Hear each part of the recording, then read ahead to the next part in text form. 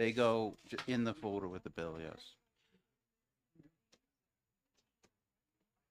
So why don't we get started? I don't know how many of you heard from Will. Will is going to be a little late today. He has some business he has to do, so he's coming around lunchtime. So I will run the morning hearings, and then we'll be relieved with Will joining us this afternoon. Before we get started, Representative Love, if you could lead us in the Pledge of Allegiance. I pledge allegiance to the flag of the United States of America and to the republic for which it stands, one nation, under God, indivisible, with liberty and justice for all.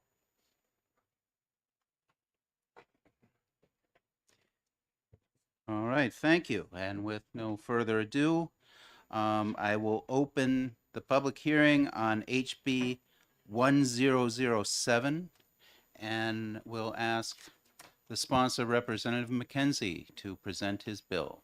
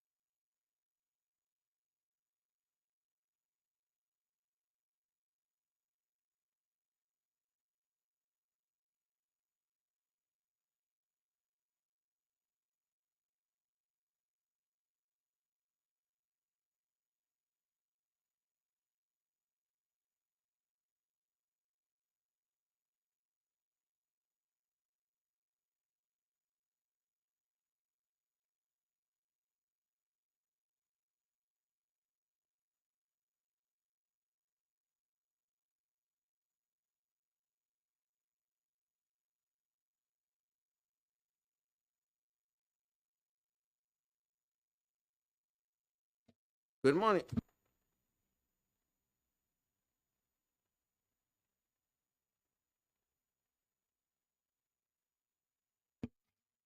Right, it's on. Okay, there we go. So my name is Mark McKenzie, and this is the first time in a long time I've been on this side of the table. Prior to that, I spent about better part of my adult life as a professional lobbyist in New Hampshire, representing initially the firefighters for many years, and then on to the AFL-CIO, where I worked on a whole variety of issues over the course of my career, including pension legislation, labor legislation, workers' comp, unemployment, and a whole variety of issues, and much of which, when I was reviewing yesterday, before this bill, many of the placards that we'll refer to today are some of the many of the pieces I worked on over the course of the years. So this morning, I appear before the committee and ask for your support in House Bill 1007, and it is it begins a discussion around the issue of remote work and implications that has for the workforce. Remote work is something that is growing in New Hampshire. Here we are on the other side of COVID, and many people have taken advantage of this particular option in workplaces around the state. I probably need my paper over there, but because I think I gave everybody. Yeah, I think I gave it all out. My testimony, actually. Thank you. So the question before this committee is this something we're going to start to look at, remote work? And this is the beginning of, I think, a discussion around it. So what this particular bill does is it's pretty benign in the sense that all it requires is that the employer write down what the terms are under which the employee will work and to share it with them. There's no negotiations that go on. There are no opportunities to appeal it. It's simply a statement to the employee. Now, the employee, once they see what the deal is, they have the authority and the right, certainly, to say, no, this doesn't work for me. And they can either accept it or reject it and move on. So I've heard that there are many instances in the state of New Hampshire where employers have this written down, and I give you some examples of the policy. But I think everybody should, if they're going to be doing remote work, they should think about it, write it down, and make sure the employee knows what's going on. Now, what we've seen in the past few years, and this is a handout from the labor market brief, is that there has been a bit of a surge and if you look on page 2, you can see how it's trending up. The number of people who work in remotely is on its way up. COVID, I think, is responsible for that, but it also is having impacts, quite frankly, on communities. There's some indication, according to this report, that things are being affected, housing prices are being affected, and the other thing is that there is some evidence that remote work has some consequences for the employees overall, in that the social networking and all those kinds of things that come up. But clearly, it's here to stay, and I think that the responsibility that we have as a labor committee is to start the process of looking at this.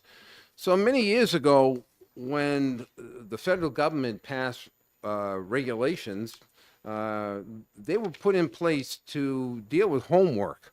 So there are instances in the federal law. Now, that was at a time when they were trying to prevent people from making dresses in their garage or assembling things in their basement. And it was, in many cases, it was hazardous. So the federal law responded to that by passing legislation which basically prohibited a lot of that stuff.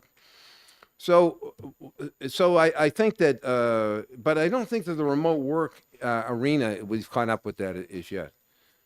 What I think makes sense for this is as we start through this process, and you're going to hear probably testimony today, that we really think about what our role is for this, that we think about how it is that we're going to deal with this new environment.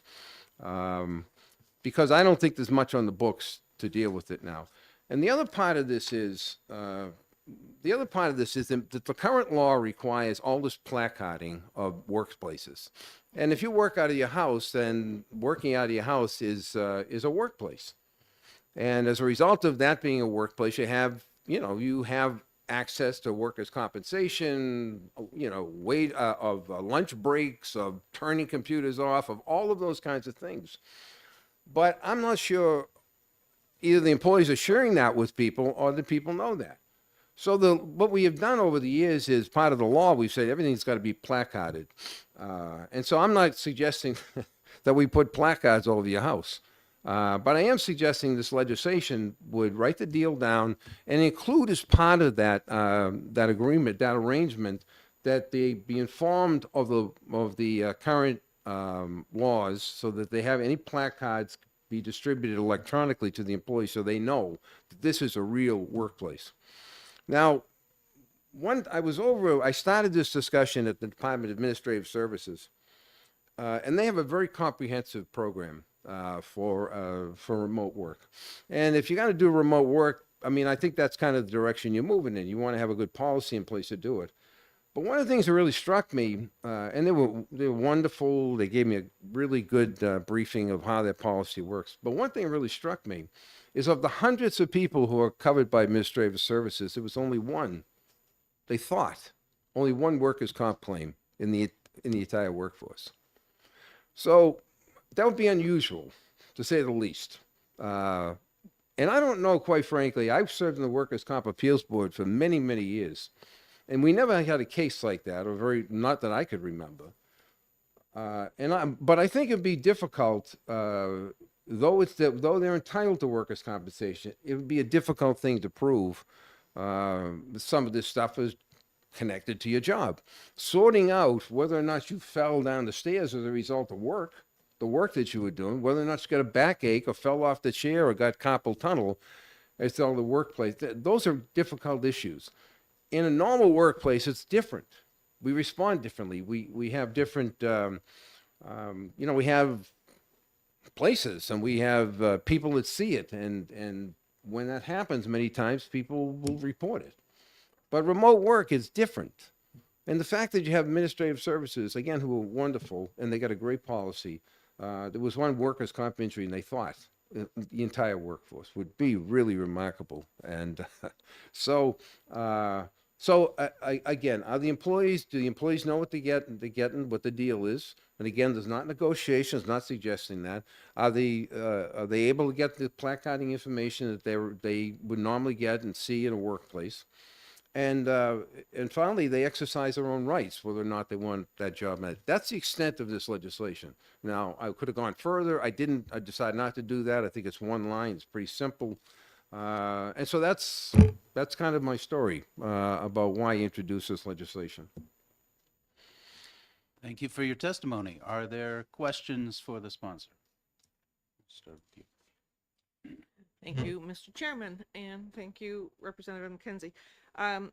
One question I have is, I understood everything you're saying. I just want to get confirmation. Does this require, or will this be compelling employers to offer the ability to work remotely?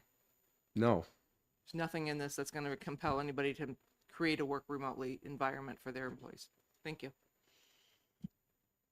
Further questions, Representative Granger. Thank you. I just have a question. It says this act shall take effect 60 days after passage. Is that an intentional decision, or was that just the default that was sort of stuck with? I actually think that was a result of the legislative services writing it that way. But Okay. I'm pretty flexible in terms of Okay, how thank we you. would do that.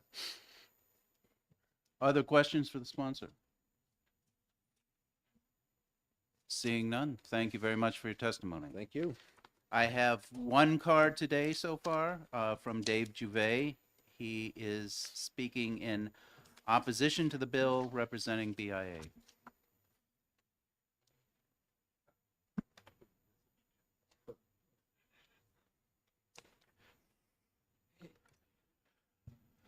Thank you, Mr. Chair, members of the committee.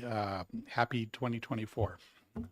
For the record, my name is Dave Juvet. I'm a Senior Vice President for Public Policy with the Business and Industry Association. We're a statewide trade association. We have approximately 400 employer members with over 90,000 Granite State employees.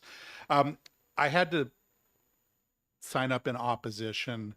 I didn't feel right signing up supporting, but in many instances, I agree with the sponsor. I think this is relatively benign. I don't think it will create or hamper employers if the legislature feels in its wisdom that this is a problem that needs to be addressed and passes the bill. Employers will add this to their list of notices that they're already required to do.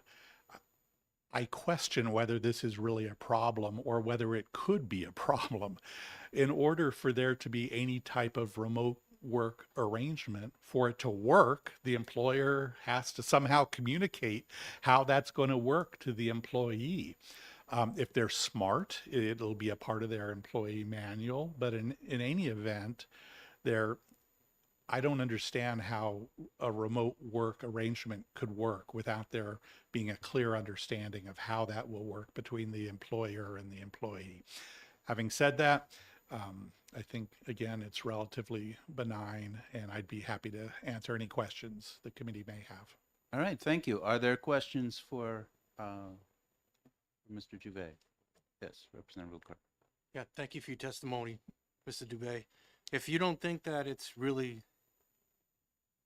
if you think you're going to have that agreement with your employer, why not just make it so that you do have to have that agreement with your employer? It's just protecting both parties, I think. Yeah, as I said, I signed up opposing the bill. We're not going to the mat on this one. I think it's relatively benign. I don't believe it's a problem here in New Hampshire. If you feel as the legislature, it's in the best interest of the state and employees to get this far into the weeds, so be it. I will say, remote work agreements could shift a lot from the time of year to the number of employees to the type of work being done. So it is fluid, but under any of those circumstances, the employer is going to have to make sure there's a clear understanding of how that arrangement is going to take place. Yep. All right. Thank you. Further questions? Representative Cahill. Thank you, Mr. Chair, and thank you, Mr. Juve, for taking my question. I think we're in agreement, as so often happens, that remote work is a good thing. It's good for the employer, it's good for the employee. And obviously, you can't do that if you're fixing cars in the garage or seeing patients. Well, sorry, you can do telephonic seeing patients, but there's a number of things where it's appropriate and really practical and other places where it isn't. So I don't know if the employee manual, but, you know, maybe sort of in the job offer letter, but someplace, I would agree that it would be appropriate to say, this is how many days we'd like you to be in the shop and how many days subject to change, you know, so that everyone understands. And that it might also help with our childcare crisis. If you have kids that don't need your attention every minute, then you could be working while they're, you know, there. So my question is, do you think that this, included with the other things that you say that we employers and employees should communicate about, might be worth our legislative time to pass this and include our vacation time and other things that we should explain thoroughly so that everyone's on the same page? As I testified, if you in your wisdom think this is a significant issue that needs to be addressed, I don't think it's going to create a huge hardship among employers. I personally don't know that this is a big problem or how it could possibly be a big problem, but I'll leave it up to your wisdom as legislators to make that determination. Thank you, Mr. Jabay. Representative Colcom. Thank you. Thanks for taking my question. So, in the past, have you had experience where maybe employers and employees have had somewhat of a handshake agreement, a verbal agreement on it's okay for you to do this, and then somewhere along the line somebody changed the deal or misinterpreted the idea of it? So do you think maybe instead of having a handshake deal or a verbal agreement, that maybe putting something in writing so that it's pretty clear and concise helps both parties so that one can't come back to the other saying that's not what you said? The direct answer to your question is I am not aware of that ever having happened. It doesn't mean it hasn't. And if you feel that it is something that would improve understanding between employers and employees, I feel this is relatively benign.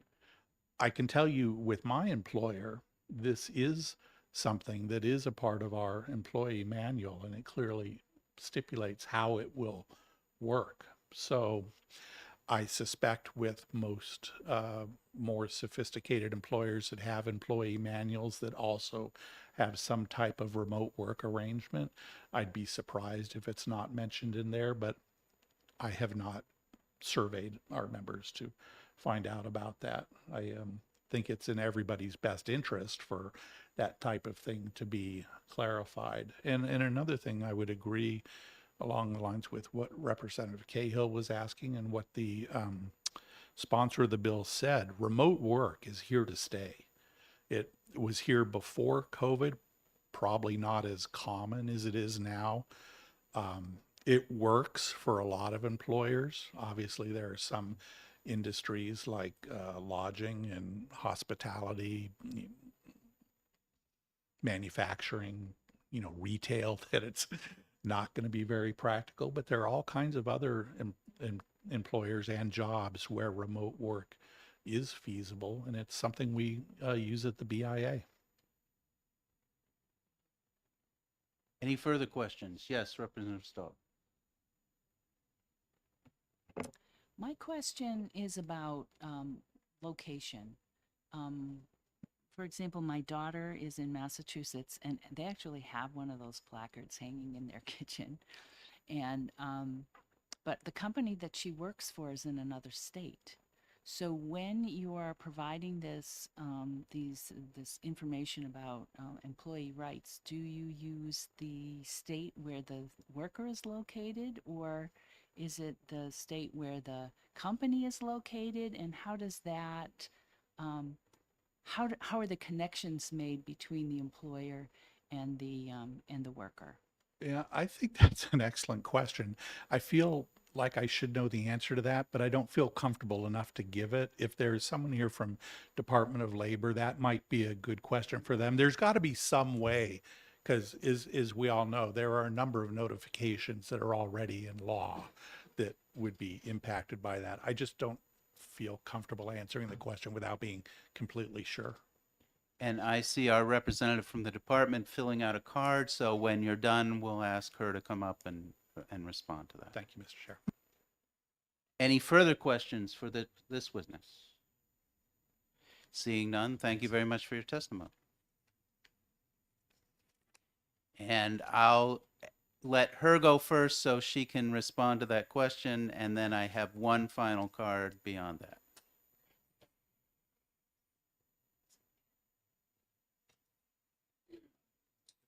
Mind if I move this back a little bit? I think it's blocking.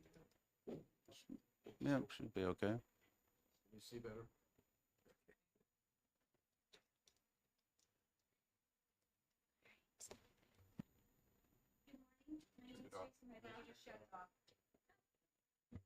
So red is on.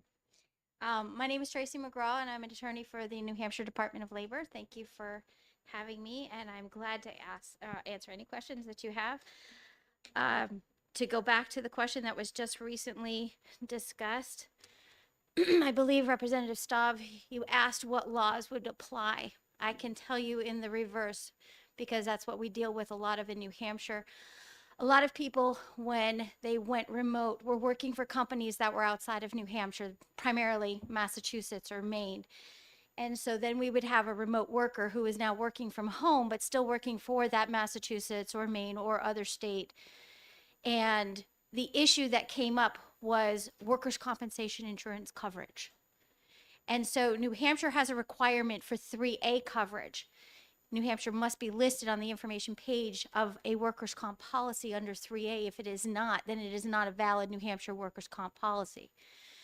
So I can speak to it from that perspective because I can speak on behalf of any of the other surrounding states. But if a Massachusetts, for example, company had remote workers, they would then have to apply for and obtain valid New Hampshire workers' comp coverage under 3A for those remote workers. The information would be provided to the insurance carrier as to who they are, what they did, and payroll gets factored into what the premiums may be charged for that. When that remote worker is back to working in the actual office that's in Massachusetts in this example, then that New Hampshire coverage may or may not be continued to be required. It all depends on whether or not there's anyone left in New Hampshire working for that company. So I hope that answered that question to the extent that I can, because again, I can't speak on behalf of Massachusetts or any of the other states. That's how New Hampshire would handle it. I have a follow-up question on that. So if that Massachusetts company has no presence in New Hampshire, except that a worker lives here, what is the mechanism by which the New Hampshire Department of Labor can enforce, in this case, the provisions of the workers' comp law? So what happens when you have someone from out of state, an employer from out of state that has no connection theoretically to New Hampshire, just has an employee that's working remotely in New Hampshire? That employee's payroll must be reported to New Hampshire Employment Security. And then New Hampshire Employment Security obviously detects that New Hampshire payroll is being reported. And the next question is there New Hampshire coverage? New Hampshire Employment Security would then generate what we call a questionnaire that will be delivered from the Department of Labor, goes out to the employer and asks, is this your correct federal employer identification number? Do you have employees that are working in New Hampshire? And if so, please provide us with the insurance information. I'd say 80% of the time we do not get responses. and it ends up coming to legal for petition and for hearings, at which time we do get responses. And it has happened a significant amount of times because when the pandemic hit, a lot of people went remote very quickly. And a lot of businesses were caught off guard as to what the requirements were and assumed, because if anybody knows about workers' compensation insurance policies, 3C on the information page talks about all other states. And they assumed that if New Hampshire was listed on all other states, that that was a valid New Hampshire policy, which obviously it is not. So, in answer to your question, New Hampshire Employment Security, in tandem with the Department of Labor, would be able to keep track of that information. Thank you. Go with Representative Granger.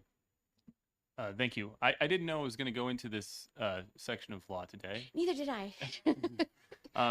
I forgive you if you don't have any sources with you, but why is it that New Hampshire's workers' comp requirements are different from other states? Is that listed in statute? Actually, it is listed in statute. If you look under section 281A 5 and 7, that talks about the workers' comp requirements and that New Hampshire must be identified. It doesn't specifically come out and say it must be 3A on the policy, but interpretation of the statute requires it to be listed as 3A underneath the policy. If you look at an information page on a workers' compensation policy, you'll see that under 3C, it actually lists, I want to say 5, maybe 6 states where those states actually provide workers' compensation for their employers. So those particular states can't be just globally incorporated into a workers' comp policy. There's a special process in order to get insurance for those states. All other states that do not have any specific requirements like New Hampshire has, or those 5 to 6 states that I just mentioned, they can be listed under 3C on the policy. Are there any other states that list or require 3A? I know there are. I do not know what they are. Thank you for having that number just like in your head. That's Mhm. I appreciate it. It's a sick thing. What can I say? Representative Cahill. Thank you, Mr. Chair, and thank you, Ms. McGraw. I have actually had two, if I may. Go ahead. Thank you, sir. I'm gonna ask you to speculate, because we talked about workers' comp, and is it likely that if people are working at home, they're less susceptible to workplace injuries, and that's why we haven't had what you might expect for a normal range of complaints for a large number of employees working at home? I can't speak to whether or not they are less susceptible, but the bottom line is if you're working in an office and you're walking around the office, but you're working at home and you're walking around at home, it would appear that you have the same risks involved.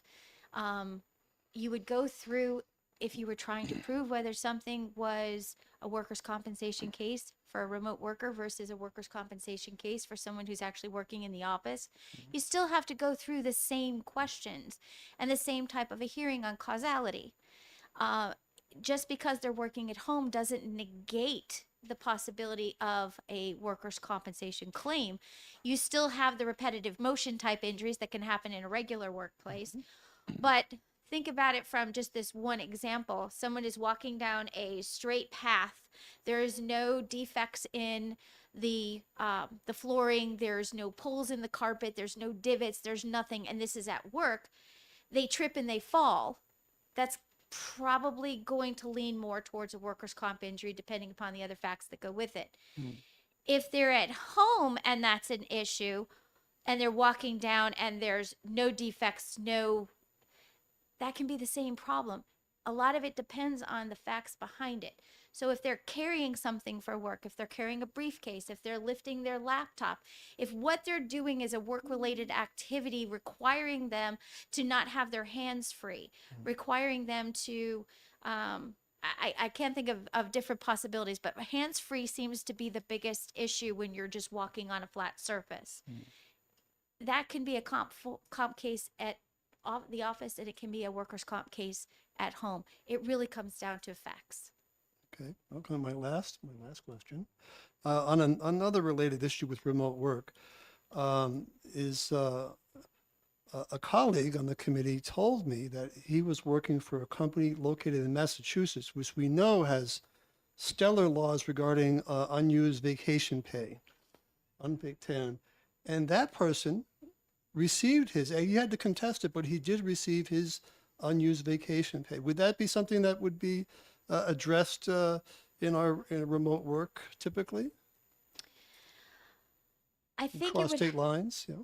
I think it would have to depend on what the employer feels is appropriate to put into it. But if it's a Massachusetts company and the Massachusetts company has specific contractual agreements with the employee, yes, we offer PTO. Yes, we pay out PTO, whether it's a percentage or whatever. It can be done to make it perfectly clear and to remove all vagueness in any type of an agreement. Have we had any of those issues come across? I can't answer that question. Yeah, I'm going to add Maine to that list because Maine also has this law that it doesn't matter what the circumstances were, you get your vacation pay. Thank you. Thank you. Representative, no. Any other questions for Department of Labor? Seeing none, thank you. And oh yes, and pass your card around when you. And I still have one final card. Gary Abbott is representing the Associated General Contractors, is going to speak in opposition to the bill. Thank you, Chairman. For the record, my name's Gary Abbott. I'm the Executive Vice President of the Associated General Contractors of New Hampshire. And I apologize ahead of time because I'm going to probably make this even more confusing to you reading the bill. I first read the bill and said, employees and employers should understand the terms and conditions. But then when focusing on this one line, the first thing that hit me was the end of the sentence, reference to all applicable laws and regulations. Now, I'm an employer. I don't know how I would write the terms and conditions with all applicable laws. I'm supposed to reference them. I'm not so sure, even with me being a lobbyist, don't know all of the laws. The second part is are we forcing contracts here with terms and conditions? I can tell you as an employer, we have remote work, and I don't want to confuse things either. I represent the construction industry, and originally I thought we have nothing to do with remote work. But what is the definition of remote work? I hope it doesn't turn into a construction crew working in a different town is remote. I think you're trying to talk about working from home, but not everybody on remote work works from home. So I think we need a definition of what remote work is. The terms and conditions, I can tell you as an employer, we're going through the process. When COVID hit, my staff turned into working from home. That became a norm for most offices. There were no written terms and conditions. It was to try to perform your work that you were going to do in office. And I also talked about the construction. I asked contractors and they said, oh, Gary, we have offices that do all the payroll and all that stuff. We have employees that work remote. So this bill does affect us. But what I was getting to is I think the normal progression for a company is we're adopting position descriptions with what the employee does for remote and not remote when they can't be remote. It's much more detailed. Trying to draft this is a remote work where I get hired by Amazon to answer questions and I just stay home all the time. But there are situations like, for me as an employer, none of my employees, whether they're part-time or full-time, stay home all the time. There's requirements to be in the office with team meetings, with different scenarios. Certain days you have to be in the office. Well, I want to make that clear in the position description. I don't think we need a state law plugged in to start describing what I need to do to protect both the employee and myself of what the work arrangement is. And that varies. I mean, the remote work language I develop for my part-time people and my full-time staff is completely different regarding remote work. And it is a thing of today. But this seems to run down a path where there's a lot of flexibility in drafting those specific to a position and the details of what the person does.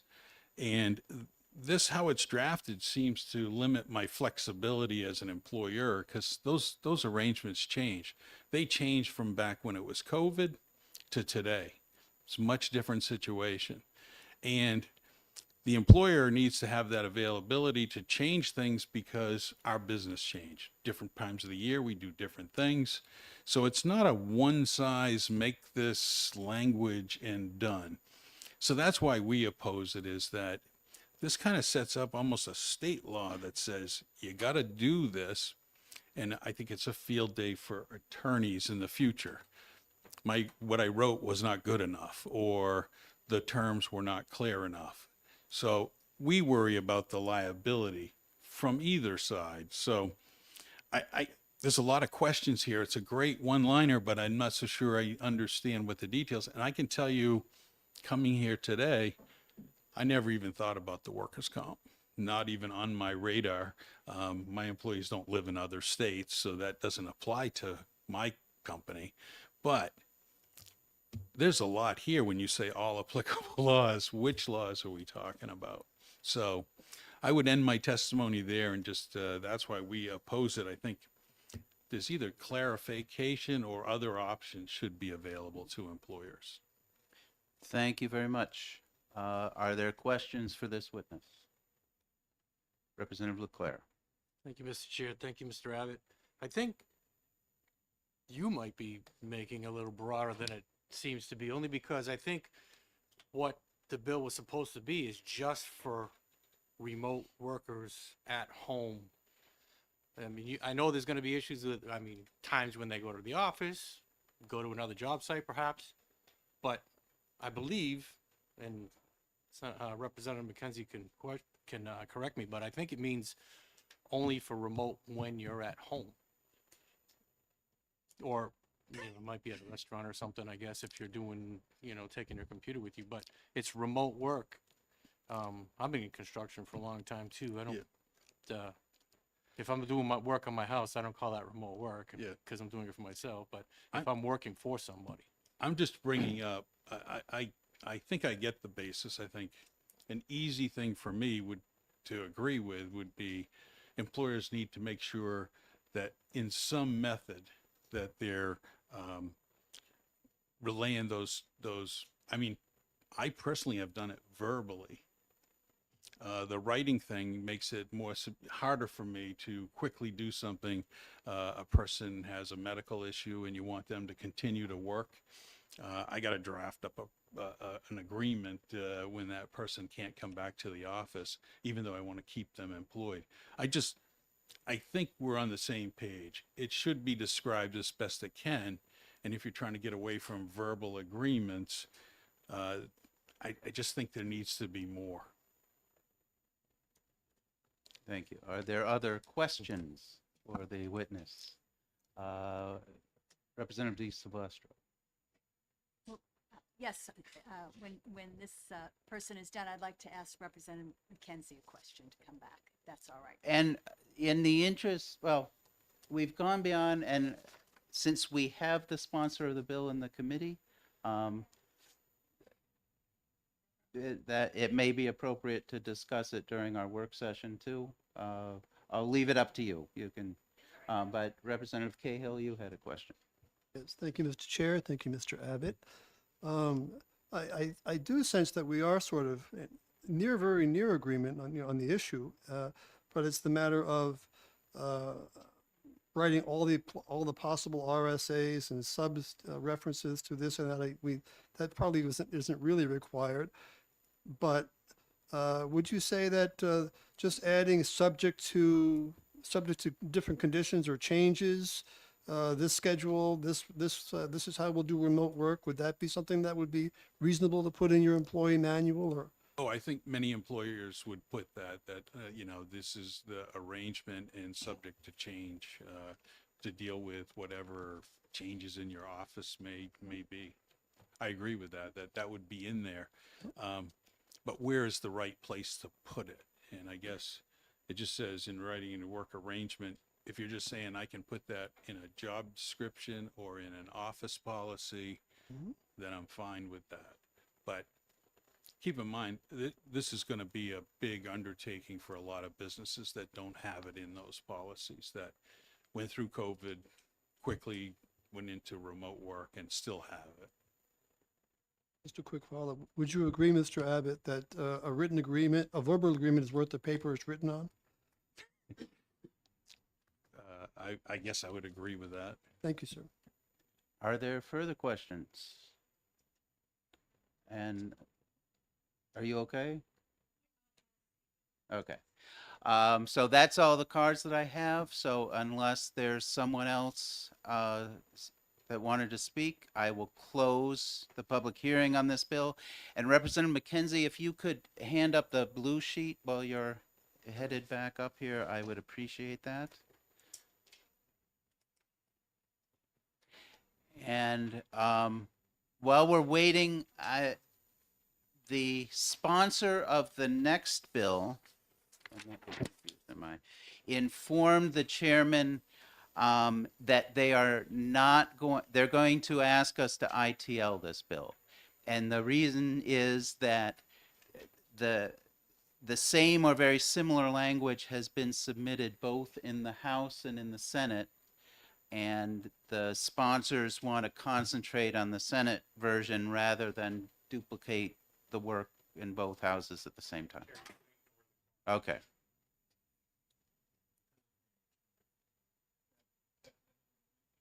This is. All right. Yep.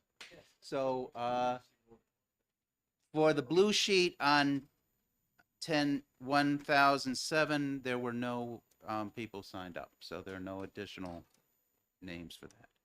So with that, the hearing on 107 is closed, and I will open the hearing on 1023.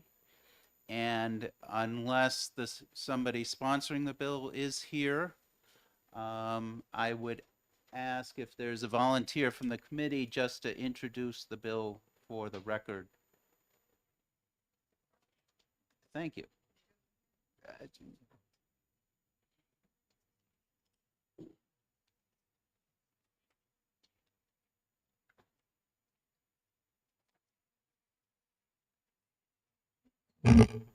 Hello, I'm Representative Linda D. Silvestro, and representing the sponsor of this bill, Representative A. Davis, I wish to withdraw this bill from committee. Thank you very much. And so I had two cards up here. One also withdraw the card. All right. All right. So there, and these probably don't need to go in the record since they didn't actually speak.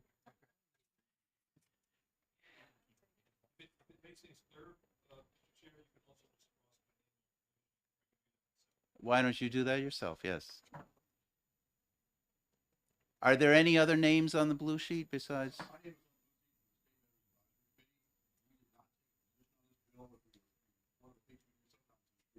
Follow a bill to see what the temperature of the water was like. So I was going to just monitor this and report back, and then if it passes, we might make a position go into the next house, sooner house. So we did not take a position on this bill, so if it's going to be ITL, I'll look at some Senate. All right. Thank you.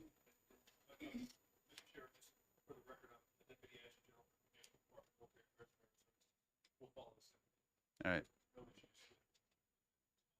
All right. Thank you.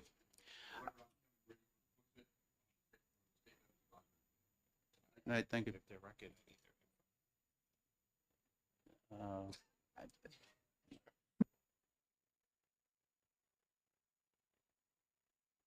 So with that, I will close the hearing on House Bill 1023. And our next scheduled hearing is at 11:15. So we will recess the committee until 11:15 and then pick up again. Yep.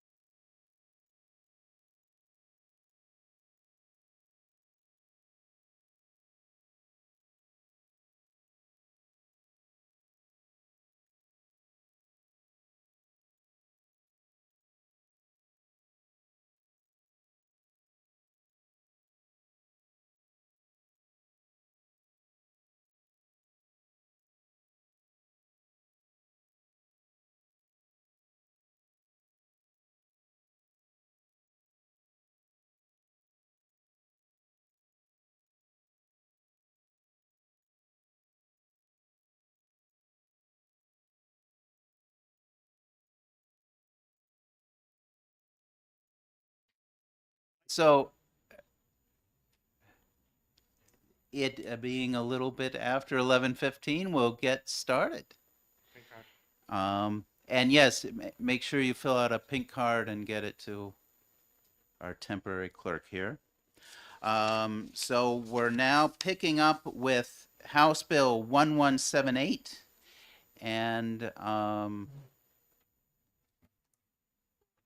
Representative Cahill is the sponsor and will introduce his bill. Thank you, Mr. Chair. Again, Representative Michael Cahill, representing Rockingham 10, the towns of Newfields and Newmarket. The topic is familiar to members of the committee. We've been talking about this for a little while now. And as I've indicated in this slightly updated sheet from last year, it's an ongoing situation. In 2023, of 250 wage claims that went to a decision, that went to a hearing, 78 or 31% involved this issue as a factor. Not necessarily the only issue, but it was part of it. And I've seen from my reading of these decisions that the employers sometimes have a policy, sometimes they don't. And sometimes they say it's a case-by-case basis, which is impractical. And but we've narrowed this with 1178. We've narrowed it down to only two circumstances where we would agree that the employee has no control over this. This is not him voluntarily leaving. This is there's a or you're calling into the break room and there's a layoff, today's your last day. Or the company's been sold and I may or may not have taken into account that you had 2 weeks vacation and you had requested it, or you had this coming to you, and I may or may not have included that with my negotiations with the new owner. And what we're trying to do here is see that in both these instances, the employee does not lose what they've earned, and had little or no opportunity to make use of it.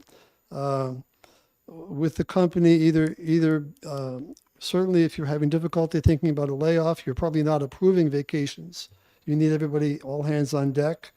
When you're thinking about selling the company, you want to appear productive, and you may be withholding vacation time. But in any case, even if everything is going well, someone's bound to have some hours that they have earned, and this bill would ensure that they don't forfeit that through no fault of their own. Now, I want to draw your attention, as was just happened with me, to an improvement that could be made, and I'd be happy to do an amendment.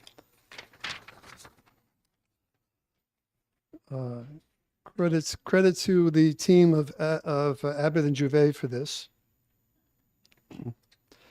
Section 2, for the purpose of this section, the terms earned time, vacation, or vacation time and paid time off have the same meaning, and their value as wages shall be paid to the employee. What we should have there is pursuant to the employer's practice or policy added to that phrase, as it is for this sick time and sick days. But again, this would be pursuant to their policy, other than the instances down below in sure, that was Roman 2. In section 2, where we talk about the circumstances, a layoff or the company being sold, in those circumstances, then the employee would be compensated for their earned time. That's the wrinkle there. But I would agree with the gentleman behind me that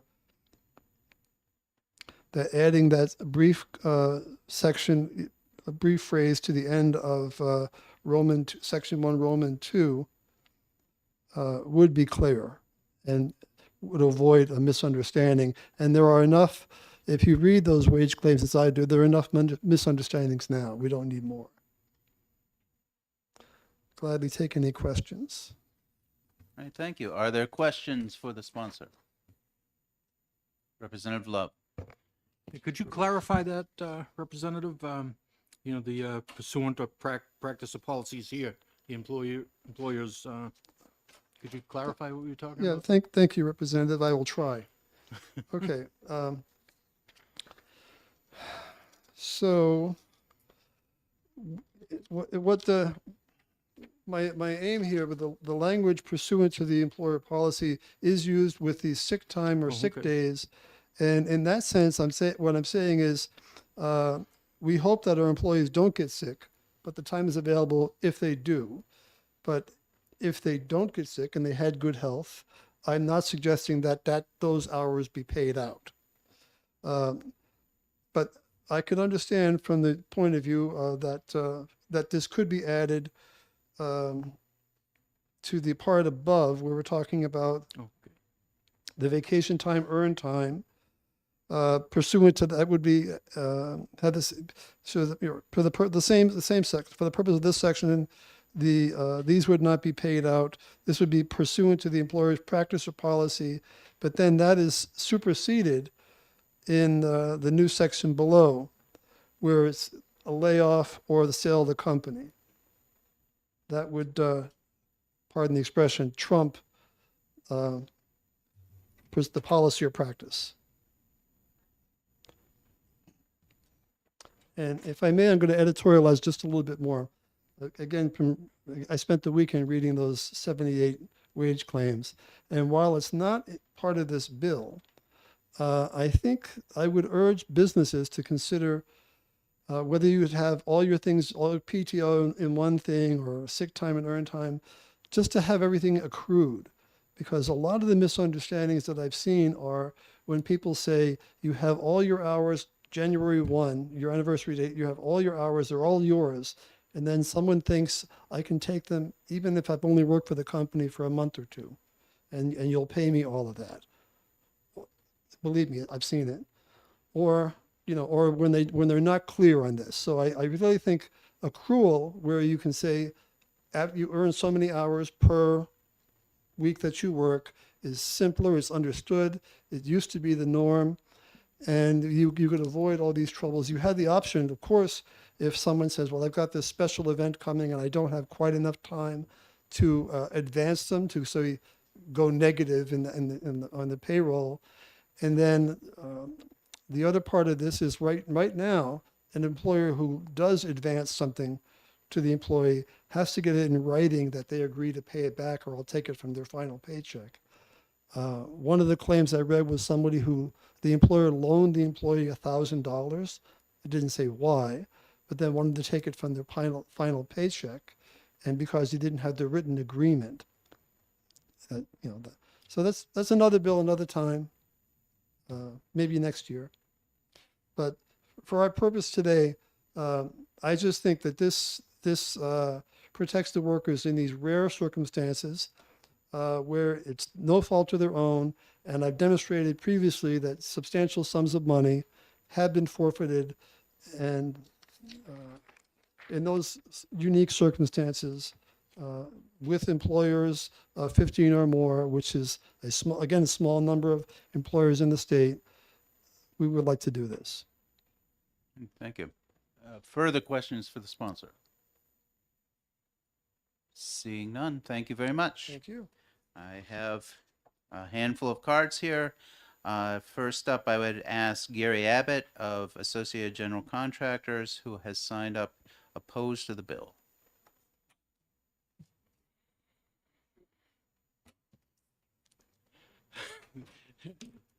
Thank you, Chairman. Labor Committee members, again, for the record, my name's Gary Abbott. I'm the Executive Vice President of the Associated General Contractors of New Hampshire. I know you all are aware we've had similar bills in the past. The association's policy has been, for me, representing them, that they want their office policies to dictate their benefits of vacation and sick time, however it's drafted for the company. One of the things that we looked at this bill, as it is different than previous bills, but it still starts to write policy, and I think that's what Representative Cahill's talking about. The thing that I noticed in line 12 and 13, it didn't say in accordance with the office policy, whether you had to give a notice of your leaving to be eligible for vacation pay or whatever other conditions many companies ask for, a proper notification or things that are contingent on getting those vacation pay and other things. So it seems to divert away from what the company policy outlines as either the procedure to get it or who qualifies. Because the company policy really is the legal document that is used by the Labor Department. If there's a contest with an employee saying, I didn't get paid the proper amount, they go look at the employer's policy. How does it dictate? This still puts in certain things. It starts to put in some things that are written into different company policies that are different. I mean, it sets, if you're 15 or more, you have to do these certain things. So that's why we're here opposed, because it doesn't directly say pursuant to the company policy. It starts to impede on that. And if you were to make that change, it would be better, but it still is a little bit of a conflict for me when companies want to use their policy. Always a problem is me sitting in the back of the room reading the bill over and over before a hearing. And at first I thought I was good with section 2. And then I read it again because I represent construction. We have layoffs every year in construction. And the opening of line 18 starts with, this section shall apply as a result of a layoff. Well, many of the seasonal companies I represent have layoffs. They already have the procedures that they follow with the unemployment office. They know what meets the law.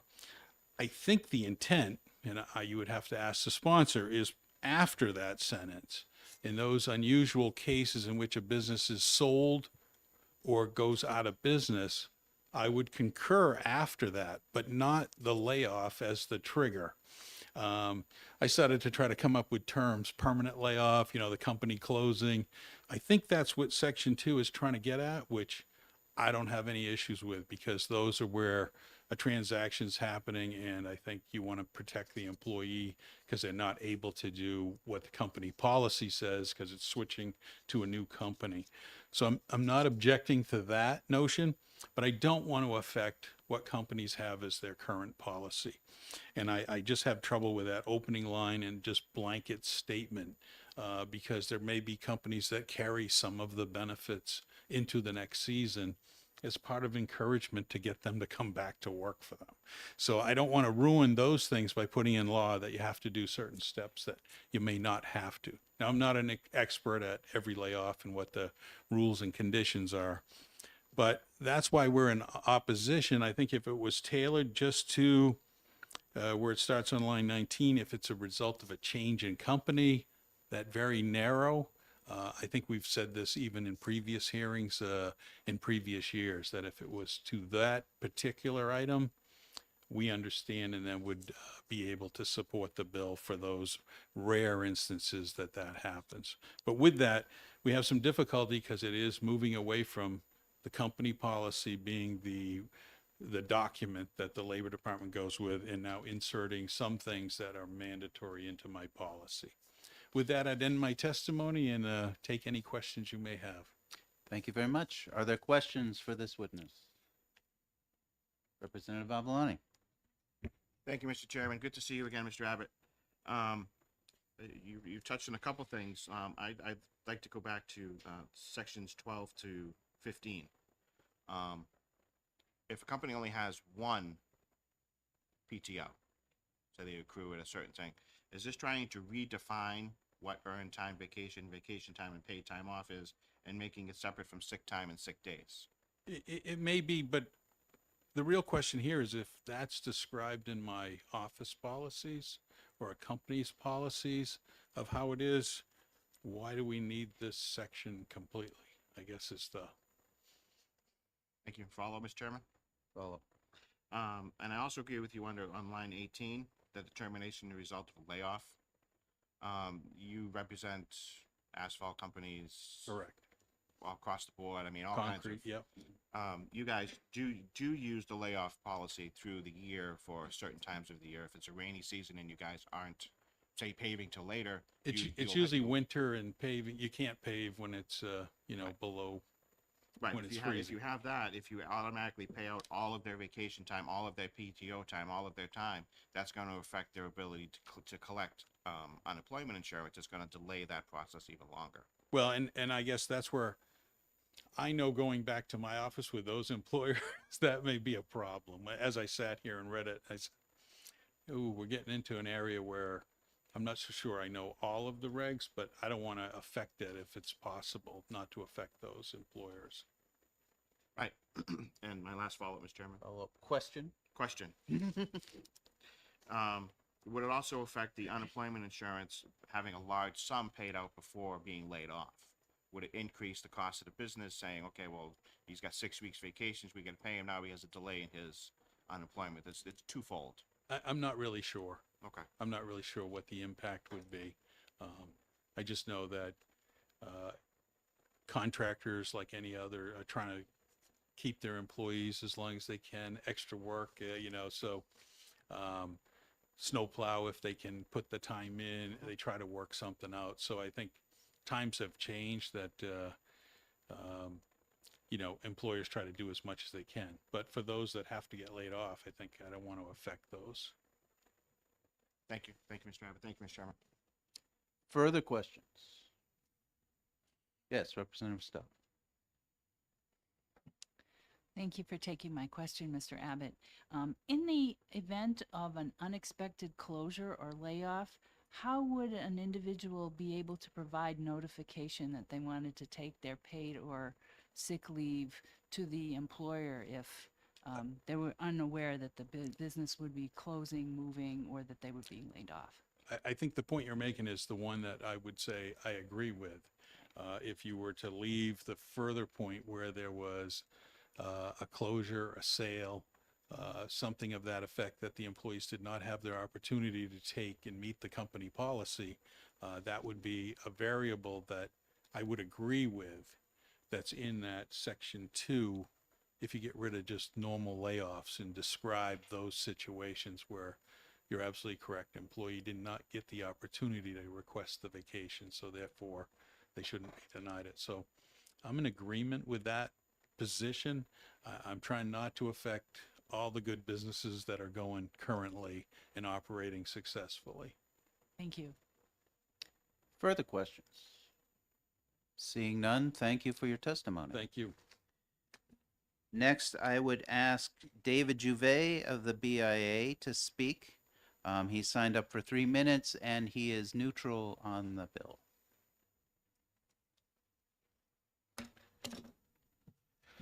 Thank you, Mr. Chair, members of the committee. Again, for the record, my name is Dave Juve. I'm Senior Vice President for Public Policy at the Business and Industry Association.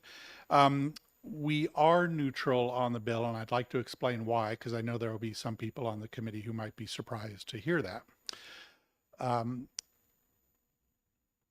The primary reason is that this issue of dealing with employees that Representative Staub so eloquently asked about, those individuals that have accrued time, they may have been planning to take vacation over the summer, who knows, but through no fault of their own were denied the opportunity to do that, that there should be some recognition. The reason we're neutral on this is because I'm the one who suggested that idea to Representative Cahill as a starting point for this bill, and I felt it would be bad form to have suggested that, but then oppose it. I think that the number of employers that would be impacted by this is very small. It's 15 or more employees, and as the bill's written, only would affect those that where the business is being sold and those accrued time are not passed on to the new employer, or there is a layoff and the individual had no notice of that happening. I think there does need to be some tightening up. I think Gary Abbott made some good points.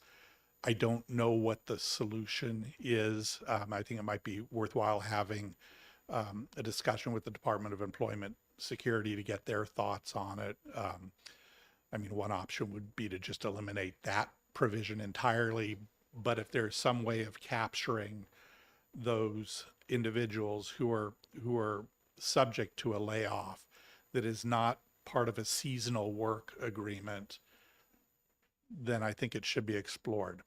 The reason we're not supporting the bill is that there are issues. Again, Gary Abbott was very eloquent in stating these.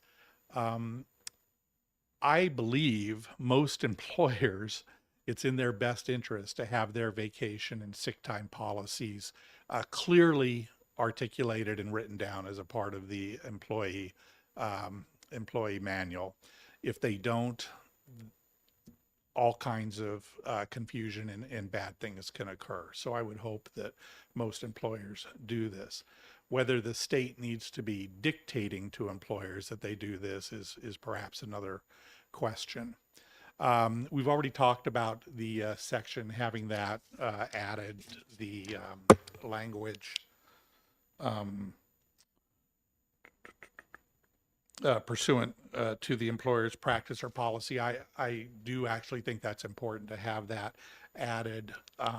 Representative Love was asking, I think, for examples of if you don't have that, where confusion could be created. And I'll give you an example. The company I work for has paid vacation time. It's a use it or lose it type of arrangement, meaning if I don't use the amount of paid time that I have accrued by the end of the year, I lose it, and we start fresh on January 1st.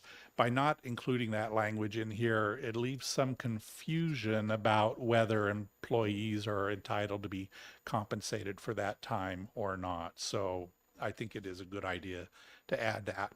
The other problem that will be created, I think it is limited, but it will be a problem for some employers, is those that don't articulate or stipulate the difference between vacation time and sick time. Some just have a personal time off policy, and you use it if you're not feeling well. You use it if your child is not feeling well. You use it if you're going on vacation.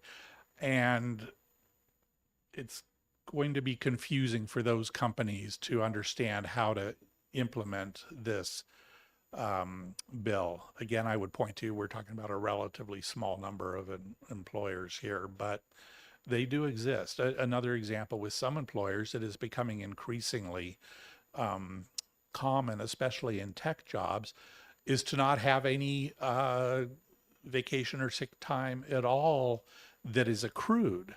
It's up to the individual employee to use their work time wisely and see benefit, and the employer understands that from time to time they're going to be taking time off if they're sick or vacation time, but it's not something that is tracked. Relatively small number of employers, but they do exist. So because there are these issues representing employers that are real, we couldn't really support this bill either. We thought that the sponsor was making a good faith effort to try and do what is fair for a small number of employees, those that have accrued time and then never had the opportunity to use it because of an adverse experience, an adverse situation with their employer. Don't know if I kept to my 3 minutes. I might not have, but I'm happy to answer any questions. Thank you very much. Are there questions? Representative Avaloni. Thank you, Mr. Chairman. Thank you, Mr. Dubé, for taking my questions. The same questions I gave Mr. Abbott. Section 2 looks like they're redefining earned time, PTO, into wages due and leaving sick time as a outlier. Similar, the answer is yes. Again, I'm not sure Section 1 is necessary to do what the sponsor really wants to do with this bill. I think it creates as many problems as possibly situations it's trying to correct. But the answer to your question is yes. Some employers are either not going to understand how to do that, or it conflicts with what their current policy is.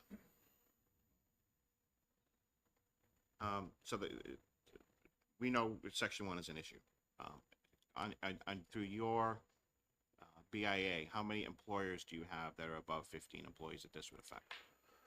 It's Off the not top of your 100, it's not 100%. We have many, surprising to some, we have a number of small businesses that would have less than 15 employees. Off the top of my head, and this is a bit of a guess, I would say it's possibly 20% of our membership.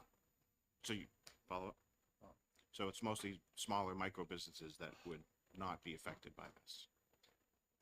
Yeah, I don't know that businesses of 14 employees or less would be impacted by it at all.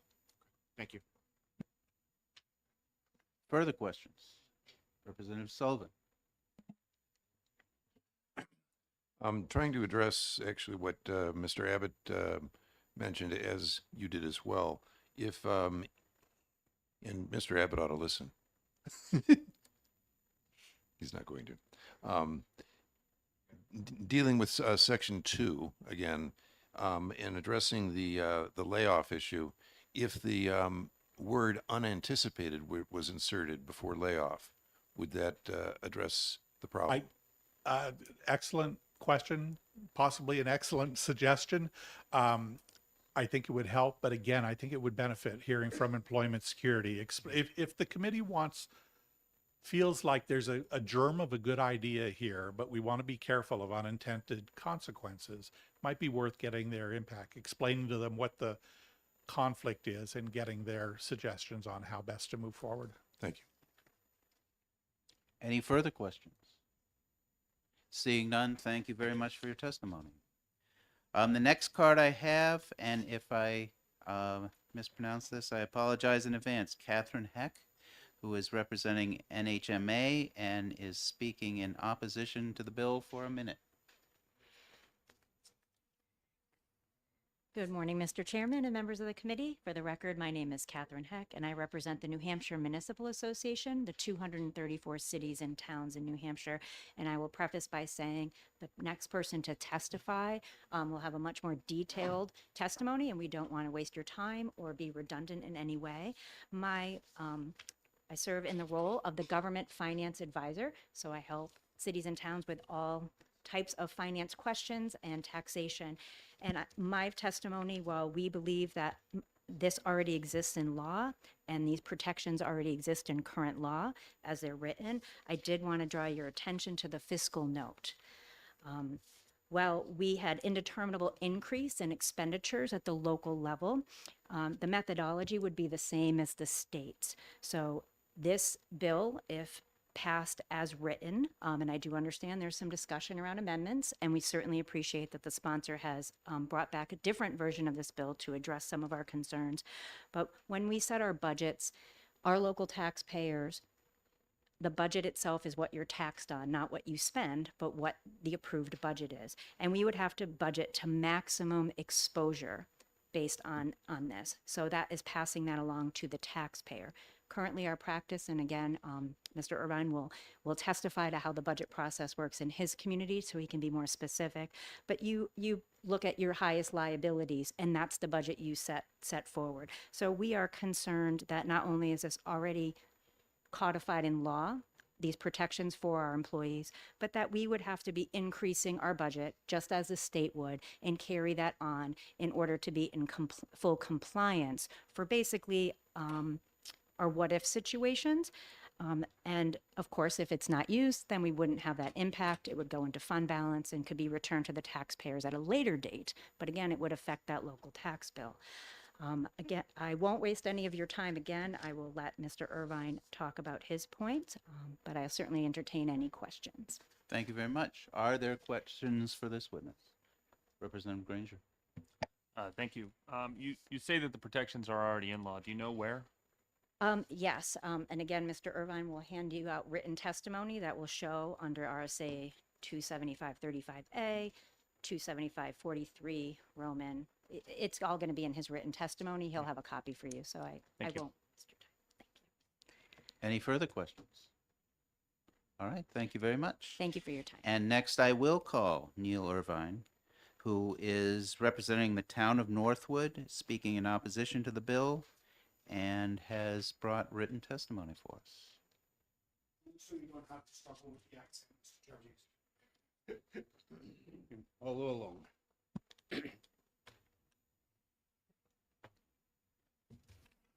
Honorable Chairman, members of the committee, again for the record, my name is Neil Irvin, Town Administrator for the Town of Northwood. I appreciate the opportunity to testify before you today. Please accept this testimony in opposition to House Bill 1178, which we would urge this committee to find as inexpedient to legislate.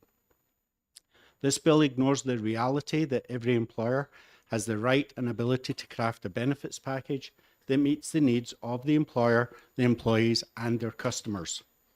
Current legislation requires an employer to adhere to their policies and procedures as they relate to that benefits package and provides a mechanism through the Department of Labour for an employee to seek redress when an employer violates the terms of employment. There is nothing in this bill that provides protections that do not already exist in statute, thereby rendering this legislation redundant. Specifically, new section 275(35)A, Roman numeral 1A, states, inform employees in writing of any policy regarding accrual or use of unused earned time and any limits on accrual or use. The requirement to notify employees already exists in 275(49), Roman numeral 3, which states, make available in writing or through a posted notice employment practices and policies with regard to vacation, pay, sick leave, and other fringe benefits. New section 275(35)A, Roman numeral 1C, provide employees with an accounting of earned time, used and unused time remaining. This requirement to maintain such good records, quoted from Labour Administrative Rules 803(03), section F4, and make available for the enforcement of Chapter 275 protective legislation is articulated in 275(49), Roman numeral 6. New section 275(43), Roman numeral 5A, states, shall be paid for unused earned time no later than the next regular pay period is redundant language. As RSA 275(44), Roman numerals 1 and 2, provide protections for employees who separate before a regular payday, regardless of who initiates the separation. New section 275(43), Roman numeral 5A, if the termination is the result of a change of business ownership, the prior employer shall, upon completion of the transfer of ownership, pay the employee's unused earned time wages or transfer the employee's unused earned time to the new employer. This protection is provided for in Labour Administrative Rule 803(03)C. Every employer shall inform his or her employees in writing of any change to such employee's rate of pay, salary, or employment practices or policies, as referred to in Labour 803(03)A and B, prior to the effective date of such change, and Labour Rule 803(03)D, which states any vacation pay, holiday pay, sick pay, bonus pay, personal day pay, employee expenses, and all other fringe benefits earned, accrued, or vested prior to any change shall not lapse due to the change. We would also bring to the committee's attention that in a very competitive employment market, employers have amended their benefit packages to become an employer of choice. Many have abandoned an accrual system for vacation and sick leave, nor do they differentiate between the various types of time away from work, simply referring to it as paid time off. HB 1178 does not make any allowance for these practices, taking a one-size-fits-all approach. We would respectfully submit that HB 1178 is not a solution in search of a problem, but rather a solution to a problem that has already been resolved. Thank you for your consideration of my testimony. We again urge the committee to find HB 1178 inexpedient to legislate. Thank you very much. Are there questions for this? Representative Avalani. Thank you, Mr. Chairman, and thank you, Mr. Irvine, for taking the question. What policy does the town of Northwood do for paid time off? So we have currently an accrual system, and upon separation, you're paid for your vacation and personal days. And for budgeting purposes, we have an expendable trust fund. Currently, we have total exposure in the region of $85,000 to $90,000. The expendable trust fund is funded at approximately 20% of that exposure. As Ms. Heck previously alluded to, we would have to look at increasing that expendable trust fund to 100% exposure.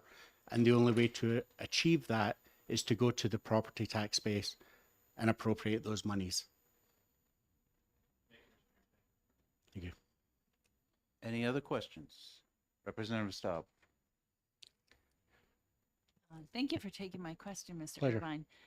One of the things that we're looking at is protecting people who might show up for work one day and find a sign on the door saying that the business is closed, or get called into the cafeteria and learn that the business has been sold. Can you think of some kind of an analogous situation that would happen in a municipal government, that someone would show up for work and find that the town of Northwood is closed for business and or has been sold to a neighboring Massachusetts. town?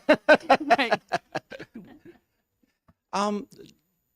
Certainly there have been instances, not locally, but there have been instances in the municipal world where towns have gone bankrupt. And so, yes, there could be the potential for someone to show up at work. If you had this is purely hypothetical, but if you had multiple years of default budgets where your operating budget did not keep up with inflation, then you could potentially get to a situation where the town has to look at cutting services. And so instead of having 4 or 5 plow drivers, you decide we can only afford to have 2. So there are extreme circumstances where that would happen. But as I pointed out, in that world, in the private sector of a business closing unexpectedly or transferring ownership, the protections already exist that say the employee's accrued time shall not go away. They have that right, and they have the mechanism through the Department of Labor to seek redress. And as previously articulated by previous speakers, the first thing the Department of Labor is going to do is look at the policies and procedures under which the employee was hired. And they will always defer and give the benefit of the doubt to the employee. In every instance where the Department of Labor has come in and looked at a wage concern, they will always give the benefit of the doubt if there is any confusion in what is being articulated in those policies and procedures to the employee.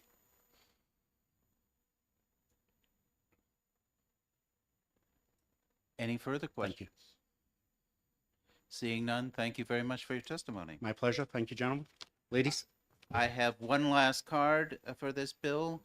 Bruce Berkey, representing NF, I forget what the, IB, yes, sorry. And is signed up in opposition to the bill. I apologize for the late card, Mr. Chairman. I arrived a little late and glad to be before your committee again. For the record, my name is Bruce Berkey, and I am the State Director for the National Federation of Independent Business, or NFIB. And you've heard some very good testimony here this morning relative to HB 1178. And I just wanted, I won't repeat it. It was that good. But I guess one question and then a statement, and maybe not even a question, but on line 4, it talks about an employer that employs 15 or more employees. One of the questions I guess I would have would be, is that 15 people or 15 FTEs, full-time employees? And so, you know, you could have 25 employees that would be the equivalent of 15 full-time employees. And so I think that that would be needed to be further defined. With respect to that number and representing the over 1,400 small businesses in New Hampshire that are members of NFIB across the state, we would recommend that you increase that number from 15 to 50, making it consistent with some other laws that are on the books, if this bill were to go forward. But we do not recommend that the bill go forward. We're concerned about the mandate that's built into the bill, basically telling employers how to manage their business, how to manage their relationship with their employees.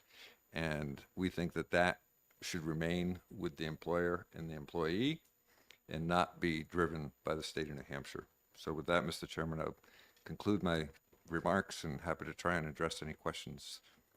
Thank may you have. very much. Are there questions? I don't see any, so thank Great. you again. Thank you. And that is the last card that I had. If anybody was planning to speak and didn't fill out a card, please pass one up. And what? It's a DOL, not unemployment security supposed to be? Yep. Okay. So I had a request if the DOL could come up to answer a question. And yes, we sent the sheet back out there in case we had people walking in, so we'll have to pass it back up again, Representative McKenzie.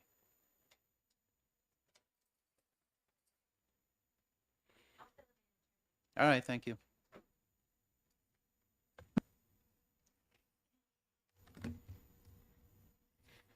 Okay, just to reintroduce myself on this bill, my name is Tracy McGraw, and I am here on behalf of the Department of Labor as one of their attorneys. And I believe we have a question. Yes. Thank you, Mr. Chairman. Thank you again, Ms. McGraw.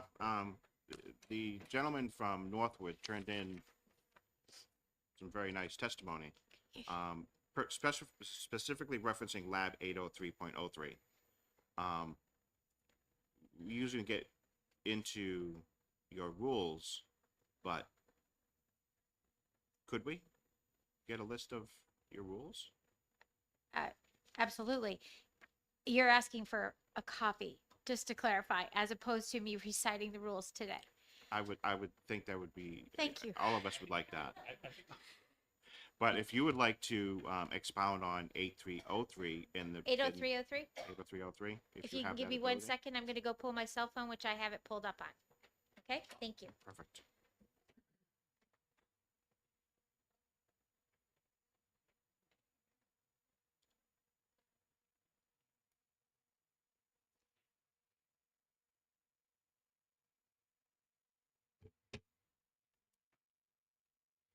If the committee would just grant me just a minute or two, because I was looking up the other statutes. Thank you, Mr. Chairman, for your indulgence.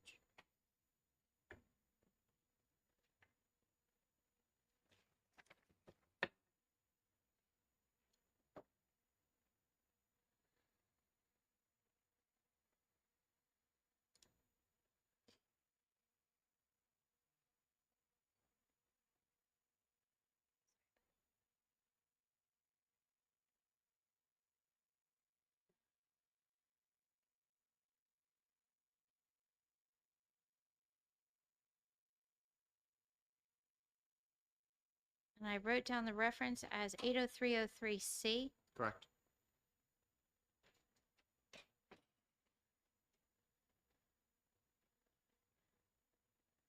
Okay. And D. He cites both Okay. C and D in his testimony. I have them pulled up. What did you have a specific question, Representative Avalani? Yes, is this bill already in 8303? Keeping in mind that the labor rules are there to fill in some explanations, fill in some of the blanks, but they are not statutory. We do not, if there is a statutory provision that contradicts a labor rule, the statute obviously prevails. So these were put in place to help explain that which is not maybe perfectly clear within the statute, but has to be altered if the statute changes. So I just want to make that point clear. So in C, we have,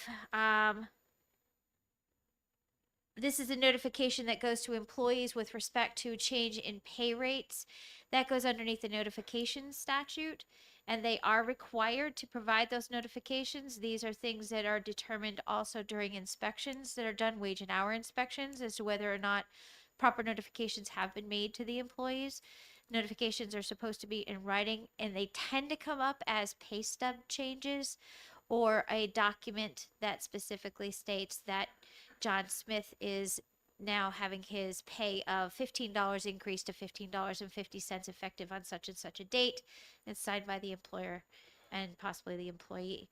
So that is covered on that aspect. And it has to be done prior to the date of the change. It can't be done 2 weeks after the change of pay is in place.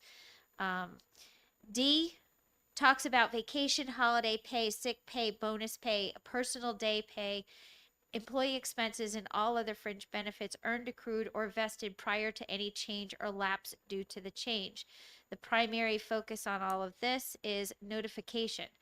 This is just notifying, it would be a notification in writing if there is a change to a policy of any one of those types of benefits. Also wanted to point out too, and I'm sorry if I'm going off topic for just a second, but there is a definition under Section 275 as far as what an employee is. So I know that that will help take care of that aspect of it if the committee takes a look at the definition section under 275. There is a definition of employee, and it includes everybody, not just part-time, not just full-time. So I know that that was a concern with the last speaker that was up here. So I think that that covers what C and D will do, and these are notifications that must be done in writing, and I believe these are under 275-49. Thank you. Follow up, Mr. Chairman? Follow. There's also notifications for layoffs as well. Would There this- are this- there are notifications for layoffs. There's of course the official notifications for layoffs, which is under the Warren statute, which I believe under ours is 270. Okay, I got you. we have it. We'll find We have it. Section F.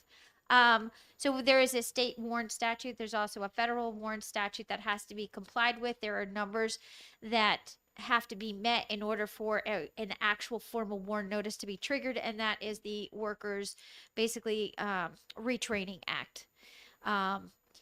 Sometimes does not apply. We only apply it obviously to New Hampshire companies. If they involve New Hampshire workers, we have to look at that. Remote comes into play as well. As far as layoffs are concerned, those fit under mass layoffs. Department of New Hampshire or New Hampshire Employment Security has a division that works with that. We also get notifications because by statute under the Warren Act, the notifications are required to go to various agencies, including ours. So yes, there has to be notifications made. But if it doesn't trigger the Warren Act, it may not trigger the same amount of time for notifications. The Warren Act requires that notifications be made to the employees at least 60 days prior to the layoff is supposed to take place. If it's not a triggered Warren Act layoff, that may not be the same. Final follow-up. What is that number for the Warren Act to come in?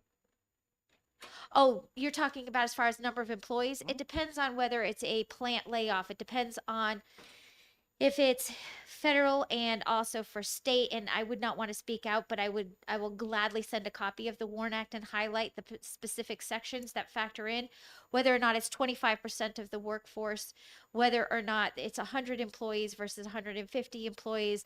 There are a lot of numbers that are factored in, and I would be more than happy to produce a copy of the Warren Act with highlighted sections in there that would factor in exactly what the requirements are to meet the trigger for the Warren Act. Thank you. Thank you, Mr. Chairman. I have a follow-up when you were discussing 80303D, and you were saying that this, the purpose of this law or this rule has to do with notification.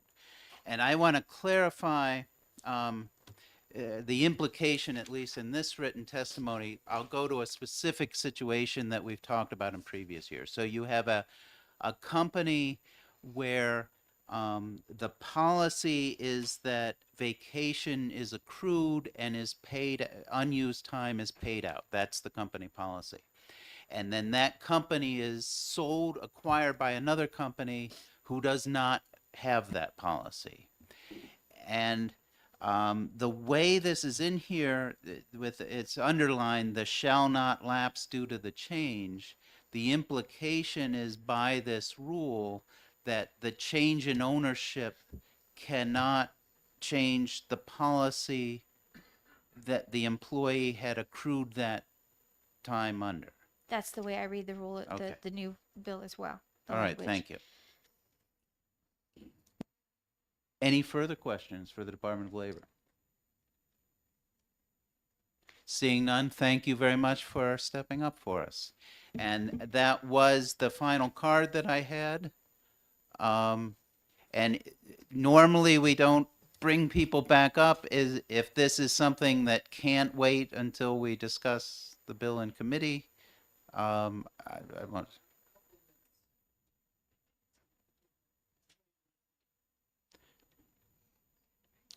Okay.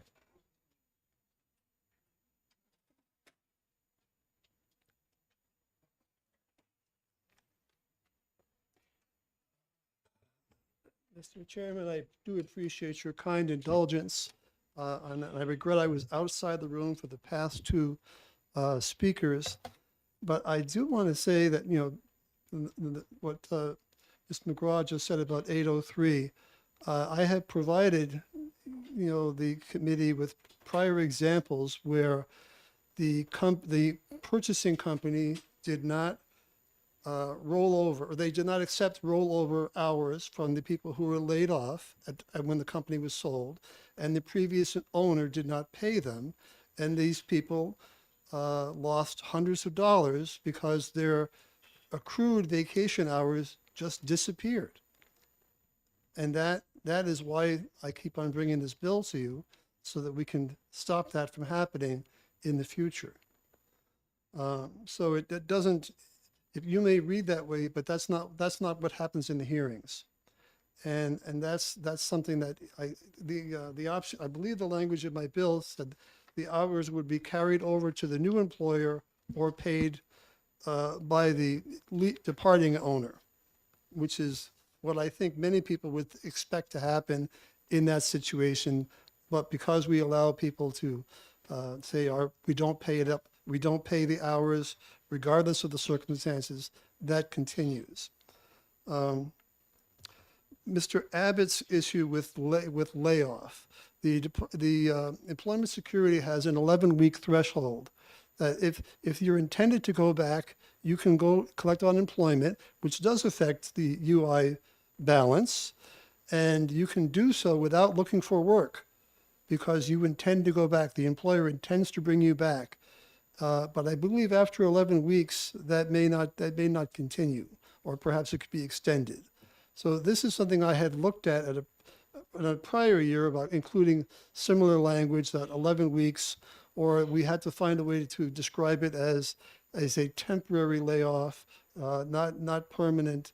And in that case, the employee would be paid their vacation hour because they don't anticipate coming back.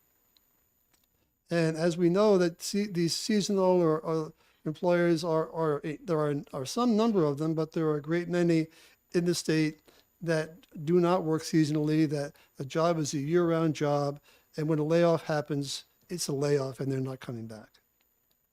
Again, thank you for your indulgence. Thank you for the additional information. So before I close the hearing, I have the blue sheet for this bill. There were two sign-ins that people who did not testify, both signed in opposed to the bill. And with that, I will close the hearing on HB 1178. We have our next hearing scheduled for 1 p.m. And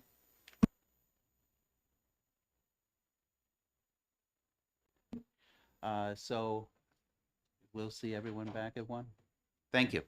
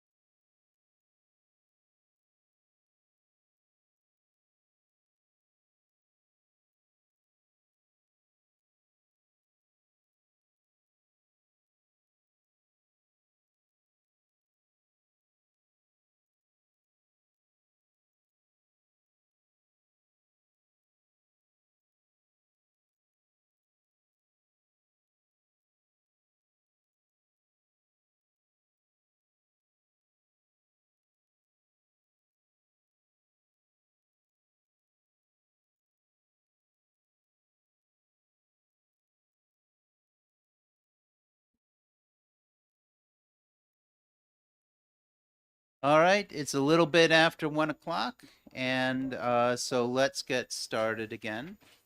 And first up, I'd like to recognize the sponsor.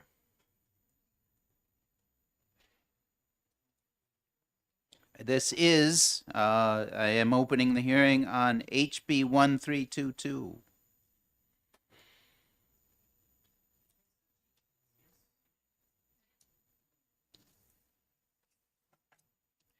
And just for everyone's information, we heard from Will. He's on his way, should be here soon, but he wasn't going to be in time to start the hearing, so asked us to go ahead without him.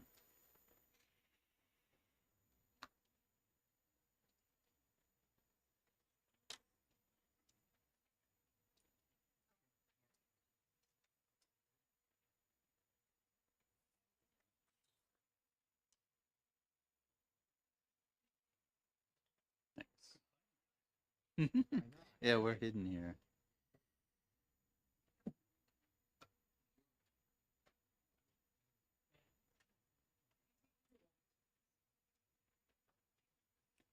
Even just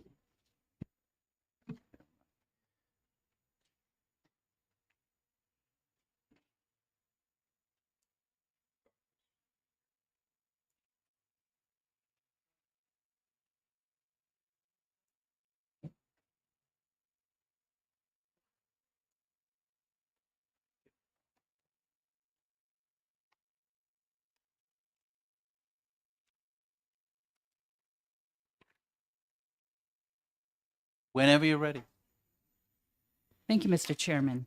For the record, my name is Kathy Staub. I am representative from Hillsborough 25, and I'm here to present HB 1322, which I am the prime sponsor of, which is a bill to raise the minimum wage. I don't know if I can be brief, but I will try to be succinct. This bill raises the minimum wage in increments until it reaches $17, and it's based on the federal Raise the Wage bill. Wages, I have a cheat sheet here, and in the blue section, it shows how this bill will work. It is a very conservative bill. In September of 2024, the minimum wage will go to $9.50 an hour from $7.25. A year from now, it'll be 11, then it'll go to $12.50, 14, 15.50, and then 17 in 2029. And that is very conservative. Currently, the average starting wage in the state of New Hampshire is already over $15 an hour. So this is not going to have a huge impact on businesses because most of them are already paying more than $15 an hour starting out. So why do we need this bill? Well, the average median wage in the state is $24.10. That means half of the workers in the state make less. And the Economic Policy Institute indicates that 18% of our workers, or 124,000 people in the state, are making less than $17 an hour. And the MIT minimum wage, the MIT living wage calculator estimates that a single person needs $17.23 to live a decent life in the state of New Hampshire. Furthermore, a third of Granite Staters reported to the United States Census that they're having a difficult time paying their bills. We have not raised our minimum wage in the state since 2009. In 2009, a two-bedroom apartment rented for $1,050. Most recently, the New Hampshire Housing indicated that a two-bedroom apartment in the state of New Hampshire rents for $1,764. So in order for people to keep a roof over their head and food on the table and be able to get to work and raise a family, they need more money than they did in 2009. The second reason that we need this bill is that every state in New England has a much higher minimum wage. The green section on your um, on your cheat sheet shows what the minimum wage is in other states. The lowest minimum wage in New Hampshire is $13.67, and that's in Vermont. And right now they have a bill going through their legislature that's going to raise it to $19. Massachusetts is the only other state in New England that didn't raise their minimum wage this year. They're at 15, but there's currently a bill going through their House of Representatives that will raise the minimum wage to $20 an hour. So, those are, I think that puts us at a disadvantage. One of the issues that we have, I also included on here what the unemployment rate is in other states, and you can see they're all fairly low. Some economists think that anything under 3 indicates a critical labor shortage, and I think we're all aware that we do have a labor shortage in the state of New Hampshire. I was just at a New Hampshire Fiscal Policy Institute presentation where they said that for every 3 job openings, there's 1 person in New Hampshire that's looking for work. So we don't have enough people to fill all of the jobs that we have in the state. And that's, if we don't raise the minimum wage, it's going to be harder for us to attract workers. We've already seen a decline in our workforce of around 16,990 workers. And critical to that is that there has been a significant decline among workers ages 20 to 29. And those are people who are just starting out in their careers, not mid-career where starting wage would be $30, $40 an hour. So those people are not going to be working in New Hampshire. They're going to cross the border where they're guaranteed a much higher wage. And so this low unemployment rate has certainly impacted the workforce in that this worker shortage has given workers leverage to raise wages, and that's good for them. But I think in the long term, the limiting factor for the state of New Hampshire to grow our economy is going to be the number of workers that we have. So I think one thing we can do as an institution is raise the minimum wage, show the world that New Hampshire values its workers and that people are welcome to come here and that we will assure that they have a good quality of life in exchange for their hard work. Thank you. Thank you very much. And just right now, you are prepared to take over the clerk duties, so we can just hand everything over. And thank you for your testimony. Are there questions for the sponsor of this bill? Representative Bouchard. Would you believe that when I was canvassing to get reelected last term, that I had constituents in Manchester who are working 2 to 3 jobs to put food on their table and pay their rent? Yes, I believe that. I also ran into the same thing when I was out canvassing this last time, and also the data supports that, because while the number of people in the workforce has declined, the number of jobs has actually increased in the state. So that means that there are people that are working more than one job at a significant level. And that, I think, information came from the ELMI. Further questions? Representative McKenzie.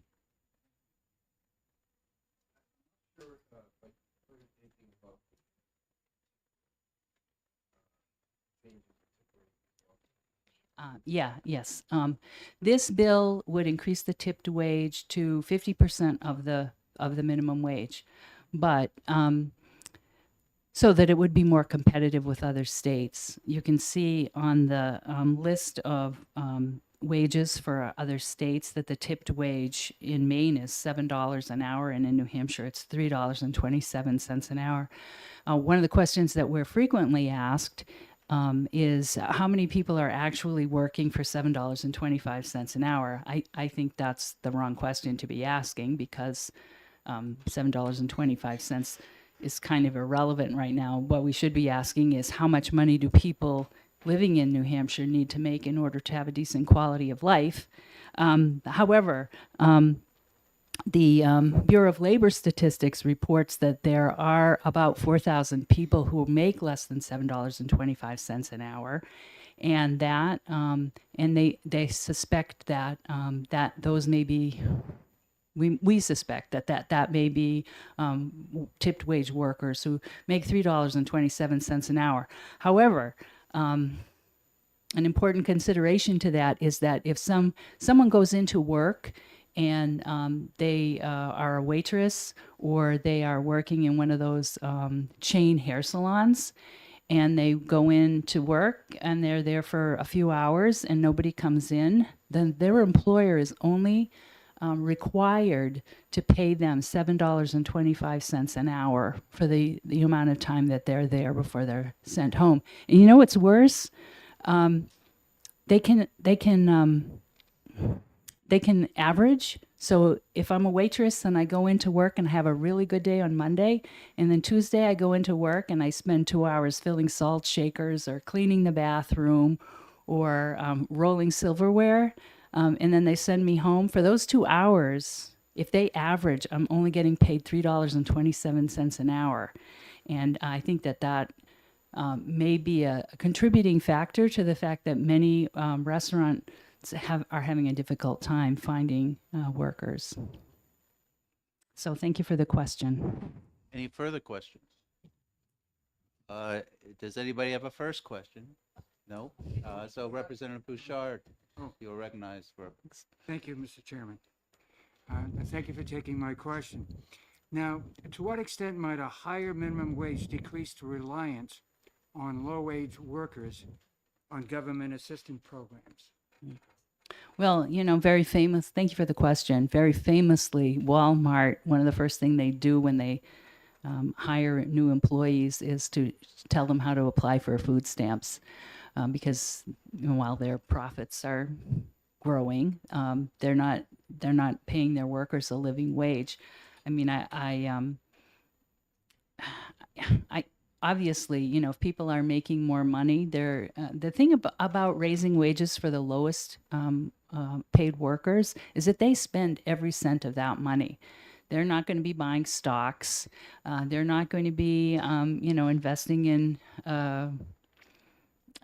putting it in the bank. They're going to be spending it. They're going to be spending it on food. They're going to be spending it on rent. They're going to be buying gas. It's going to go directly back into the economy, which will support small businesses.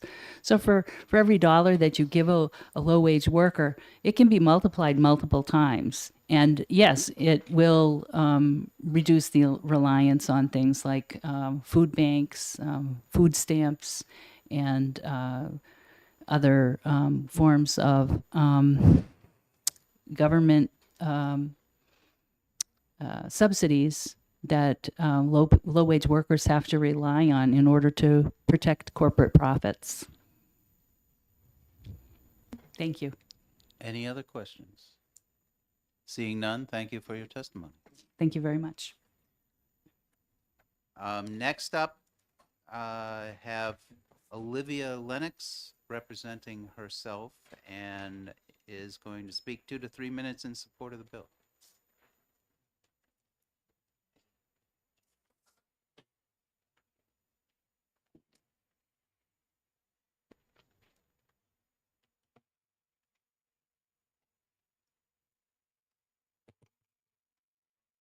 I am. Okay. Hi, everyone. Thanks for having me. My name is Olivia. I'm 27 years old and I own a small business in Manchester, New Hampshire.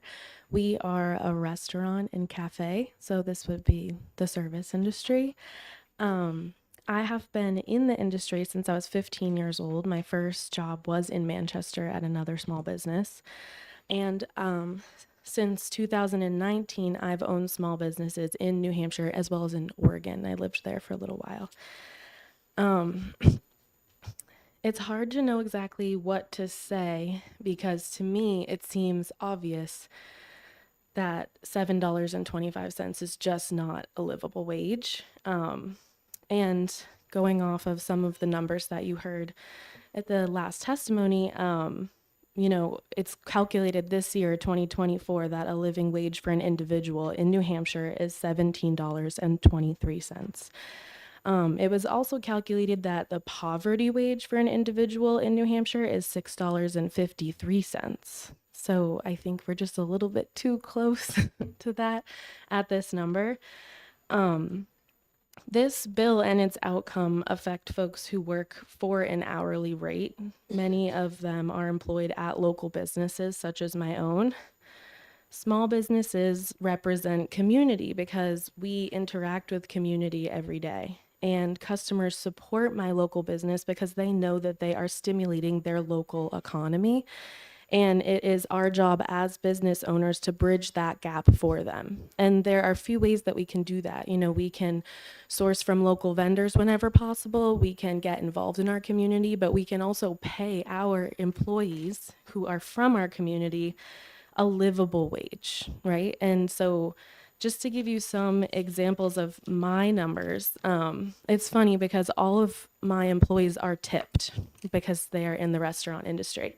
So looking at this tipped wage, which I do understand because I was a waitress in New Hampshire for a long time. So just to touch on the tipped wage a little bit, the $3.27. So as a business owner right now, I could choose to pay my employees $3.27 an hour. And so long as within that hour, they make that extra $3 or $4 in tips to bring them up to that $7.25, that's all I'm responsible for, $3.27.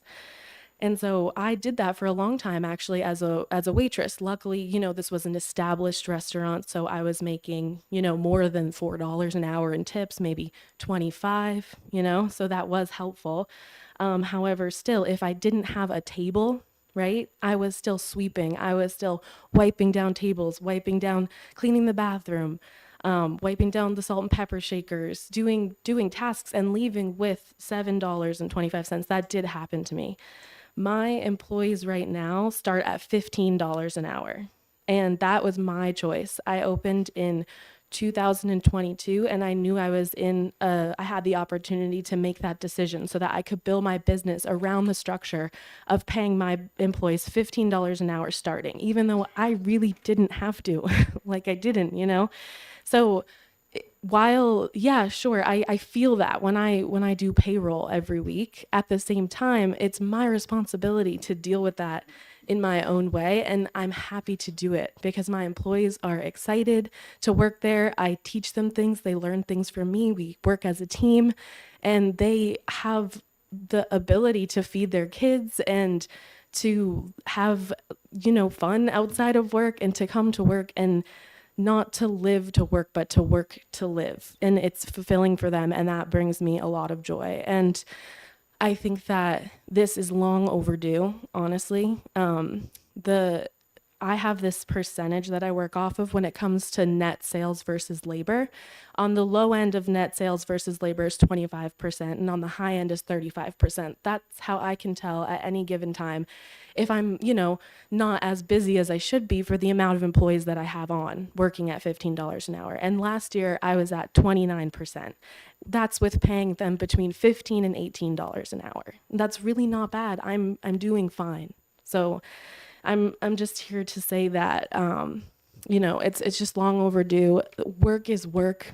Whether they're getting paid hourly or salary, if they're in the industry, they're working hard. They go home and their feet hurt. And I just had a meeting with a psychologist, actually, that's personal, but he mentioned that he could never do what I do because it involves working with the general public, and that's a biggest fear of his. And he has a salary. He went to school, he's a psychologist, but he could never do what it is that I do in the industry. Work is work, and people deserve to get paid. My employees who make $15 an hour plus tips, they end up making around $26 an hour on a good week with those tips. That is pretty good. I mean, for an industry job, but again, they're working 30, 35 to 40 hours a week. They deserve to make that. And so yeah, I'm all for it, and I think we should really think about it. And I really do believe that small businesses, they can handle this at this point in time. You can work at Dunkin' Donuts for $15 an hour. That's why I started at 15, because that's the industry as well. I mean, granted, Dunkin' Donuts is a large business, but there are ways that small businesses can work around this, and I just don't think that allowing them to continue to pay people $7.25 is helping in the long run. That's all. Thank you for your testimony. Are there questions for this witness? Representative Cahill. Thank you, Mr. Chair, and thank you for taking my question. Would you say that then with your employees, you are paying them to work and the customers are paying them for good service with the tips? I would say that, yes. We're in a tip pool, so none of our employees work harder than the other. So I think that the customer's paying for the service that they get, the speed, the quality, the smile, the information that they get when they're asking about the menu, clearing the plates, making sure that they have a seamless transaction. So yeah, I think that's what they're tipping for. Thanks you very much. Yes. Any other questions? Representative Schultz. I'm not able to ask a real question because I was co-sponsor of the bill. I just wanted to know the name of your restaurant. Oh yeah, we're called the Green Beautiful. Say that again. The Green Beautiful. The Green Beautiful. Thank Yes. Any others? Yes, Representative Bouchard. Thank you, Mr. Chairman, and thank you for taking my question. And I just want to commend you on your restaurant. And by increasing the minimum wage, does that allow your workers to stay longer employed with you? I would think so. Yes.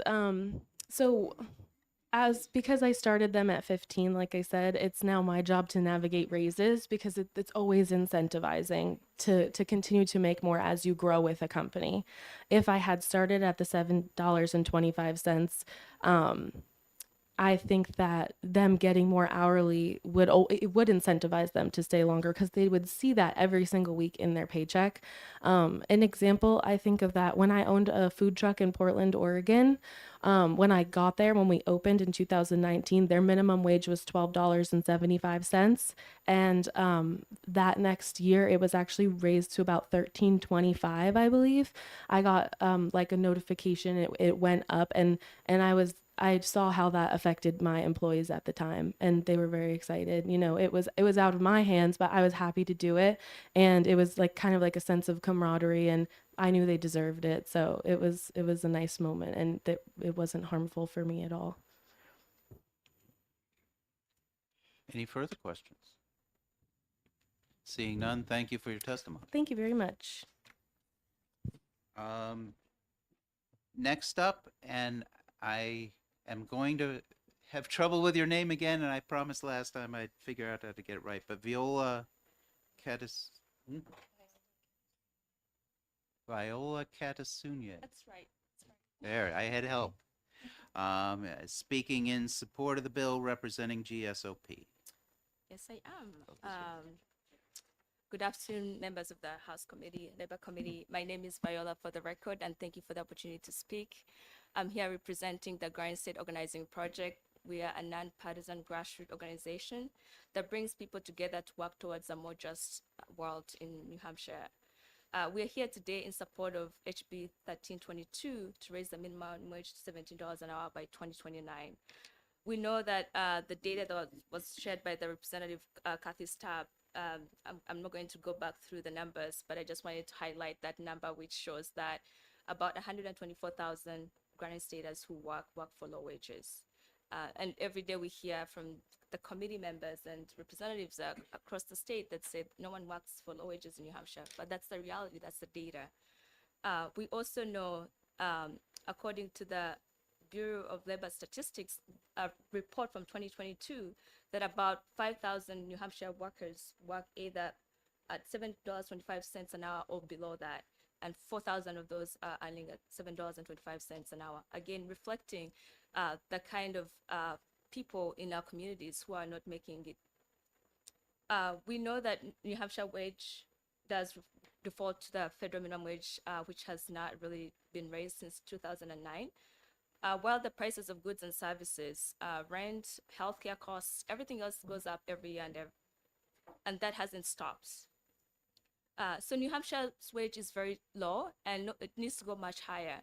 There's nowhere in the state of New Hampshire where anyone can live for $7.25 an hour.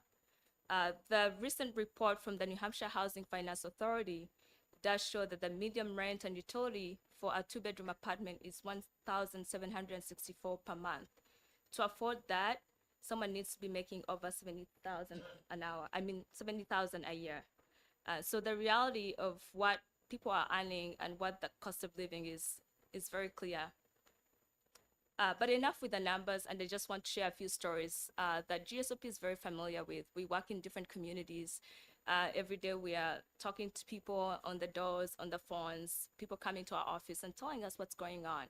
And people are hurting. And so some of the stories I have today, I'm not going to mention names, but I just want to show you the reality of the people that are not able to be here because they're working and what they're going through. An example is a single mother of 4 kids. Her rent went up $700 this year, starting in January, just after Christmas. That's a 25% increase. So currently she's paying $2,300 per month. She works as a property manager, but she's already sacrificing enough to make sure that she takes care of her kids and takes care of her day-to-day living. But how much more can she sacrifice? This is someone who's working again. They're not staying home. They're not waiting for anyone to help them. They're trying to make it work for their own family and their community. But she's struggling to make it at the current rate that she's earning. Another individual that's making $1 or $2 above the minimum wage, she actually works for a Dollar Tree store. And the choice that she had to make was to live with multiple people because she can't afford to live by herself. She would want a 1-bedroom apartment, 2-bedroom apartment, but that's not something that's feasible to them. And they're working full time. So while some of us are sitting here and wondering if we need a minimum wage, the reality is people in New Hampshire need a minimum wage. And I want to challenge anyone here. If you think that we don't need it, I'd like you to live on $7.25 an hour for a week and tell me how you make it out. If you don't go to the food pantry, if you don't ask for any assistance, I'd love to know if you are successful in that, because a lot of people who are working have to go and look for services because they can't make it on the current rate. So with that, I would like to encourage you to raise the minimum wage because it does benefit workers, it benefits local businesses, and it's the right thing to do. Protecting workers who have been left behind, because at the same time, if we don't put that regulation or that protection for workers, if businesses decide to pay $7.25, they will. Most businesses do pay higher, but some do stick to $7.25, and that's not fair. So I urge you to vote yes on HB 1322 and vote out to pass on the bill. Thank you very much for your time. Thank you for your testimony. Are there questions for this witness? Representative McKenzie. And turn on your microphone so it gets on the recording. Yep. There we go. Thank you for coming before this committee. So can you say that the group that you're working with, the people that you come in contact, are actually making $7.25 an hour in their workplaces? They are making slightly more than $7.25, $12, $11, $13, but they're still struggling with the current cost of living, mostly rent. They're paying more than 50, 60% of their income to rent, because we know the current housing market everywhere across the state is pretty much high right now. Follow up? So there are people in this economy who are suffering, and you come in contact with many of the people in Manchester. So this is a reality for many people. It's not something that, well, the minimum wage of the wage is $15, $18 an hour. You're dealing with people who are at the lower end of the scale in terms of that. Yeah, absolutely. And if anyone is in doubt, I would like to invite you to our office. We always have people walking in every Wednesday. We run a tenant clinic. People come in and just come to help, to get help, assistance with rent. And we really don't do service work. We do organizing and advocacy, but they come in because we are a friendly environment that is trying to change policies, but also we know resources to connect them to. And so if you're in doubt of anyone who makes low wages and you want to hear or meet that person, I'll be happy to connect you with them, and so you can hear their stories. But yes, that's correct. Any further questions? Seeing none, thank you very much for your testimony. Thank you. Next, I would call on Henry Vayu. He's speaking for NHLRA in opposition to the bill for 2 minutes. Thank you, Mr. Chairman and members of the committee. For the record, my name is Henry Vayu, and I'm here on behalf of the Lodging and Restaurant Association. And our opposition largely comes out of the section that deals with tipped employees. As was mentioned, a lot of our businesses are paying above the $7.25, so the hourly rate isn't as much of an issue.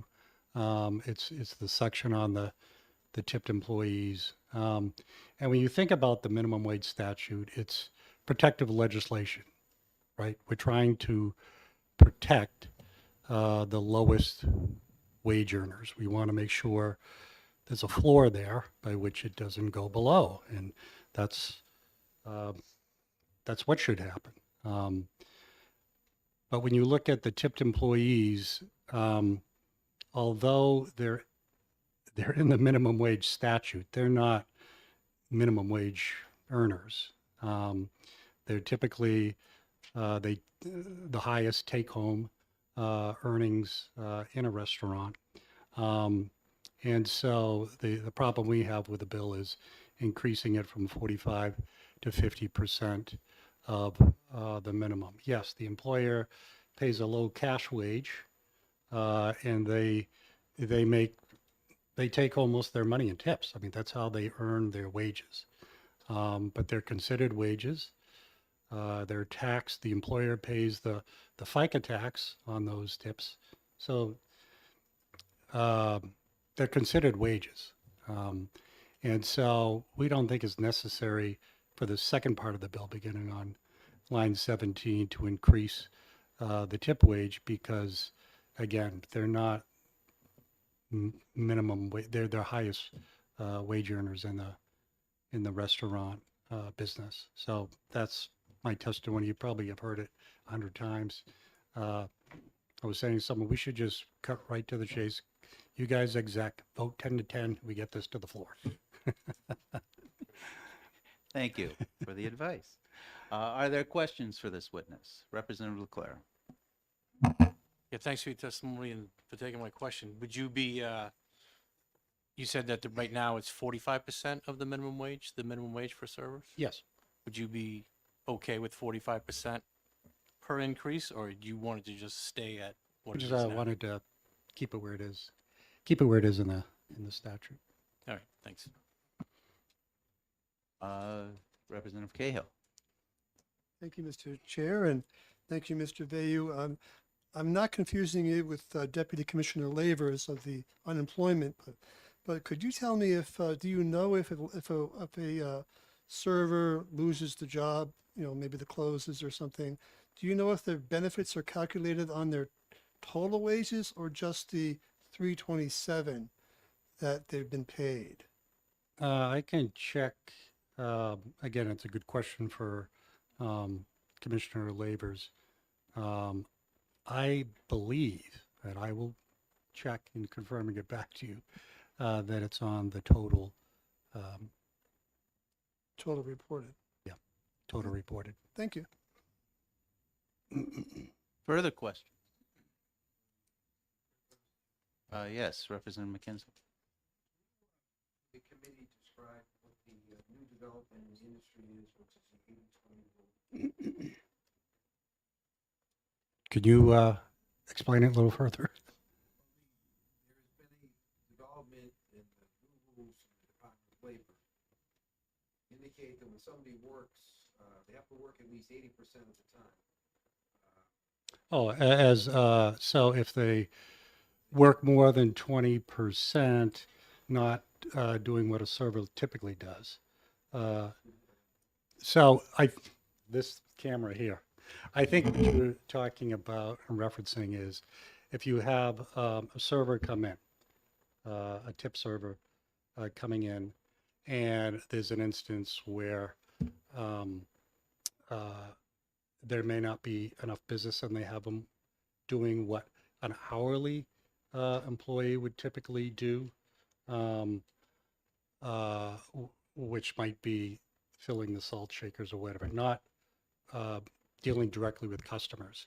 And the hourly rate that needs to be paid versus the 327 doing that versus the 725.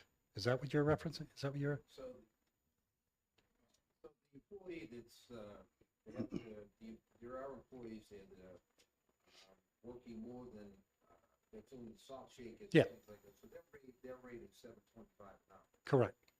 And then their overtime rate is also based on if they're working, if they trip that lever, and then the 7.25 is based on that 7.25 for overtime, not 3.25. Correct. Yeah. Any further questions? Representative Leclerc. Thank you. Kind of going back to what I asked earlier, and it might be a two-part question if I may. Yeah, sure. The restaurant has to pay the difference between the tip wage and the minimum wage, correct, if they don't make it? If they don't make it. Right. I mean, I'm not aware of a lot Many instances that where don't. that happens. Right, I get it. Yeah. So wouldn't it benefit the employer if the minimum wage did go up, that the minimum wage follows suit?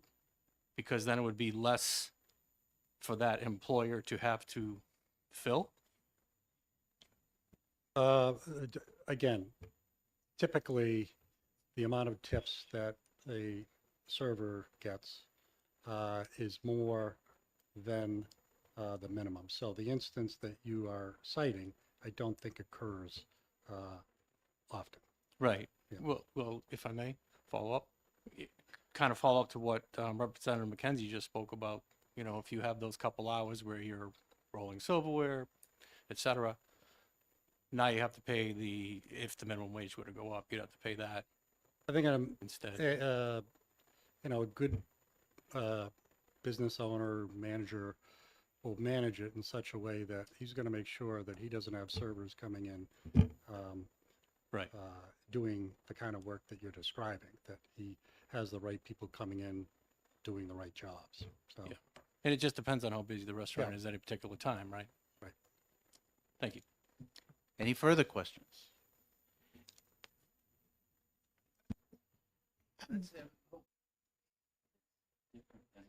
We're trying to find out if I'm allowed to ask a question.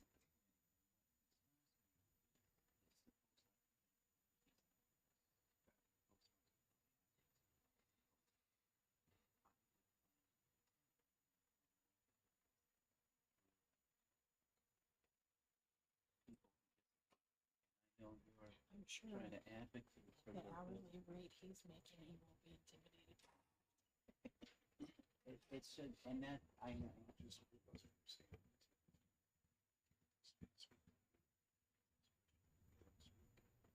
And I understand that that's the way we modify the House rule. I'm just thinking that in our committee in the past, we always were stricter than the current House rule, before the current House rule. And I didn't understand it as a way to loosen up and allow more.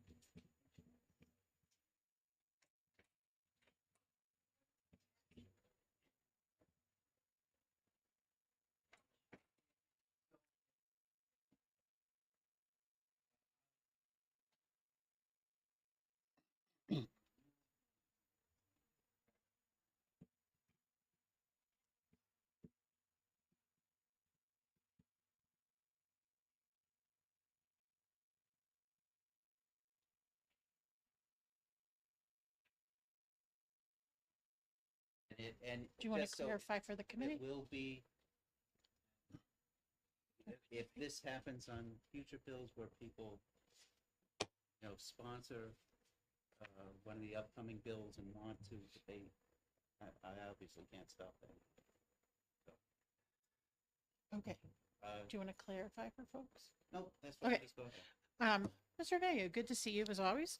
To clarify a little bit further from what the two previous reps were asking, I'm aware of at least 5 or 6 cases that the U.S. Department of Labor has brought against, unfortunately, New Hampshire restaurants owners for not paying them properly.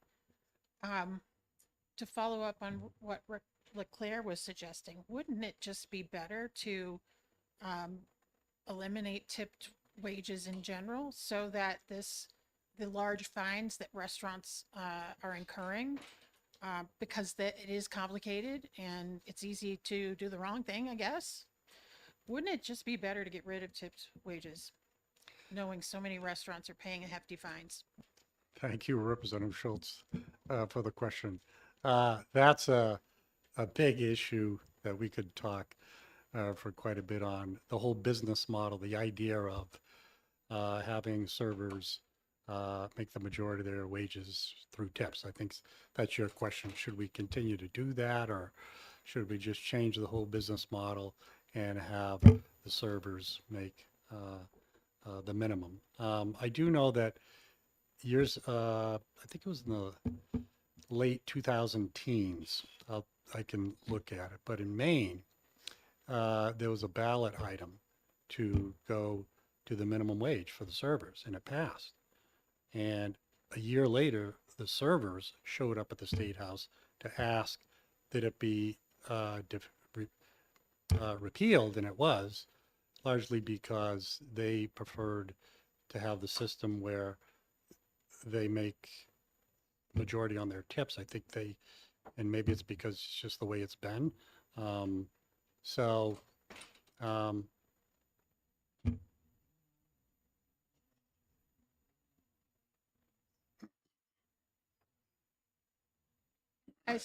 up.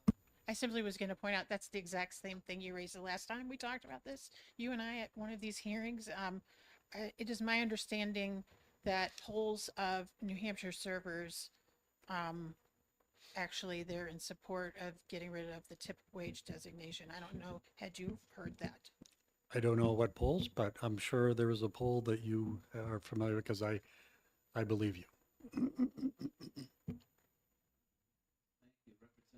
Representative McKenzie. Thank you. One final question. I had a professor in grad school who said, if you can't put a number on it, it doesn't exist. So in that line, I've heard you come before this committee before and say that that the wages for tipped employees are such and such, and they make more and that kind of stuff. Do you have empirical evidence? Have you done surveys? Are you able to prove that and lay that out? Because I'm not sure that's something that's going to be tracked necessarily by the Department of Homeland Security, the data piece.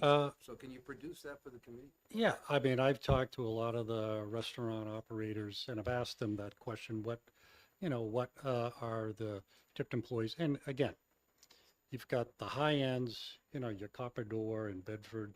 Those tip servers are going to be making $30 some odd an hour.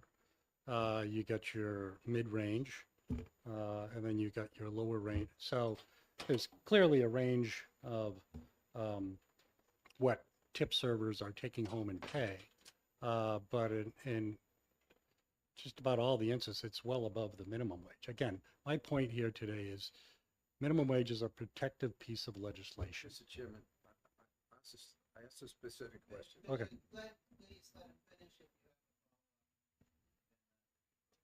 Your question was what? I'm sorry, I didn't answer your question, Representative McKenzie. Your question was, do we have any empirical evidence?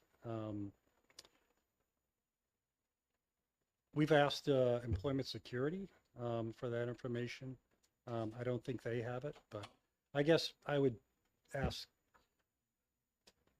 when you go into a restaurant, Maybe I pose the question to one of the servers, what they take home. So, if I could, thank you, Mr. Chairman. So, if I Have a can go. take, what I can take away from that is that you have not surveyed the restaurants, you don't necessarily have empirical evidence to support what you have said on more than one occasion in front of this committee, that they make so much more money, which leads one to believe that everybody in that industry is making those kinds of things like a Carpador. So if you don't have it, you don't have it.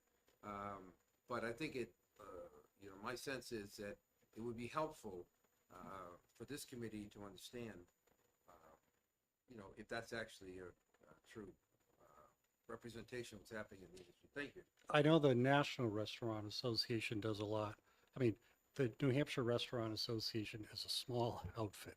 They got 5 people. They're not doing all these empirical studies. But the National Restaurant Association, which has more resources, I think has done some of that. And I can try to get you national data, which it's all pretty much the same. The industry pretty much operates the same. So I can get you some empirical data. It won't probably be New Hampshire Pacific because the New Hampshire Association isn't some large operation. It's a pretty small operation. Thank you, Mr. Chairman. Are there any other questions? Representative Love. Thank you for taking my question. If to keep the numbers round, if a small restaurant has 10 employees and the difference in wages is say $200 an employee, and we got a $2,000 a week difference here, who's going to be supporting that? Who's going to be paying that? The customer. And follow up.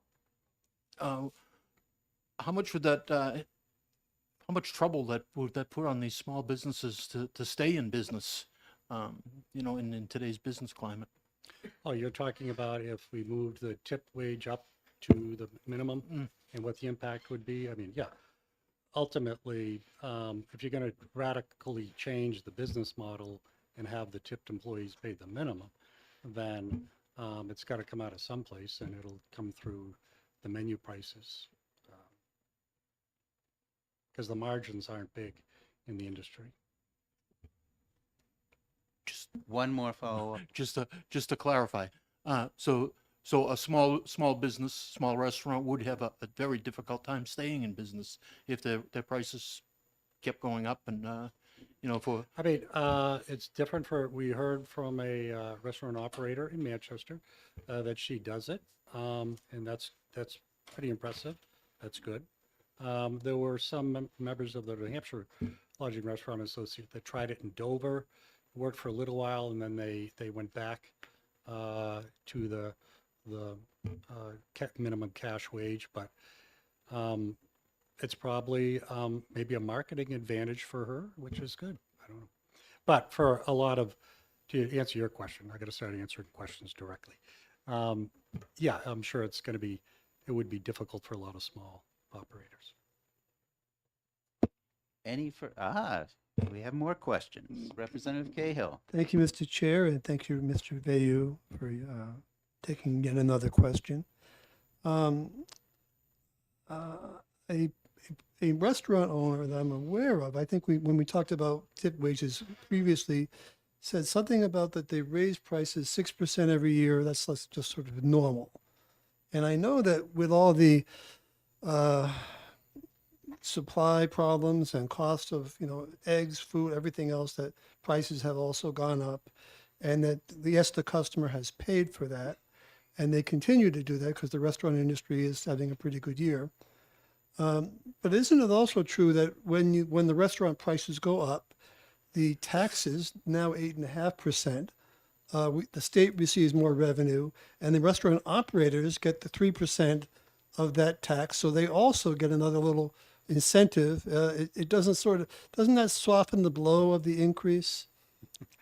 I think Representative Cahill is referring to an issue that comes up in the Ways and Means Committee a lot with the rooms and meals tax. So he's referring to, so the restaurant operator collects the rooms and meals tax for the state.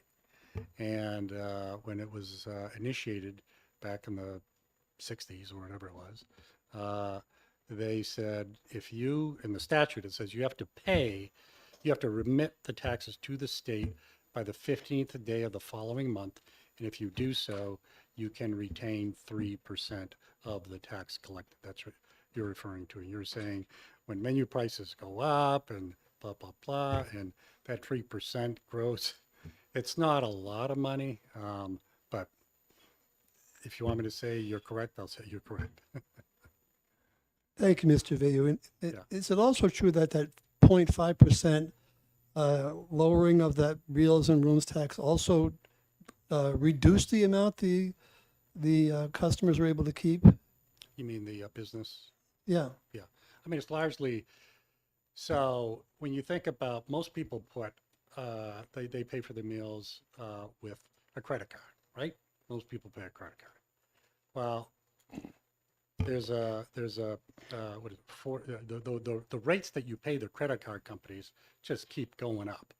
And so we're collecting this tax for the state, and the business operator has that expense of having to pay the credit card company for taking the credit card. So the businesses aren't making money on the 3%. They're basically just covering their cost to collect the tax for the state. So bring cash when you go to the restaurant. Then, yes, then you'll be doing your restaurant operator a service. You're on the record. Bring Thank you. cash. Thank you. Are there more questions? And, oh, almost. I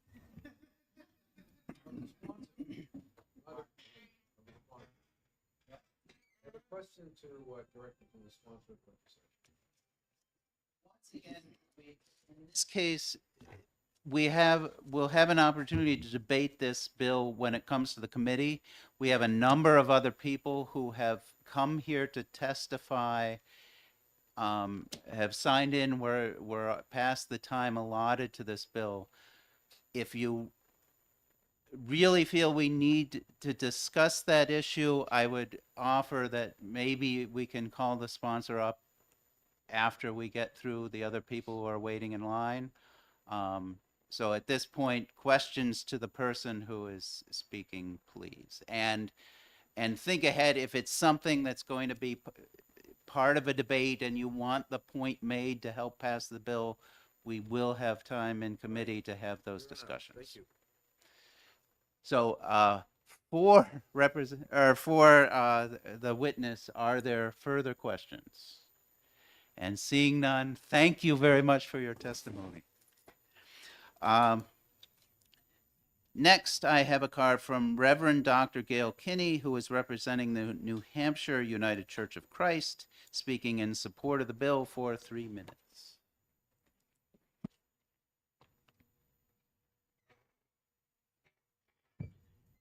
Thank you, Mr. Chair and members of the committee. For the record, my name is Gail Kinney. I'm a resident of Canaan, and I am a pastor with the United Church of Christ. The United Church of Christ, many of you may also know the individual churches as local congregational churches.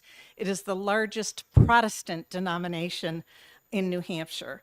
And the UCC, also known as the UCC, so I'll probably use that. So UCC members and churches were shocked back in 2011 when the New Hampshire legislature, the General Court at the time, in its wisdom, decided to wipe a minimum wage statute off the books.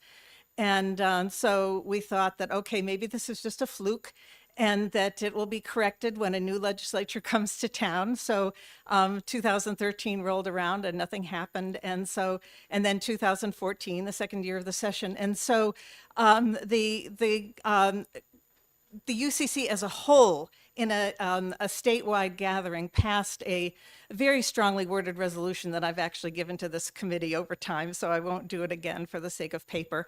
But a strong resolution urging a reinstatement of minimum wage and moving expeditiously toward a living wage for New Hampshire workers.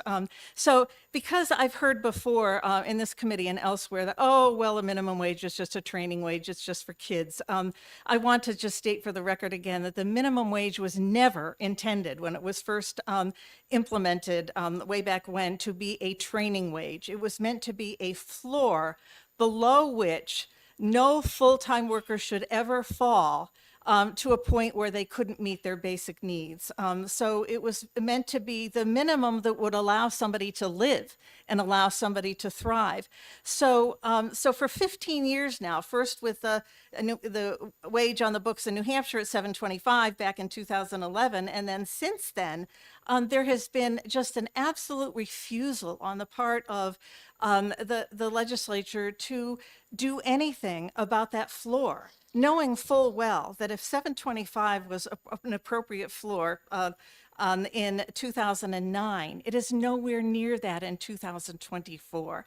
So my question is, what is the message that this legislature is sending to workers who want to come into New Hampshire and to young workers that we are in desperate need of in this state by indicating through just a refusal even to reinstate a minimum wage and to do anything about it, that the message to me is that New Hampshire devalues work. And so as a basic matter of public policy, the United Church of Christ strongly, strongly, strongly urges this committee this time around not to do the same old thing, but to think very seriously about what is the message that the green portion that represent the sponsor provided to all of you. Look at the numbers. It is an embarrassment for New Hampshire to be where we are. Less than 50% of what the minimum wage is in Connecticut and Massachusetts. That's really a moral atrocity. And the final thing I want to say about the bill is that we look at this bill and we appreciate the fact that it's being introduced yet again.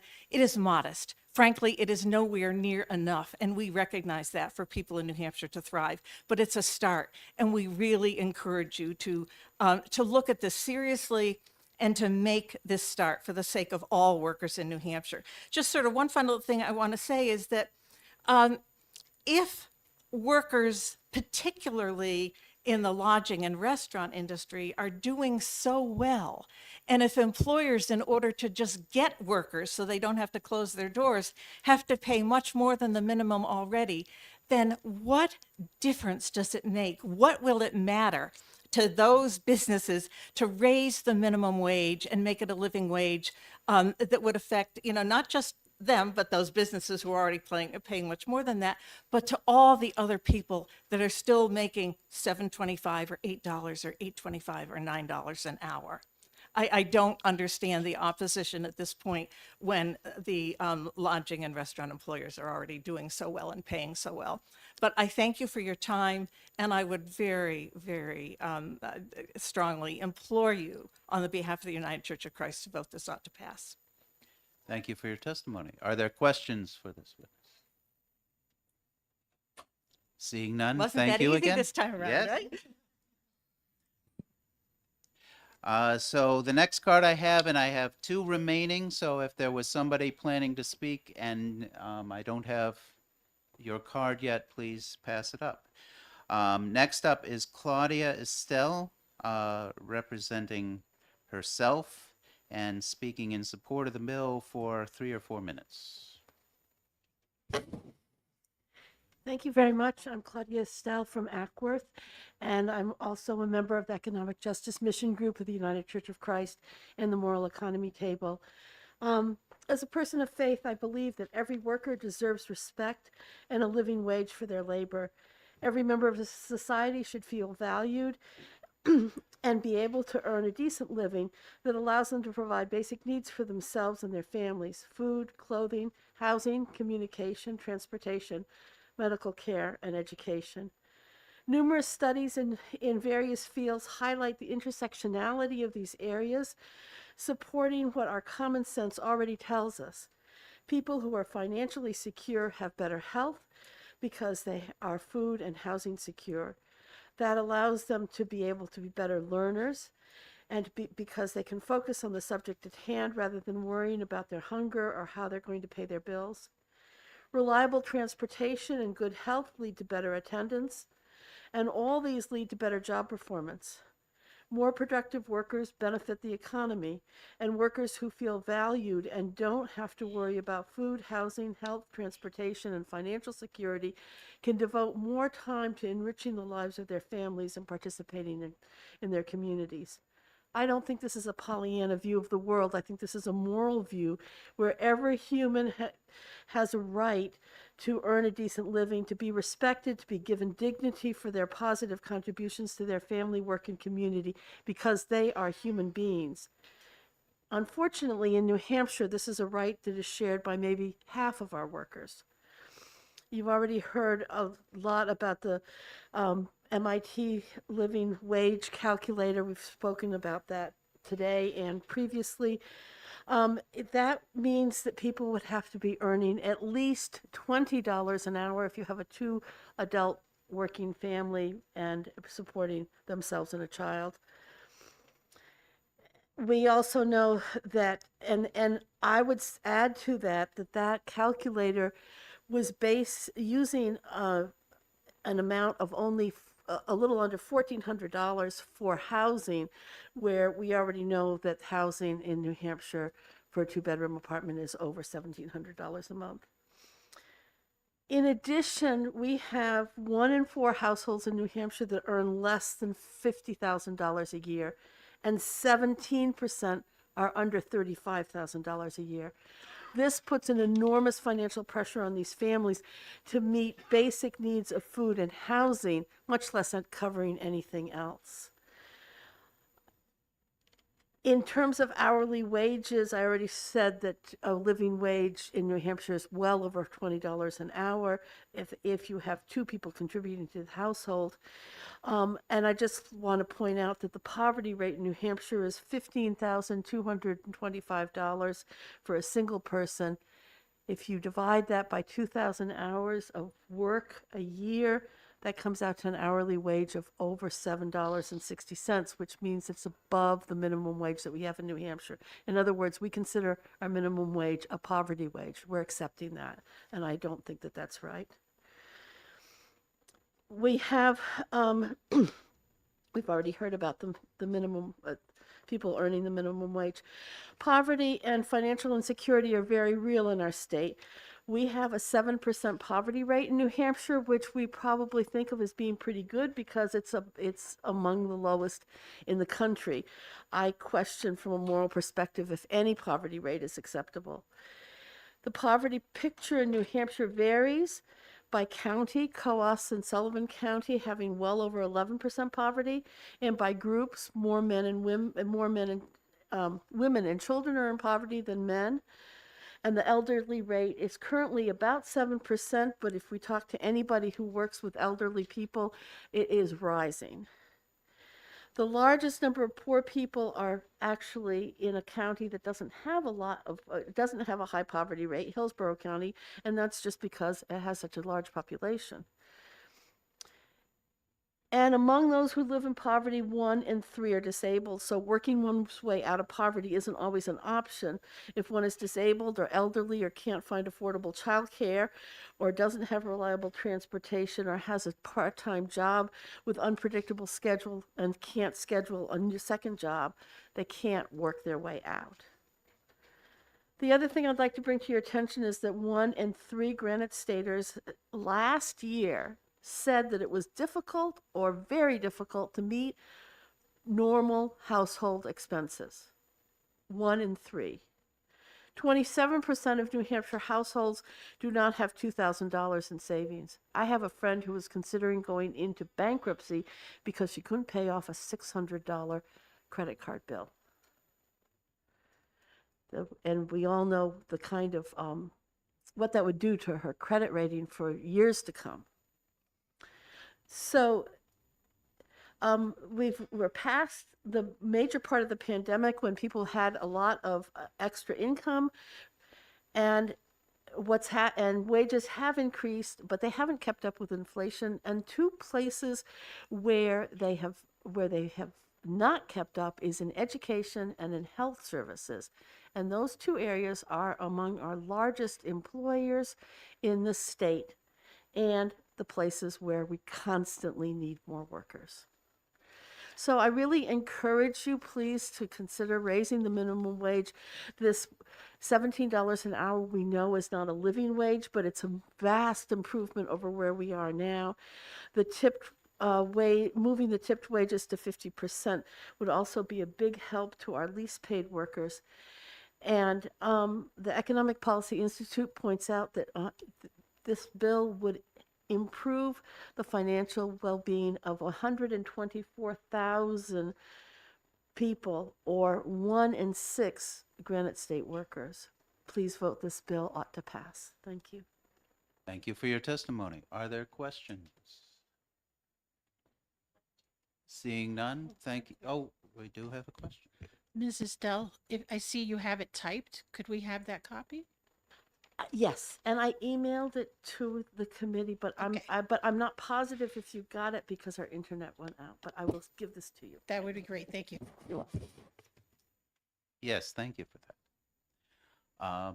Any other questions? Seeing none, thank you again for your testimony. The last card I have is City Councilor Karen, and I can't read them. Hill. Karen Leo Hill. Okay, from Lebanon. Yes, great. Thank you, Mr. Chairman, members of the committee. My name is Karen Leo Hill. I'm a 19-year city councilor in Lebanon and the former mayor. I'm also the Grafton County treasurer. I think when I was first elected in 2005, $15 was designated as the living wage at the time. So 20 years later, I can imagine that what the previous testimony said, that it now is over $20 an hour. I'm not surprised. New Hampshire faces a workforce crisis, as we all know.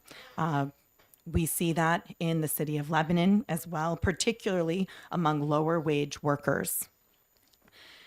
The inability to recruit and retain workers affects the entire economy. Having a vibrant economy relies on having a workforce at all levels, but especially among lower wage workers. The home health aides, the grocery store clerks, all of the people in retail, people who are on the front line workers.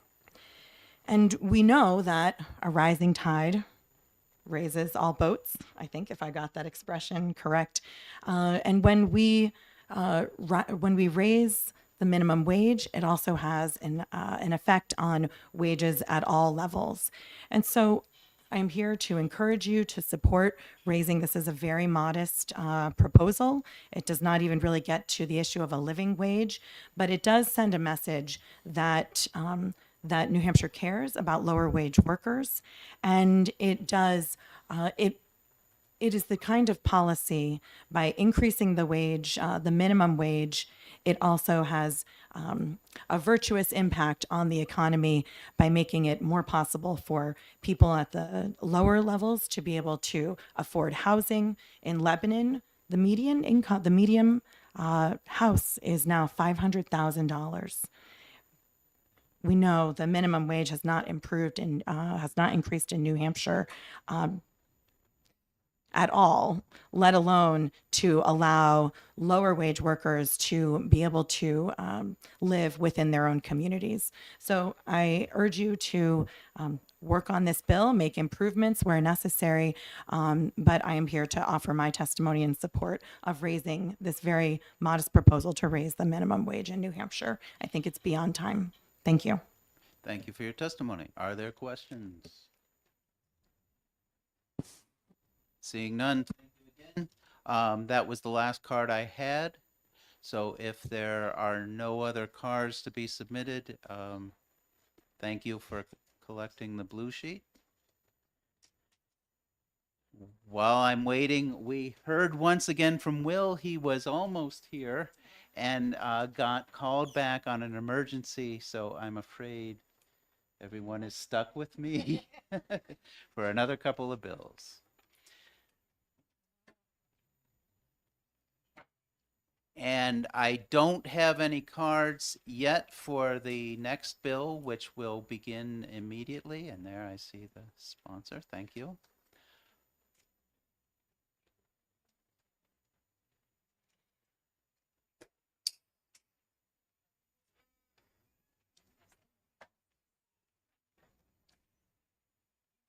So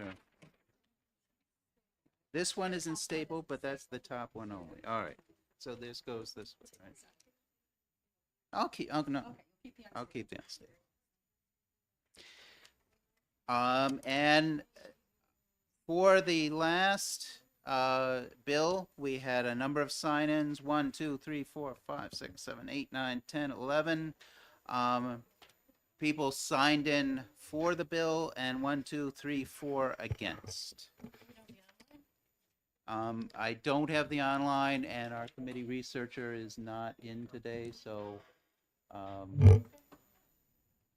that will continue to be available. So I encourage members of this committee to check that. And with that, I will close the hearing on HB 1322 and will immediately open the hearing on HB 1668. And I recognize the sponsor of that bill. Thank you, Mr. Acting Chair, and thank you, honorable members of the committee, for welcoming me to your committee.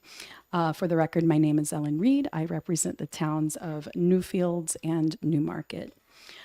So I have before you today a bill that would establish the 32-hour work week as full-time, meaning any hours worked over 32 hours would qualify for time and a half overtime.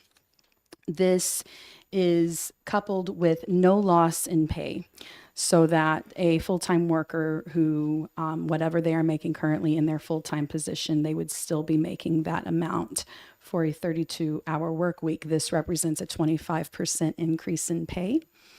I won't go into all of the virtues of increasing pay and why we need to increase pay in general, since you've just heard a very long hearing on the same matter. I will just say once again that economies are built bottom up, and when you bring up the bottom, you bring up the entire economy. So increases in pay are helpful, especially in our state where we are suffering from a housing crisis that is the cause of the graying of New Hampshire crisis. Those two things are basically the one in the same crisis. So to that extent, this increase in pay would be extremely helpful. Having said that, 8 other states have proposed this legislation. This is pulled directly from the Pennsylvania proposed legislation, and it has also been proposed federally as well. Also, countless municipalities have already shifted to a 4-day work week, including my own municipality, as a matter of fact, and many municipalities in the state, because it helps attract and retain workers. Also, several New Hampshire businesses have already changed voluntarily over to a 4-day work week. Work IT Daily and the Morrison Community, which is a senior housing company, both have changed over, as well as others. So the benefits of switching to a 32-hour work week are numerous. As you would expect, the benefits for workers are a lot. So 95% of workers who have worked in a pilot 4-day work week program have wanted to continue that, but wait till I get to the employers. Because they experience a 69% reduction in burnout, and all of this data will be found in this report that I have passed out, which studies over a 12-month period the pilot programs over numerous companies in both the United States and Canada. Workers also experience 74% more work-life balance satisfaction, and they have increased time, and this is very important. We heard a lot about this, but they have increased time to care for their loved ones, whether their loved ones are their aging parents or their children or maybe their animals or whomever. Having that work-life balance is important. Employers, though, I said 95% of employees wanted to continue the 4-day trial. 100% of employers who trialed a 4-day work week wanted to and did continue it. The reason they experienced no loss in revenue They had increased employee productivity, so more productivity in 32 hours than they had experienced in 40 hours. And they had increased employee retention and satisfaction, happier work environments, less turnover. In addition to benefiting employees and benefiting employers, it also benefits society as a whole. There is an environmental impact when you have people only commuting 4 days a week instead of 5, but the mental health impact is significant for the well-being of the population as a whole. Also, people tend to share home responsibilities more evenly, regardless of gender. When people have time at home, they both engage in child care and taking care of the home. Also, and this is kind of going to get into the philosophy of this. So we have currently a system where if you say automation, it's a scary word, especially for workers. And that doesn't really quite make sense to me, because if you imagine, let's say, a village, and everyone's engaged in work constantly to make that village go. They're fishing, they're farming, what have you. And then you drop into this village a bunch of robots to do all of that work. That is a blessing to that village. That's a boom to them. All of a sudden, they have free time to do other things because now their needs are being met by these machines. And yet, in our current economic structure, automation does the opposite. It threatens the ability of people to meet their basic needs because now they are worried about losing a job. Now, think about this. As an employer, you actually have two decisions if you choose to buy automated technology. And we're going to say that the cost of the technology is the same in either scenario. You buy some technology that automates the work. You employ a certain number of people. Now that you've bought this technology, you now have only half of the requirement of labor that you previously had. The answer, normally in our current system, is to lay off half of your workers. That makes a lot of people unhappy. Why do that? You are paying the same in labor, but half. As you would if you've simply said everyone keeps their jobs, everyone stays at the same pay, but works half the time. So why do we do that to people? Why do we make something that should help us actually work against us? For what it's worth, I'm not suggesting we go back to feudalism at all, but medieval workers, medieval peasants only worked 150 days a year. Like 60% of what we work today. Why are we working so much more? So in every period of human development where we were the most productive, it was a period where we had the most leisure. I know that there's a narrative that says that, well, if you don't make people work constantly, then they're going to be lazy. They're not going to do anything if you just, if they have enough. But the thing is that periods like the Renaissance, when we did the most, it's because we had the most leisure. It's because we had our needs met with a minimal amount of work. And it turns out we get restless. You might rest for a while, but you want to start studying something or learning an instrument or a language. People become resourceful and innovative when you give them leisure. Having extra leisure time benefits society as a whole as well as individuals. Honestly, I don't know. I think we are experiencing a moment in our society right now where people are pretty much done with the concept that they have been or are being forced to sell their labor for half of all of their waking hours from the time their bodies are fully formed as adults until the times their bodies are breaking down in old age. And that's the situation we have. And it gets to a point when you are having to work so much that life doesn't seem to have a meaning. You're working to live, but you're also just living to work.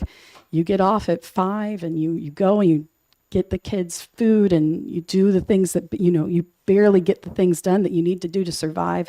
And then you rush, you go to bed, you wake up and you do it all over again. I will also say this extra productivity, this extra happiness that occurs when you give people more leisure time, and the leisure time that comes with increased productivity from technology, is actually what caused us to be an economic superpower in the first place. The moving to the 40-hour work week, which happened in 1940, was a result of it was part of a whole bunch of reforms that happened after the Great Depression, or that helped get us out of the Great Depression, and it created the strongest economy in the world because we were more productive. And since that time, our productivity, in large part because of technology, has increased over 60%. And yet we're still, even with that technology, we're still being forced into half of all of our waking hours for the work week. So in short, and thank you for tolerating my waxing philosophic for a bit, but this is a triple dividend. It's a win-win-win. It helps workers, obviously. It helps employers, and it helps society as a whole. Because no one, imagine having time to actually live whatever it is you think the purpose of your life is, to live to your fullest, whatever you define it. When you have extra time, you travel or you read or you learn new skills or develop relationships or, work on yourself. You actually live your life. And that's what's really important to people. So it helps workers, it helps employers, and it helps society. And it's proven itself from industry to industry consistently. And I do encourage you to please peruse the report because it is quite thorough. And with that, I understand this may be the first time this concept has been heard by this committee or this legislative branch for that matter, but I appreciate you engaging in conversation with me about this concept, and I will take questions. Thank you very much for your testimony. I do have a question, just to clarify. The title of the bill is for a 4-day work week, but when I read the language, it's not specific. So you could, if I'm reading correctly, meet this by having a 5-day work week, but 6-hour days, for example. Is that correct in terms of your intent? Yes, and like I said, this language is directly out of the Pennsylvania proposed legislation. So just like you can meet 40 hours in 4 days or 5 days currently, you could meet 32 hours in any number of days. All right, thank you. Further questions? Representative Susi. Thank you, Mr. Chairman, and thank you for taking the question. So it says it mandates. Why wouldn't we have enabling legislation? Because I'm assuming that enabling legislation may help companies that this may not be a bill, or this may not be legislation that's one size fits all. Right. Enabling legislation, as I understand it, typically refers to the fact that we're a Dillon's Rule state, and that would be enabling municipalities, which municipalities are already enabled to do this, and private sector is already enabled, I guess you would say, are already free to do this as they have currently. But just like we had to legislate moving from the 6-day work week back in the 20s, and actually it was Henry Ford that realized that moving from the 6-day to the 5-day work week was beneficial, and famously having his employees be able to have the leisure and afford to buy his own product was a strong motivating factor. But that legislative requirement to move the entire industry or the entire private sector over was necessary to actually see those benefits, because it turns out that private actors don't always necessarily do the right thing or know the right thing. Thank you. Further questions? Representative Sullivan. You mentioned several states have proposed this as legislation. Have any of those states adopted this legislation? No one's adopted it yet. Thank you. It's considered radical. Representative Drago. Thank you, Mr. Chairman. Thank you for taking my question. Thank you. I was kind of reading through this while you were Oh, talking. thanks. One of the things you mentioned is that employers found no loss in revenue, and actually in here, I think there was a spot that said actually they increased it by 15% or something. Yeah, I didn't want to speak for every employer. We've seen it be successful from industry to industry. The implementation, depending on the industry, to Rep. Susie's point, can be different, but every industry has been successful. But at a bare minimum, no one has experienced a loss of revenue because of it. Some sectors have experienced an increase, and thank you very much for pointing that out. Okay. that wasn't even my question. I just Oh, sorry. no, that's fine. Does this proposed bill match what they did in the study? So as I understand, in the study, it's a study of every company that they could track in the US and Canada that did any kind of 4-day work week pilot program. So all of those programs would be different according to the individual business, but by and large, yes. Okay. One more question. Okay. So what I was wondering now is if there was no difference in revenue, and actually maybe some did increase, it didn't say anything about expenditures going up or down. Is there data on that? If the report doesn't have it, it's something I can certainly ask to get. And the only the only reason I'm asking is the other You're portion for profit. Well, yes, for profit, but I was wondering because this also changes the overtime pay. So if an employee works more than 8 hours in a single day, now the business is on the hook for overtime or 12 hours and double time. So my question would be, well, I guess in my mind, I can just think of a lot of different industries and even municipalities where the 8 hours and then they're paying more. It's going to be a significant increase in expenses. So I wasn't sure if that was brought up in the report at all. So the public sector is different from the private sector, and the public sector doesn't have to profit and really shouldn't. But as we've seen in the public sector, many municipalities have already taken that move on their own. And by the way, moving to a 4-day work week doesn't mean moving to 4 days of operation. And in some cases, you still operate 5 or even 7 days a week. You may have more employees, which is actually beneficial. But I presume, and can ask for more data regarding this specifically, that the increase to flatlining of revenue also meant at least no change in profit because, again, 100% of employers continued the program past the pilot. If they had experienced a sharp increase in expenditures or a decrease in profit, I imagine that would have been the very first thing they would have done would to be drop the pilot program. I guess if you can provide that I'm info. happy to curious on get that. more information. Thank you. Yes. In fact, I'll make a note right now. Representative Valvon. Thank you, Mr. Chairman. Just the first question is, how many employees do you have? This feels rather facetious, but I don't own a business and don't employ anyone. Thank you. And follow-up, Mr. Chairman? So if you have a fire department who is staffed 24 hours a day, typically they will work 12 or 24-hour shifts. This would increase their rate of pay, but also increase the tax liability for the taxpayers. Have you thought that through with this 4-day work week and mandates for overtime? Not only have I been aware that that is an issue, but so have the many municipalities that have already enacted it on their own. So again, moving to a 4-day work week is something they've done voluntarily.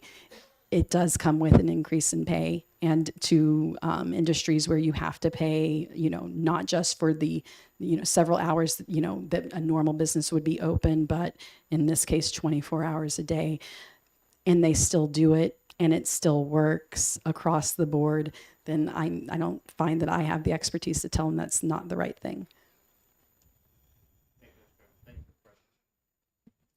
Any further questions? Oh, I think I Seeing got off none, pretty easy, actually. Thank you very much for Considering. testifying. I do not have any other cards on this bill. If we miss someone, please pass your card up. And if not, we'll get the blue sheet.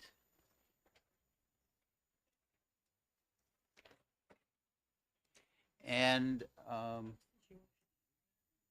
this is mine for when we vote, yes, so. It probably shouldn't be in your package. Should be mine. So we have, in the signups, we have 3 people who signed in favor and 5 people who signed in against. And with that, I will close the public hearing on 1668. The next public hearing is scheduled for 1377. At this point, it doesn't look like we're going to exceed the capacity of this room.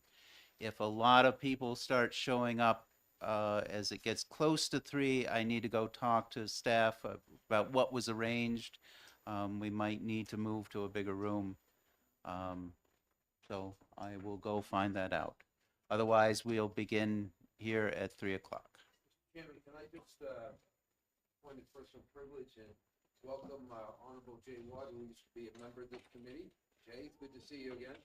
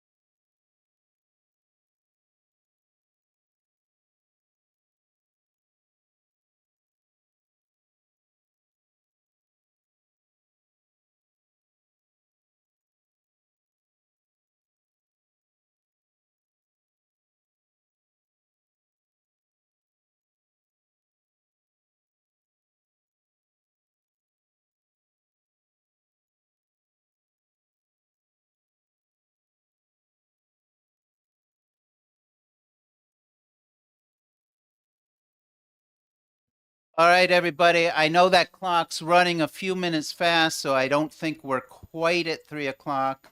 So I'll start talking anyway. So first of all, because we knew we'd be pushing the capacity of this room, what has been set up is upstairs from here in room 307, the labor room is going to be broadcasting this hearing. So if this room gets too crowded, people are welcome to go up there. And if I have your name in to speak and you're up there, I'm going to try to read ahead a couple of names so that people can, anybody, even if you just want a little more room to relax and listen upstairs, that's available to everyone. As it looks right now, I don't think we have an emergency where we have to push people out, but just be aware that that's available. Secondly, and somebody, what do we do here? There. Have a lot of people who want to talk, and that's great. But just keep in mind that we don't want to be here all night. So if you want to say something, but you've heard people say the same thing before, please, it may not be necessary to repeat it, maybe just what they said. If you have written testimony, turn that in. The clerk will put that into the record and try to summarize what you have rather than read written testimony. The other thing is I flipped through these cards, and almost everyone, I think I found 2, maybe 3 that were different, wrote down that they wanted to speak for 3 minutes. So I'd like to ask everyone to please stick to that 3 minutes, and we'll kind of be watching the clock and maybe wave if people are going over time. And that will just make sure that everyone's here. We want everyone has a chance, get a chance to speak. Some people are going to have to leave if we go on too long, and I don't want to have people lose their opportunity to testify because they've run out of time. So with that, I think we are certainly. And why don't you just say it? I was just asking our chair. I noticed, for example, one of our executive counselors is here today. So I don't know if anyone has any constraints in their own time. We probably should be aware of anybody that has to leave for their responsibilities and whatnot. I don't know why I assumed she might, but she might. And just so people are aware, what we've been doing is as the cards go in, we've been putting in, first out. So yes, if somebody has some kind of emergency constraint, let me know and I'll try to reshuffle accordingly. So with that, I will open the hearing on HB 1377, and I will ask the sponsor to introduce his bill.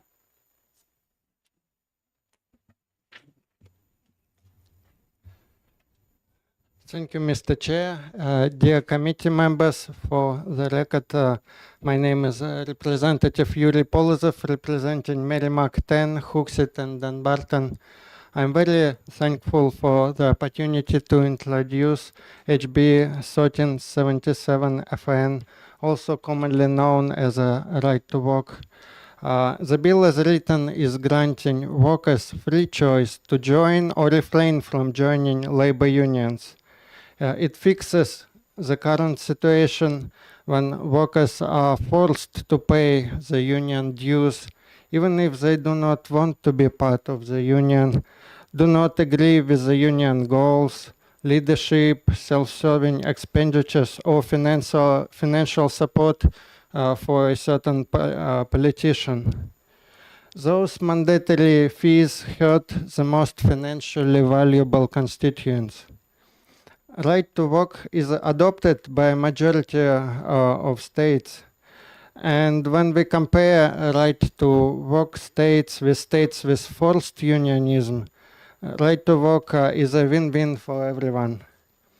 So let's compare states with forced unionism in general, New Hampshire specifically, and right to work states. So right to work states have at least 7% points higher growth in number of people employed. They have at least 80% higher if we take private non-farm sectors. At least 7% higher growth in population, 35 to 54, that New Hampshire was losing. And 7% higher real growth in household consumption. And at least twice more new private single unit housing authorization. Even opponents of the bill recognize that this bill helps increase the number of employed. But they counter it by saying that the salaries are lower. It might be true, for example, in forced restrictive states like California, that salaries are in general higher in California. But what is even higher? Cost of living. When we calculate cost of living adjustment for private sector salaries, the difference goes away and even reverses. So slight difference of employees in right to work states making a few $100s more. In the past, New Hampshire was split on this issue. New Hampshire was unsure. But this new scientific data from dozens of states with right to work legislation shows that it is time. So please support this bill. Thank you, and I'm ready to answer any questions. Thank you for your testimony. Are there any questions for the sponsor? Thank you. This is something I'll ask anyone, or you can just provide it. I see your remarks are written. As the clerk, I would love to have a copy. Thank you. Any other questions? Yes, Representative Susie. Thank you, Mr. Chairman, and thank you for answering the question. Can you please explain the bill and what the impact would be regarding private sector labor law?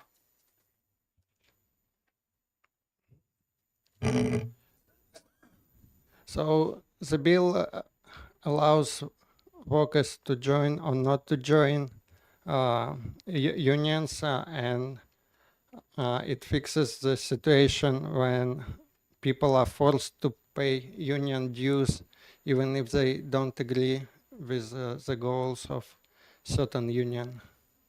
And in terms of large implications, maybe you could clarify your question, but if I'm missing something, we will have more knowledgeable people testifying after me who can help answer the larger implications. Any other questions? Representative Leclerc. Thank you, Mr. Chair. Thanks for taking my question too. So you said that people are forced to pay union dues. Have you asked union people if they're forced to pay union dues or if they choose to? Definitely, we have situations when we have union members who choose to pay union dues, but also we have situations when people would rather prefer working without paying those dues and not to be part of the union. Follow up. Follow up? So, I mean, everybody has a choice, right? To be part of a union or not be part of a union. If you don't want to work for a particular job that would rather have you be a union member, you don't have to work there. Is that correct? You can see at it that way, but I'm seeing that people should be free to work without being forced to be part of the union, and union has their freedom of being union and have their own bargaining agreements. Thank you. Representative Sullivan. Thank you, Mr. Chairman. Thank you for taking my question. Are you familiar with the term a duty of fair representation?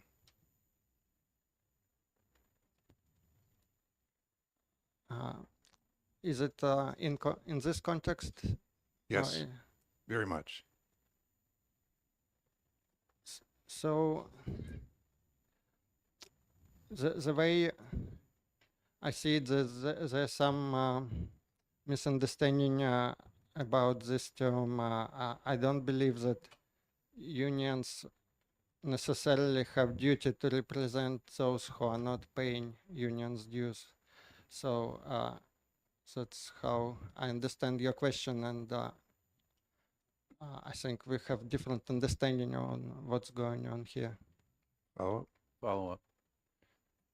Are you aware that unions are required to represent everyone that is covered by their contract? Therefore, a union would have to represent dues-paying members and non-dues-paying non-members.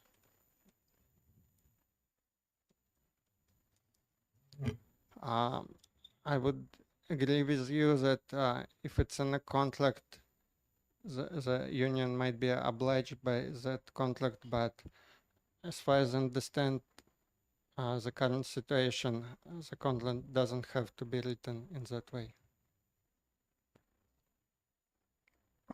Thank you. Representative Bouchard. Thank you, Mr. Chair. Thank you for taking my question.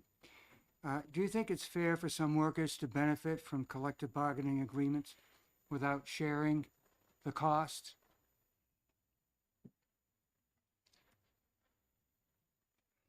It's a thank you for your question, and yes, it's a common objection to a right to work. So I think some people may perceive it the same way as you worded it, but yeah, it is being fixed, as I say, by the fact that contract could be constructed in that way, so union doesn't have to represent those who are not part of the unions and doesn't have to include them in the same agreement. So I think there are when if it's felt as unfair and burdensome, union have a way to fix it. Follow up. I don't believe that you can do that. When you have a collective bargaining bill, you have to represent everyone. So how would you fix it? I believe it's the same question that I answered before. So I don't have new information. Representative Baruti. Thank you, Mr. Chairman. Do you think it's right to ask somebody to do something for you without compensating them? If you need something done and you force somebody to help you, but you're not going to pay them?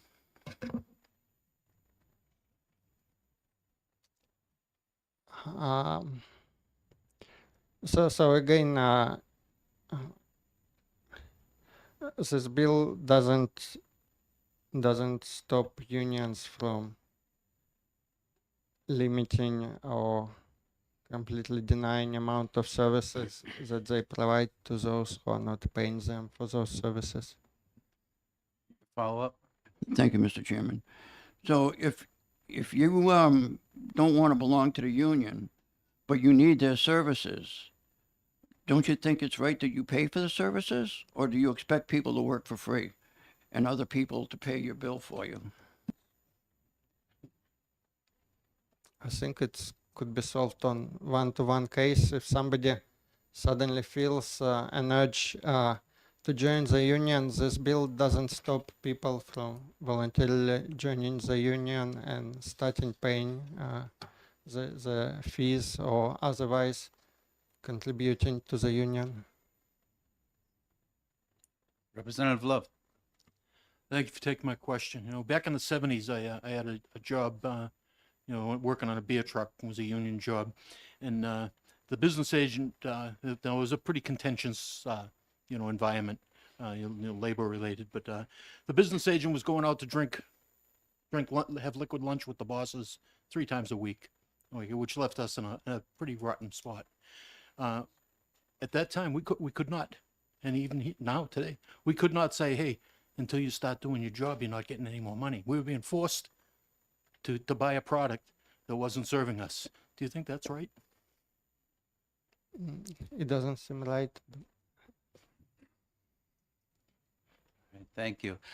So I would, especially with a sponsor, I think we like to have more questions with the sponsor of the bill. I would remind the committee that I've got a thick pile of cards here, and we're going to have a lot of people talking on both sides of the bill, some of whom will agree with, some of whom will disagree with, and I think it would be better to let the people who have come speak and make the points, not to cut off questions when you really have them, but be mindful of the number of people that are here before us. So I thank you in advance for that. If there are there any other questions before for the sponsor? Seeing none, thank you. And I said I'd read ahead, so I'm going to next call co-sponsor Representative Dan McGuire. I'm going to call Rich Gula, and I'm going to call Maggie Fogarty. And again, I know some people walked in after I said that. One of the reasons I'm doing that is we have set up upstairs, room 307 has a monitor. So if it gets too crowded here and people want a little more space, you can go up here and we'll make sure that you can still testify and get back down if need be. And with that, Representative. Thank you very much, Mr. Chairman, members of the committee. For the record, my name is Dan McGuire. I represent the town of Epsom. I'm happy to co-sponsor this bill because I see it as just sort of basic sort of antitrust legislation for the labor arena. So let me give you an example. Suppose in the regular business arena, Apple and Verizon were to get together and make an agreement such that Verizon would exclusively sell iPhones to their customers, and they wouldn't allow any customer new to come in with some other kind of phone, only iPhones, right? Well, that agreement, that might benefit Apple, it might benefit Verizon, but it would not benefit the public, right? That would be a monopolistic agreement. And if they tried to make such an agreement, the Justice Department Antitrust Division would have something to say to them. So in the labor field, what we're talking about here is something very similar, right? Suppose the AFL-CIO and Walmart got together and they said, okay, everybody who works for Walmart has to belong to the AFL-CIO and we won't hire anyone else, all right? That might work well for the AFL-CIO. It possibly could even work well for Walmart, but it's not right for the public, right? Because if the people working and being paid and Walmart are all gaining, it's the consumers who are losing, right? So, and our Constitution is very clear about this, right? It has very strong anti-monopolistic language in Part 2, Article 83. So I see this very simply. I don't see that those two examples, the commercial example and the labor example, have any real difference. Thank you, Mr. Chairman.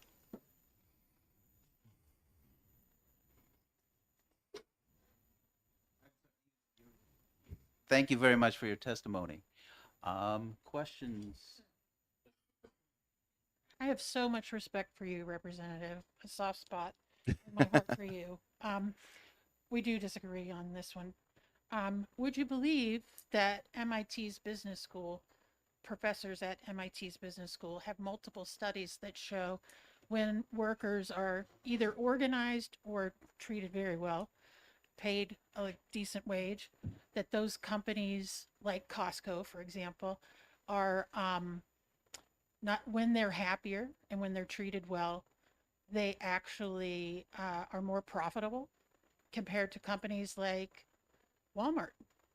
So would you believe that even at MIT's business school, the value of labor has been expressed in a different way than you mentioned. Thanks for the question, if it is a question. I guess, yeah, I'll take your word for it. But I don't think it's quite relevant to what I was talking about.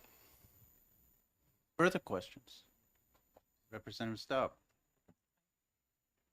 Thank you. Thank you for taking my question. I'm a little confused about something you said. You said if the workers at Walmart were members of a union, that they would benefit, but that members of the public and consumers would lose. My question to you is, are people that work at Walmart also members of the public and consumers? Thank you for the question. Of course they are. Yeah, but they're not all consumers, right? They're some. So, I mean, if you read Part 2, Article 83, right, it talks very clearly about monopolies and combinations and exclusivity and things like that. That's what's going on. Further questions? Representative McKenzie. Representative McGuire, thank you for appearing before the committee. Your logic seems to ignore the fact that there is a separate structure that governs labor relations. It's not the antitrust law, it's not business law, it's the National Labor Relations Law. So in that context, have you ever reviewed the National Labor Relations Law, and are you familiar with the terms and conditions under which people work? Yes, thanks for the question. The basic answer is no. I'm not an attorney, I'm an engineer, okay? But I think my logic is sound, all right? I don't think there's a substantive difference between paying for labor and paying for goods. I mean, it's that simple. Follow up. The person before you suggested or said that people are compelled to be members of any union. Are you familiar with the way that this thing works in terms of compelling anybody and the prohibition against compelling somebody to be in a union? I think so. Not super well. I mean, I personally had a working career. I was never a member of a union. But as I understand it, you can be compelled to pay at least some portion of dues, but you're not compelled to be a member, technically, in the sense that you join and vote and things like that. That's the way I understand it. But I could easily be wrong. Final question. Are you familiar with CWA versus Beck? No. Which prohibits compelling people to pay even an agency fee. You're not familiar with that? No. Okay. Thank you. Further questions from the committee and Representative Leclerc.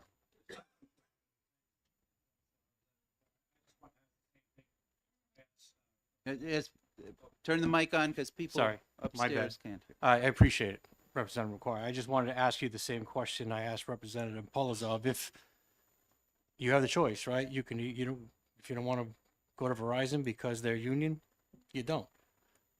Go to whomever else, Comcast, whomever else, whatever carrier, anywhere.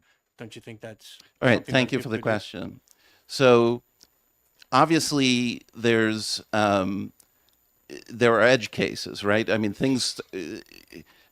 the Justice Department doesn't go after people who are this big. They go after people who are this big, right? You could say the same. Right now, for example, they're suing Google for having deals with computer manufacturers that makes their search engine the default search engine. They pay manufacturers to do that. Well, you could say the exact same argument. You could say, well, they can use Bing or they can use this other search engine, right? So therefore there's nothing wrong. Well, the Justice Department thinks there is something wrong. Okay. And let me again, if you don't mind, Mr. Chairman, I just want to respond to some of these questions. You're thinking of this bill and this situation as just having two parties involved, right? The employer and the employee, and that's it. But the point of my testimony is there's a third person in this room, and that's the rest of the public. And that's whose condition we should be thinking about. Thank you, Mr. Chairman. Thank you. Representative Baruti. Thank you, Mr. Chairman. I wasn't going to ask you any questions, my friend, but what you just said, there's three people involved, the employer, the employee, but the person in the middle is what this is all about. The person in the middle is going to be responsible for negotiating for this employee, taking care of him when he's in trouble, and he is the injured party, let's say, if this bill passes, because he won't be able to get compensated for the work they do. Thank you. Or do, Is there a would you that? believe Yeah. in that? Would you believe? Would you have a response to that? No, I disagree. But anyways. Any further questions? Thank you very much. Thank for you, your Mr. testimony. So next up is Rich Gula representing the SEA in opposition to the bill. After that, Maggie Fogarty and Representative Ellen Reed. And I have been asked to speak to the chairman, so I'm going to go out and take that call, and I'll ask Representative Avalani to lead this testimony. And yes, that goes to you. Thank you, Mr. Gullo. Go ahead. Good afternoon. Thank you, Mr. Chairman, honorable members of the committee. My name is Richard Gulla. I am president of the State Employees Association of New Hampshire. I represent approximately 10,000 employees, state, county, municipal, private sector, and law enforcement. I'll be brief. This is, I believe, my 10th time testifying in front of this honorable committee on this matter. I have submitted testimony over the past 10 years on this, so you're free to reference that and seek me out for any questions. I truly believe if we want to attract and retain employees in this current environment, that we should be looking at ways to encourage our communities and municipalities to build affordable worker housing. We are short of worker housing in the state of New Hampshire. No business is going to want to do business in New Hampshire if the employees can't find a place to live. And with that, I'll conclude my testimony. Thank you. Thank you, Mr. Gullo. Any questions for this? Representative Staub. Thank you for taking my question. I'm not sure if you're the person who can answer this question, but maybe somebody else that comes after you can. I would like to know what the impact on wages up and down the line are in right to work versus non-right to work states. I just did a quick online search and I found that of the 10 states with the highest poverty rate, 6 of them were right to work states. That is correct, is my understanding as well. Right to work states, the standard of living is much less than in states where unions prosper and thrive. Thank you. Any further questions? Representative Blow. Thank you for taking my question. You mentioned that you're a private sector, public sector union. Since the Janus decision, has your union membership gone down? It did a little, but it's bounced back up. Thank you. Thank you. Any further questions? Thank you, Mr. Gullo. Thank you. We have a Maggie Fogarty. Rep. Ellen Reed is next, and then Glenn Brackett. And you have testimony for us? I do, yes, thank you. I'll submit that. Thank you. Good afternoon, members of the committee. My name is Maggie Fogarty. I'm here wearing multiple hats. I am the New Hampshire Program Director for the American Friends Service Committee, an organization dedicated throughout its 106 years and counting to the rights and well-being of workers. I'm here as a proud 16-year union member, Unite Here Local 66L. And I'm here as a Quaker and a member of a growing group of New Hampshire people of faith called New Hampshire Voices of Faith. And it's on their behalf that I give testimony today in strong opposition to HB 1377. The members of New Hampshire Voices of Faith come together from multiple faith traditions throughout the state to bring a moral witness to issues of justice and equity in our state, in our policy making. So as a matter of conscience, we bear faithful witness to the need for policies that promote well-being, that promote equality, especially among those of us who are most vulnerable and whose rights and dignity are under attack. So one bill that is causing us significant concern is the return yet again of a so-called right to work bill, in this case HB 1377. It is not in the interests of New Hampshire people, and we urge you to recommend ITL. We recognize that the phrase right to work can fool anyone, including us, because it certainly sounds good. The disturbing reality, however, is that this policy is not about providing access to work for anyone, but it's designed specifically to weaken unions and to weaken workers' capacity for collective action. That's it. It was first dreamed up in the 1940s in the Jim Crow South as a calculated effort to uphold the racial divide among workers by creating a mechanism for white workers to avoid being part of unions or paying dues to a union that included black workers. The dual focus was maintaining racial division and dramatically weakening emerging and existing unions, both of which are very much counter to our shared moral values. Despite protestations to the contrary, worker division plus the undermining of unions and collective bargaining remains the key purpose of bills such as HB 1377. I want to add that the push for this bill is not bubbling up from New Hampshire people. It's the product of well-heeled out-of-state groups who have spent untold sums to peddle this bill in New Hampshire year or session after session. You as a legislator are the target of these advocacy groups. The proponents of this bill claim that new employers will flock to the state if this bill is passed, but they cannot cite a single example of any such employer waiting in the wings for us to become a right-to-work state in order to arrive here. And HB 1377 targets private sector workplaces where unions exist. It actually prohibits an employer from agreeing to certain unifying language in the collectively bargained contract with workers. New Hampshire employers have not asked for this. In fact, just the opposite. Numerous New Hampshire employers have pleaded with the legislature, do not interfere with our freedom to decide for ourselves how to work with our unions. One major New Hampshire employer said that this testimony would be a burdensome and costly intrusion on our freedom as a privately held business. At its core, this runs contrary to New Hampshire's live free or die principles by inserting state government into private business affairs. So faith leaders across the state are clear in our opposition to this bill, and we thank you for your attention to this testimony, and we urge you to defeat it. Thank you. Thank you. Any questions for this witness? Seeing none, thank you. Can you pass that forward to the clerk? Thank you. Representative Reed, you're up next.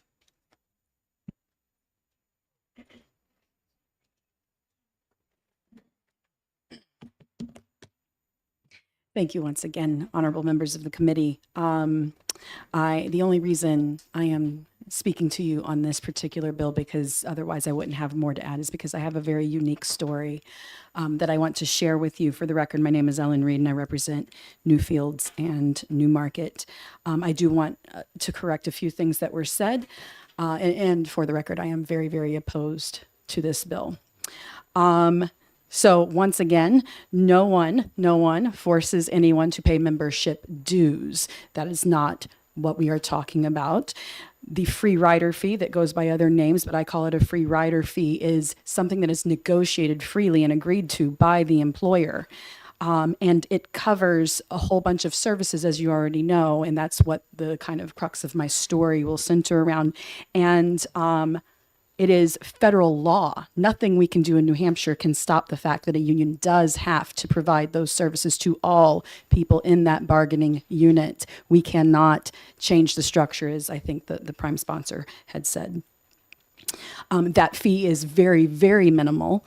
Even a membership dues is very minimal compared to the increase in pay that unions get when they bargain for their contracts, which is why union jobs are famously better jobs.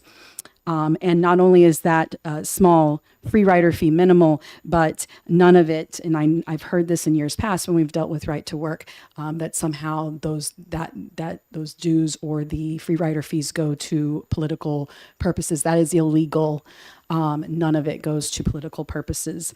And also, I heard from the prime sponsor, I believe, that states that had already passed right to work had reduced unemployment. I grew up in one of those states. I grew up in Tennessee until I was 23, actually. I didn't even know what a labor union was. And I can't speak to the unemployment side, but I can speak to like maybe it would be lower unemployment because people are forced into working multiple jobs because the pay in those states is so atrocious. If you look at the economy of Tennessee and compare it to New Hampshire, I guarantee you wouldn't change their economic situation with ours. I grew up in a very economically depressed state. So my particular story is when I got elected, I decided to leave kind of the professional advocacy world and go back to CDL driving. And the place that I worked, in addition to being the lowest paid company in the entire state, we got new management, and the management was pretty severe, started working us really crazy hours, crazy split shifts, taking away our ability to go to doctor's appointments and things like that. So I decided to start unionizing. And did you know management doesn't like it when you do that? Very quickly, when it was found out that I was unionizing, much against our discipline policy, which required warnings and what have you, I was immediately suspended for 5 days without pay for not tucking in my shirt. There were a few other incidents like that. I kept getting kind of slapped down, and then finally they put me on a fully paid administrative leave pending an investigation, the charges for which I still to this day don't know. I was not working but receiving my full salary for a month before, and here's where the free rider fee comes in. The union lawyers sent a cease and desist letter to the employer. They were there with me every time I met with the employer or the employer's lawyers. They stood by my side, and I hadn't even successfully gotten that union. I can't name a single worker who doesn't appreciate having backup when you go against your employer who's treating you unfairly. And that is what the free rider fee that is freely negotiated between two private entities pays for and has to pay for by law. Unions are democracy in the workplace.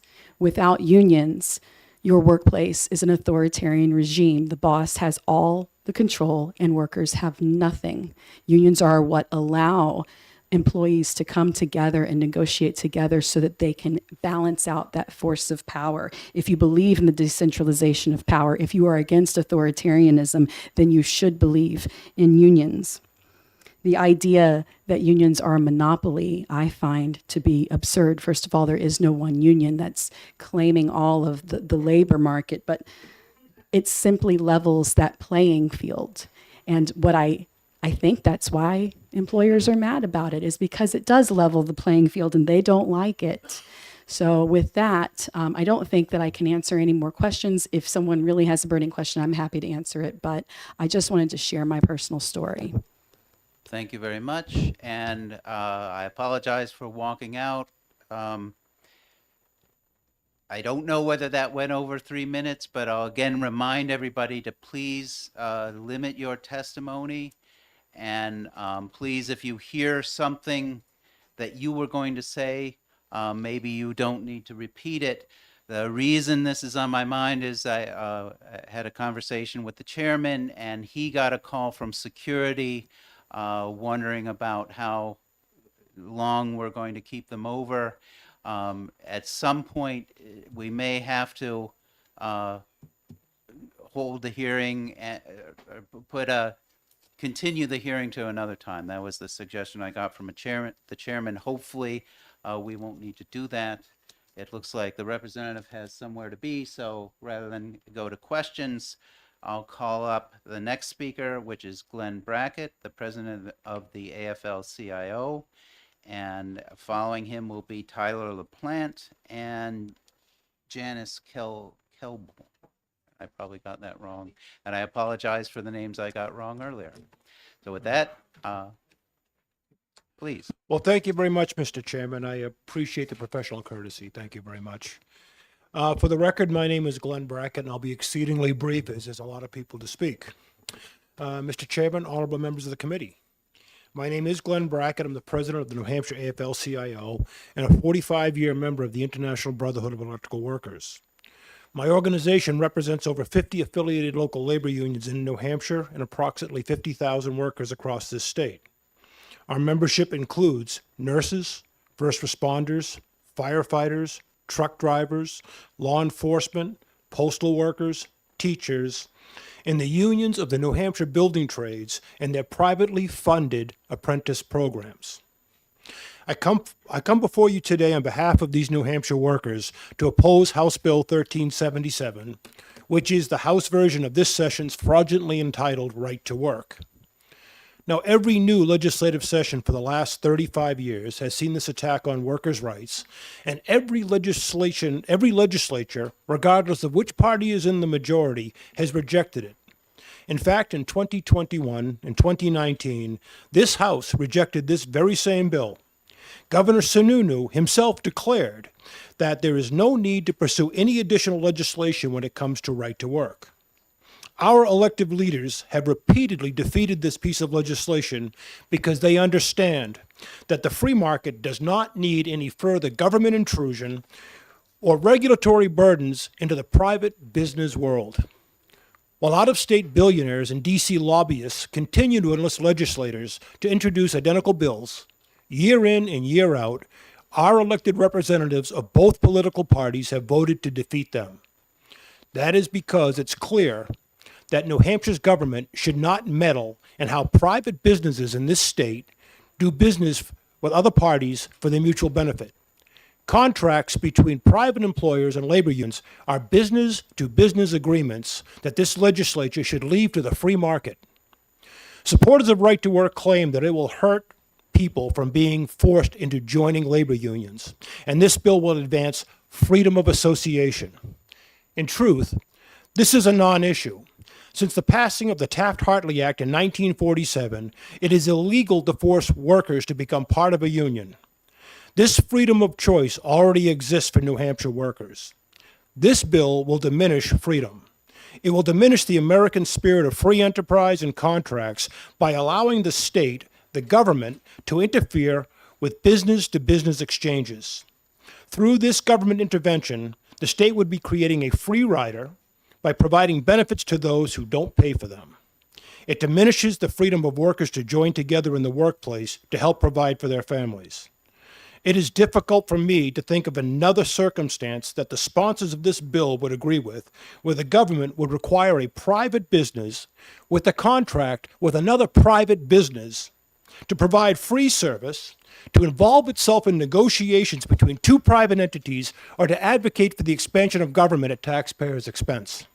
It is for these reasons and many more that you will hear today that I respectfully request this honorable committee vote ITL on House Bill 1377.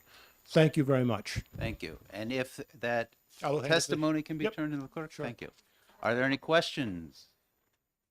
Seeing none, thank you again Thank you, for Mr. your Chairman. testimony. So next up, I'll call Tyler LaPlante, representing IATSE 481. And following that testimony will be Janice Kelba and Kristen Gowin. IATS. It's IATSE. All I right. just have horrible handwriting. Sorry about that. Never know whether to sound out acronyms or say them. No, it's all good. Either way works. Good afternoon. My name is Tyler LaPlante. I'm from Nashua, New Hampshire, and I'm a proud union worker. I'm a part of the International Alliance of Theatrical Stage Employees, Local 481, which means I work on film and television projects in the New England area. Workers in my industry are highly skilled and professional individuals, and that's thanks to the strength of our union. House Bill 1377 FN and Senate Bill 516 FN, I know we're not talking about that one, seeks to take the strength out of New Hampshire's workers' hands and give that power back to outside big businesses who are only interested in higher profit margins. Now, in order to make those higher profit margins, businesses enlist the help of Republicans to draft these, quote, right-to-work bills. These bills are deceptively made out to seem as though they are in the interest of New Hampshire workers by giving legal bypasses to joining unions. In reality, these bills take away better health benefits, better pay, and negotiation rights. Apart from these pitfalls, another major concern to this bill is the safety of the New Hampshire worker. Unions provide free required trainings for members as well as higher safety standards across the board. Now, let's say these bills pass. I mean, hopefully not, but just for the sake of the argument, let's say they do. What do the workers get out of this? I mean, sure, they won't have to join a union if they don't want to, but they also wouldn't be making as much as their union brothers. They wouldn't be having a pension or access to affordable health care. I think it's time that we refer to these so-called right-to-work bills as what they really are. Union busting, scab work promoting garbage. New Hampshire Republicans are not creating these bills in the interest of the people. It's in the interest of the big companies and anti-labor lobbyists who line their pockets every election season. Unions make workers strong. Workers make New Hampshire strong. Thank you, and solidarity forever. Thank you for your testimony. Any questions? Seeing none, thank you again. All right. So I would now call Janice Kelby, thank you. Make me nervous. Representing herself in Yes. opposition to the bill. And coming up next, Kristen Goin and John Drinkwater. Good afternoon. My name is Janice Kelby, and I appreciate the opportunity to testify in opposition to HB 1377. I'm a retired postal worker. I joined the union immediately after I was hired and worked a midnight shift in a mail processing plant for the U.S. Postal Service for 29 years. I live in Hooksett, New Hampshire. As a single parent, when I was hired, I knew that the benefits that made me want the job at the post office had been obtained through negotiations with the union. It's probably more evident with the Postal Service than it is in other workplaces because the Postal Service had a category of employees called casuals. Casuals were not necessarily short-term employees. Some had worked there for over 10 years. They were not a part of any bargaining unit and could not belong to a union. This made the difference very obvious between what the Postal Service gave to employees out of the kindness of their heart and what was negotiated by the union.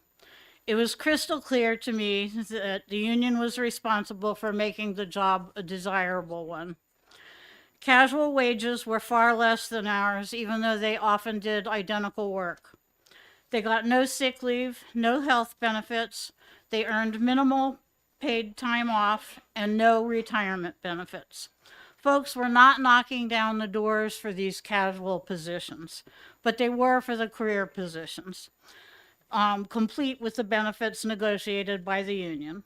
Any worker who tells you they want nothing to do with the union is not telling you the entire truth. They do want the benefits that have been achieved by the union, and those benefits do not just fall out of the sky. Sadly, working in a USPS is like working in a right-to-work state in some ways. People who choose not to join a union don't share the cost of representation.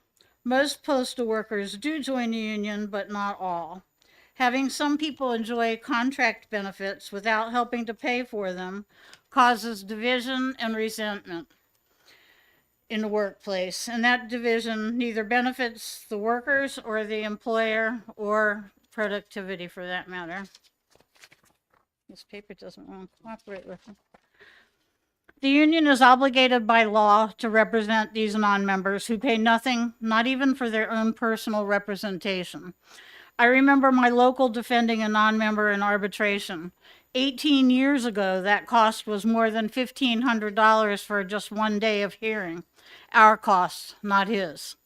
The bigger issue is the considerable resources that are required to negotiate our contract. I once was asked to testify at a national hearing that involved the pay wage for a specific job. And I listened to the testimony from economists, and a host of experts, and as well as rank and file workers. Listening to the economist, I wondered how many hours of research and preparation went into her testimony. The union paid for that work. Without her testimony, we would never have convinced the arbitrator to upgrade the pay for that job, even the guy who chose not to pay his fair share. People have a real right to work right now in New Hampshire. We have a right to choose to work in a union shop or to choose a non-union shop. Even in union workplaces, not all union workplaces have a fair share clause. Employers have to agree. If an employer negotiates fair share as a condition of employment, the state has no business interfering, just as it has no business interfering with a dress code policy. If a person doesn't like a company's fair share policy, employment policy, or doesn't like a dress code, there are other places they can work. And of course, they are free to talk to their coworkers as well. And if they can convince them that it's a bad condition at their workplace, they can negotiate it out in the next contract. My union struggles to meet the financial burden caused by those who refuse to pay their fair share. If enough people decided not to do their part, then the union would be seriously weakened, which is the whole purpose of this law. Lessening our ability to negotiate decent wages and benefits. It would have a negative impact on our state. Without benefits negotiated by my union, I couldn't afford a house and I couldn't afford to support local New Hampshire businesses as I do now. Safety in the workplace would also be very negatively impacted. It was the union that waged a major safety campaign, literally saving the lives of postal workers. I remember well the death of New York postal worker Michael McDermott, who was pulled into a conveyor belt and lost his life. I'm forever grateful for the resources that our union was able to put into waging the battle to increase the worker safety. And all who benefit should share in the cost. HB 1377 does nothing to expand anyone's right to work. It serves only to weaken unions, lower our standard of living, and hurt New Hampshire's economy. The state should not interfere with collective bargaining and with the employer's decision to negotiate an employment policy that requires workers to pay their fair share for services that they enjoy. I ask that you vote inexpedient to legislate on HB 1377. Thank you.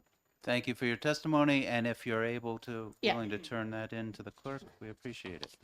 Are there any questions? Okay. Just hand it to. Yeah, you can Okay. hand it to somebody and then we'll pass it around. Seeing no questions, next I would call Kristen Gowin of the National Electrical Contractors Association. And coming up after, John Drinkwater and Lisa Shapiro. And did That's I get me. your name wrong? Goin, Okay. Gowan, it's all the same. Thank you very much, Mr. Chairman and honorable committee members. My name is Kristen Gowan, and I'm the manager of the Electrical Contractors Association, representing nearly 200 electrical contractors in the state of New Hampshire, also covering Maine and Massachusetts. I come before the committee today to voice NECA and our contractors' opposition to House Bill 1377, also known as the Right to Work. NECA is responsible for bringing light power communications to building communities, vertical, horizontal construction across the United States. We have 119 chapters throughout the country. We represent the contractors when it comes to labor relations, most important, so at the collective bargaining table, negotiating with our IBEW partners, but also advocacy, education, research, safety, and standard development.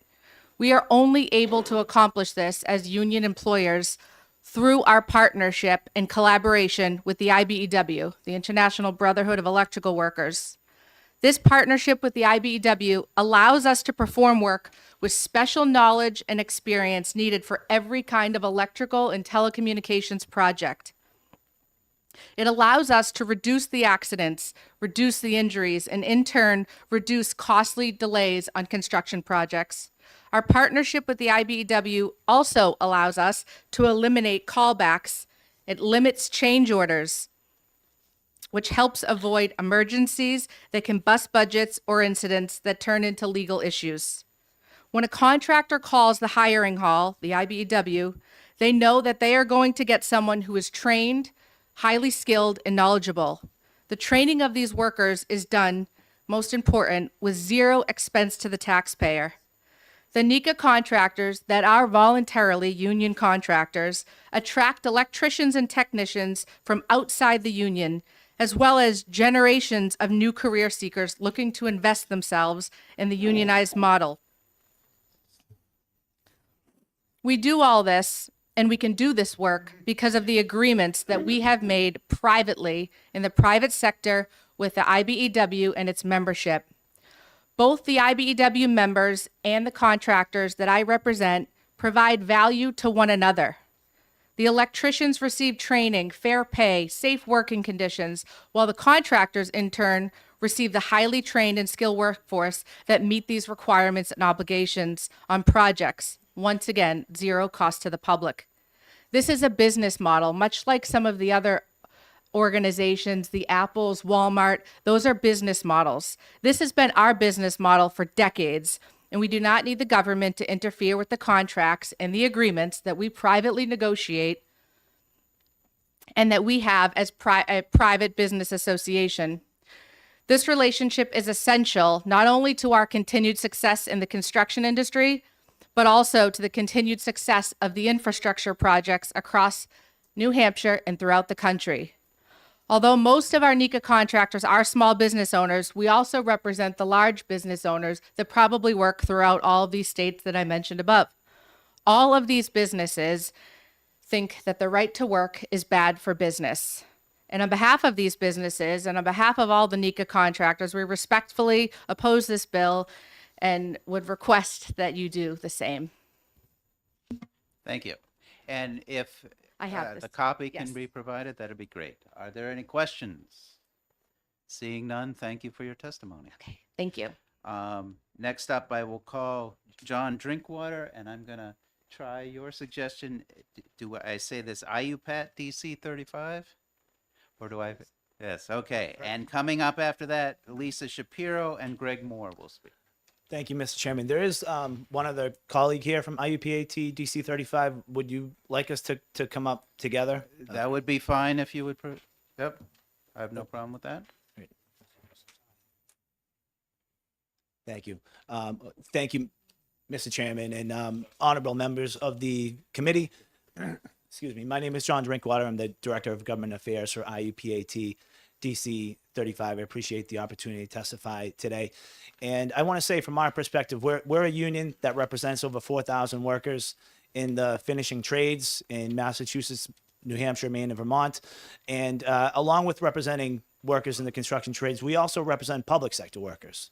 So we understand to what it's like in a right to work environment in the public sector since the Janus ruling.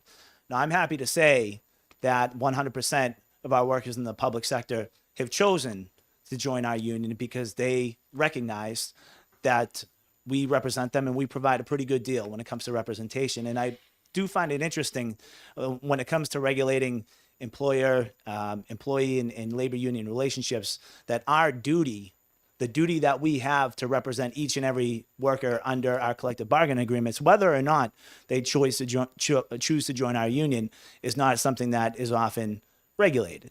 It's the financial agreement between unions and employers that are privately negotiated and part of a contract that tends to be the thing that's regulated. And I think that's because most would recognize that workers get a pretty good deal when they're covered by a union contract, and the representation that they receive if they file a meritorious grievance, their union is obligated to pursue that on their behalf. And we think that's a good thing. We want to represent each and every worker that falls under our contract, but it's also fair that those workers pay for the cost of their representation that's provided by the union. And that's why we understand right to work bills to be something that are just to attack union finances and make it difficult to do what we do. Now, when unions can worry about more than just trying to collect enough fees to provide the representation that we're obligated to, we can go out and do things like organize. We can go out and talk to members of the community about the value of what a union apprenticeship provides. And that's what members of our staff do. We provide training and career opportunities, and we try to extend those to those who may not have a foot in the door to unions. And when we can think about more than just surviving and collecting enough fees to do what it is that we have to do, we can go out there and reach out to the community, to residents in New Hampshire, and talk about the great value and the great opportunities that a union career can provide. And we just simply ask that we can continue doing that for the residents in New Hampshire. Thank you. Thank you for your testimony. And did you fill out a separate card? We should have all been on the same card. Oh, it was all on the same card. Okay. Thank you. You're welcome. We're good. Hi, my name is Phil Blairy. I'm a resident taxpayer in the state of New Hampshire. I'm a member of DC 35 Painters and Allied Trades. I'm also the vice president of New Hampshire Building Trades. I've been involved with organized labor for 23 years, being part of a union and always knowing that a union has my back and bargains on my behalf for all the great wages and benefits that I receive for myself and my family is the greatest feeling to have. Knowing that I can retire at a decent age is what I strive for. Every worker already has the right to either join a union or not. The New Hampshire motto is live free or die. Being in a union and paying union dues for the union to collectively bargain on your behalf. It's no different than any other membership fee you would have to pay at a golf course, gym, Costco's, BJ's, etc., or the Chamber of Commerce, and I quote, to get started, complete your application, and we will collect your $25 application fee. Once we review your application, we will invoice you for your membership dues, and we are off and running. Right to work actually has nothing to do with worker freedom and everything to do with breaking organized labor and strengthening corporate control over politics. Workers have very little bargaining power in the United States, and in most developed countries, workers have more say in better working conditions. In America, unless you're in a union, workplace dynamic gives all the power to the owner. If businesses and interests are not checked by the bargaining power of labor unions and other worker groups, then we will quickly become a developing country. The safest, most trained and skilled labor is that of union labor. We fight every day not just for union labor, but for labor in general. This so-called right-to-work bill is nothing as it reads. It is a right to work for less. Study shows that workers in right-to-work states make $10,000 less a year, while the CEOs get 320 times richer off the back of the workers. Unions make up 7% of the workforce in this country. In the construction field, 4%. This country was built on union labor. It's because of organized labor and the right to collectively bargain is why we have 8-hour workdays, 5-day work weeks, and 40-hour work weeks, sick leave, etc. This is why we have the safest workers and work sites going today, and this is all factual information. Working people in right-to-work states have consistently lower quality of life when compared to right-to-work states to free bargaining states, and the differences are not comparable. They have less access to health care and poor education systems for children. The poverty rate is higher, and the risk of workplace fatalities is 49% higher. When working people can't freely speak up together, they can't negotiate for higher safety standards, better training, fair wages, and health benefits. And that will impact all of us, union and non-union alike. Right to work will lower wages, cause higher workplace injuries, and increase poverty. Will this make our state more attractive? I don't think so. I urge you to vote no on House Bill 1377. Right to work is wrong for New Hampshire. Thank you. Any questions? Seeing none, thank you. Oh, we have a question.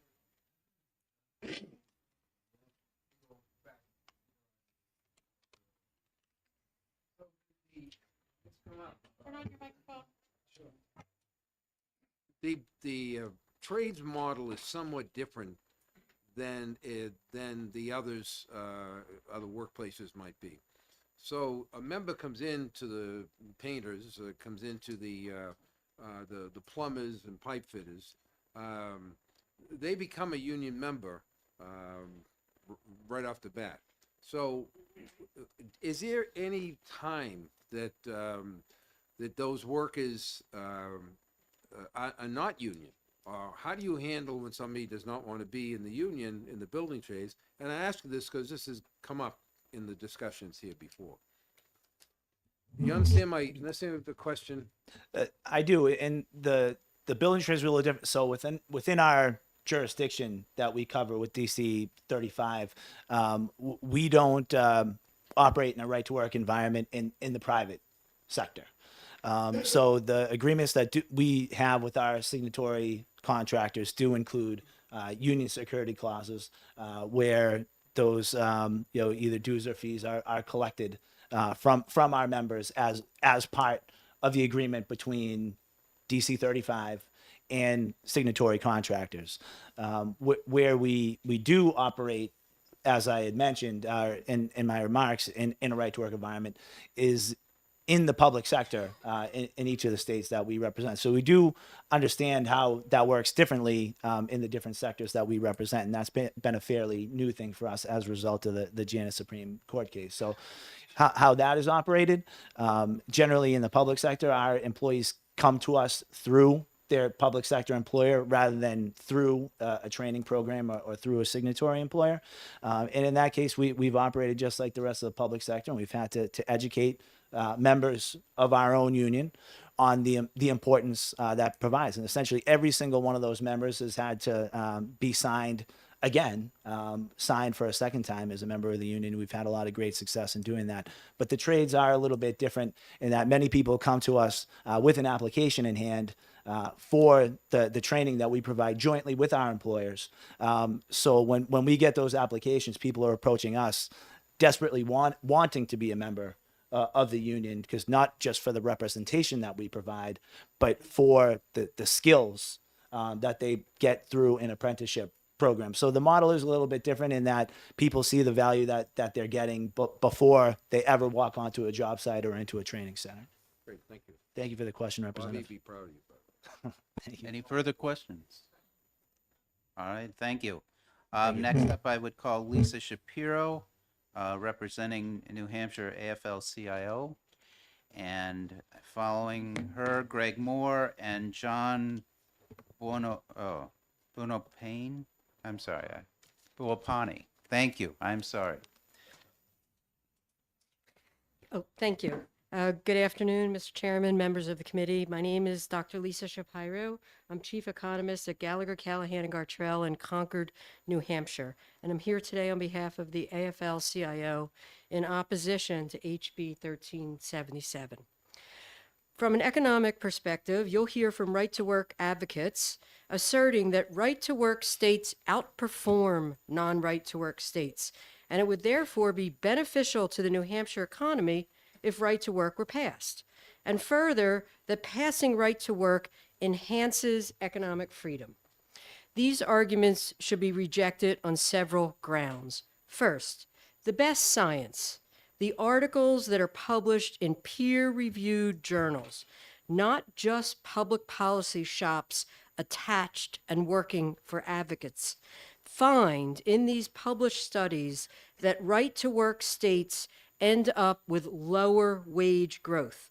For example, a 2019 article in the Journal of Financial Economics reviewed nearly 20,000 collective bargaining agreements over a period of time in states before they pass right to work, after they pass right to work, and found that in those right to work states, there was a decrease in workers' wage growth and an increase in executive compensation. In 2023, Federal Reserve researchers closely analyzed wages in 6 states that adopted right to work over the last 20 years, in particular Oklahoma, Indiana, Michigan, Wisconsin, West Virginia, and Kentucky. And they compared the conditions before and after passing right to work and with states that had not adopted right to work. And in response to adoption of these laws, here in this case, they did find a slight uptick in employment. You'd expect that. There are some businesses that want to work and be located where there is less union involvement. However, while this was very small, they did find an actual annual reduction in real wages of $1,900. So after right to work was in, real wages went down. While some right to work states clearly are doing well, simply comparing right to work states with free bargaining states across a range of metrics doesn't tell us whether right to work is economically beneficial. There are competing explanations for why any individual state performs well. Factors including electric rates, which is a big driver in manufacturing location, business taxes, business incentives, and a regulatory climate may have a stronger effect on economic performance than right to work laws. Studies that claim that right to work helps economic growth tend to be selective in their analysis of which states or counties to include, what time period, what metric, how to model it, and whether other explanatory factors are even considered, and what approach they use to doing this have not been held up in the peer-reviewed literature. Third, as a matter of principle, right to work is government intervention in private contracts. We just heard about that directly, which reduces economic freedom. Milton Friedman, a well-known economist who advocated for free market capitalism, and other prominent libertarian thinkers, although in the minority, have been consistently against right to work laws. Why? Because right to work laws limit and restrict workers' and employers' freedom of contract. They substitute the decision of politicians for the players in the marketplace.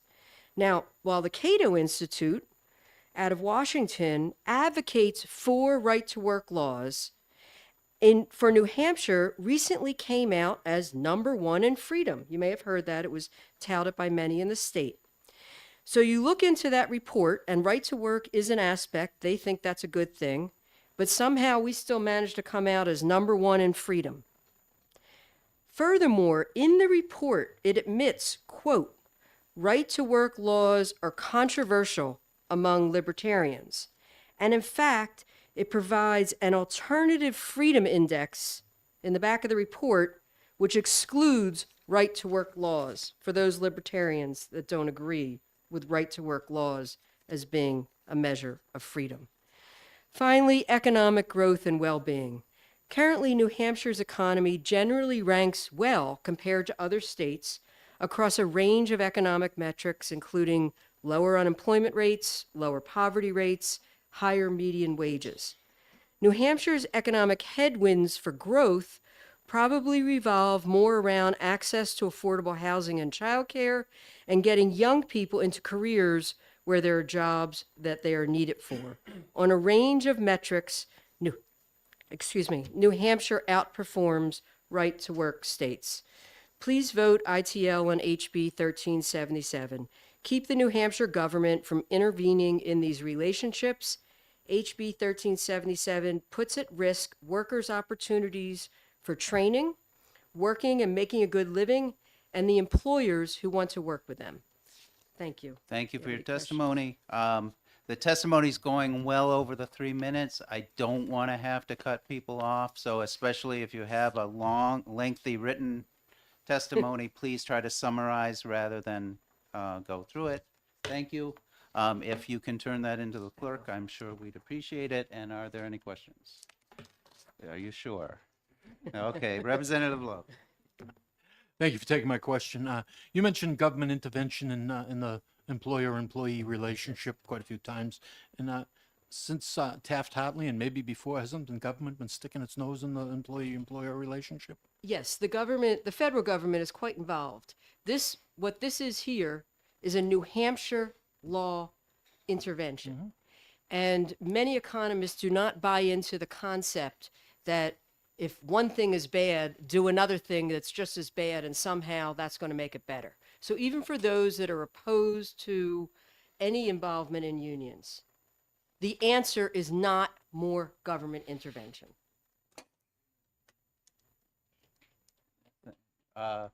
Representative Granger. Thank you for taking my question. Do you oppose government intervention in the economy generally? The government represents about 20% of the economy.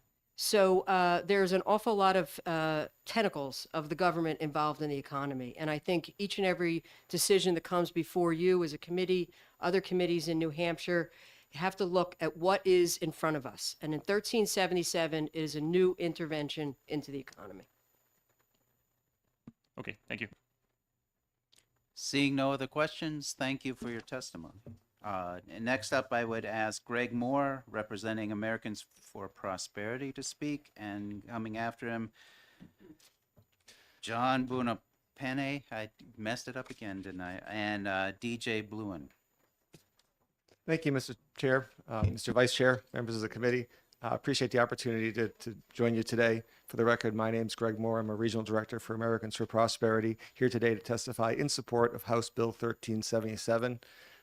This is not a novel issue. As many speakers have mentioned before, this is a mature issue. Certainly got on my radar screen when I was working for the New Hampshire House, first as a policy director, then the chief of staff. This legislation has passed the House a couple times, passed the Senate a couple times, passed the House and the Senate once. Didn't quite make it through the governor's veto. But it's an issue that's going to continue to be discussed, and it should be continually discussed. I think if we go back and look at the history, in 1935, the Wagner Act took place. That now is known as the National Labor Relations Act. Prior to that, in many workforces, there were multiple unions who had members. And the non-union members would bargain for themselves. The National Labor Relations Act brought in a provision of exclusive representation. That provision meant that if one union could get 50% plus one members of that workforce to agree to join, then no other union could participate in that bargaining unit, as well as the fact that non-union members lost their right to negotiate for themselves. Seeing a little bit of a overcorrection, in 1947, the Taft-Hartley Act, otherwise known as the Labor Management Relations Act, was passed that authorized these right-to-work laws across states. Ultimately, 26 states now are right-to-work states out of the 50 in the union. I will just offer a few bit of anecdotes because you guys are going to get tons of data thrown at you on this issue, and I don't want to just continue to just throw more stuff into a wall. But I'll tell you some experiences that I've had. First and foremost, I was working at the Department of Health and Human Services in 2005 when they implemented an agency fee. So I saw the amount of rancor that brought in my coworkers. I was not eligible to join a union, but a number of my colleagues who were non-members were very upset by this. As you can imagine, money was going to be deducted from their paycheck. Ultimately, that was reversed in 2018 with the Janus decision, and obviously no non-union members now have to pay a due. I'll also talk on behalf a little bit of some of our activists, and hopefully that'll explain why some employers support right-to-work legislation. One of our activists, he was part of a union shop, and he felt as though the union was not necessarily bargaining on his behalf. He felt there were a lot of senior members, that they were bargaining on behalf of the senior members. He was a junior member. He wanted different things out of the negotiations, and he didn't get it. Well, he didn't want to continue to pay a union that he felt was working against his best interests. So this notion that somehow all people are benefiting by the bargaining of the union, I think that's overblown, and I think that there are real life examples of that. It is true that if you are part of a union contract, the union must represent you. That is true. All people in the bargaining unit are represented by the contract. But I'll tell you one anecdote back in 2011 when we passed the right-to-work legislation in the House. And what happened in that instance is that argument was raised, and this committee, the House Labor Committee, actually put a provision in that said that public sector unions did not have to represent all employees in the bargaining unit. When that bill went over the wall to the Senate, and that public hearing came up, the first thing that the unions attacked was the fact that they didn't get a chance to represent all members. So with that, I'm probably at 3 minutes, and I don't want to take any more of this committee's time. So I'll stop there and take any questions. All right, thank you. Any questions? Yes, go ahead. Thank you, Mr. Chairman. Thank you for taking the question. So you obviously know there's a lot of businesses and associations in this state that charge or have members that they charge fees to represent them. So why would we discriminate against a company just because it has a union logo on it? So I just want clarification. Are you talking about customers? I'm talking about businesses. As a lobbyist, I'm sure you have clients, you have members, and I'm sure you don't do it for free. I'm assuming that you get paid to represent members. So the question is, why would we discriminate against a union company to allow it not to represent its members and get paid for it? Well, thank you for the question. If the union is providing something that employee does not want, in other words, they don't support the outcome of the bargaining, then why should they have to pay for something that they didn't like, would be my answer to you.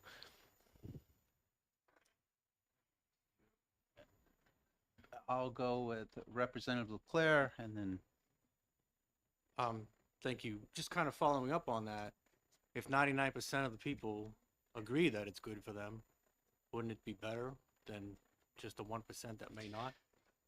I think that the crux of the issue is important of what you're raising, and that is by ensuring that unions get paid when their members believe that the outcome of the negotiation is something that's supported, something that they support, then they'll voluntarily want to join the unions, and you'll have greater participation. If, on the other hand, they think, well, we can get 51% to support this, and that's enough because we're going to get agency fees from the other 49%, then I don't think that's good for the overall health, the morale of the bargaining unit. Can I follow up? Okay. Please. And these agreements are made between not just the workers, but they're also made between the businesses or the people that they work for. Again, it's typically not 51%. It's really high numbers in negotiations. I've seen some negotiations, and it's never just 50 plus 1. It's really is back and forth, back and forth, back and forth. And again, not everybody's going to agree. You got people that agree with you, right? is this a And question? so again, I'm sorry, you're right. Why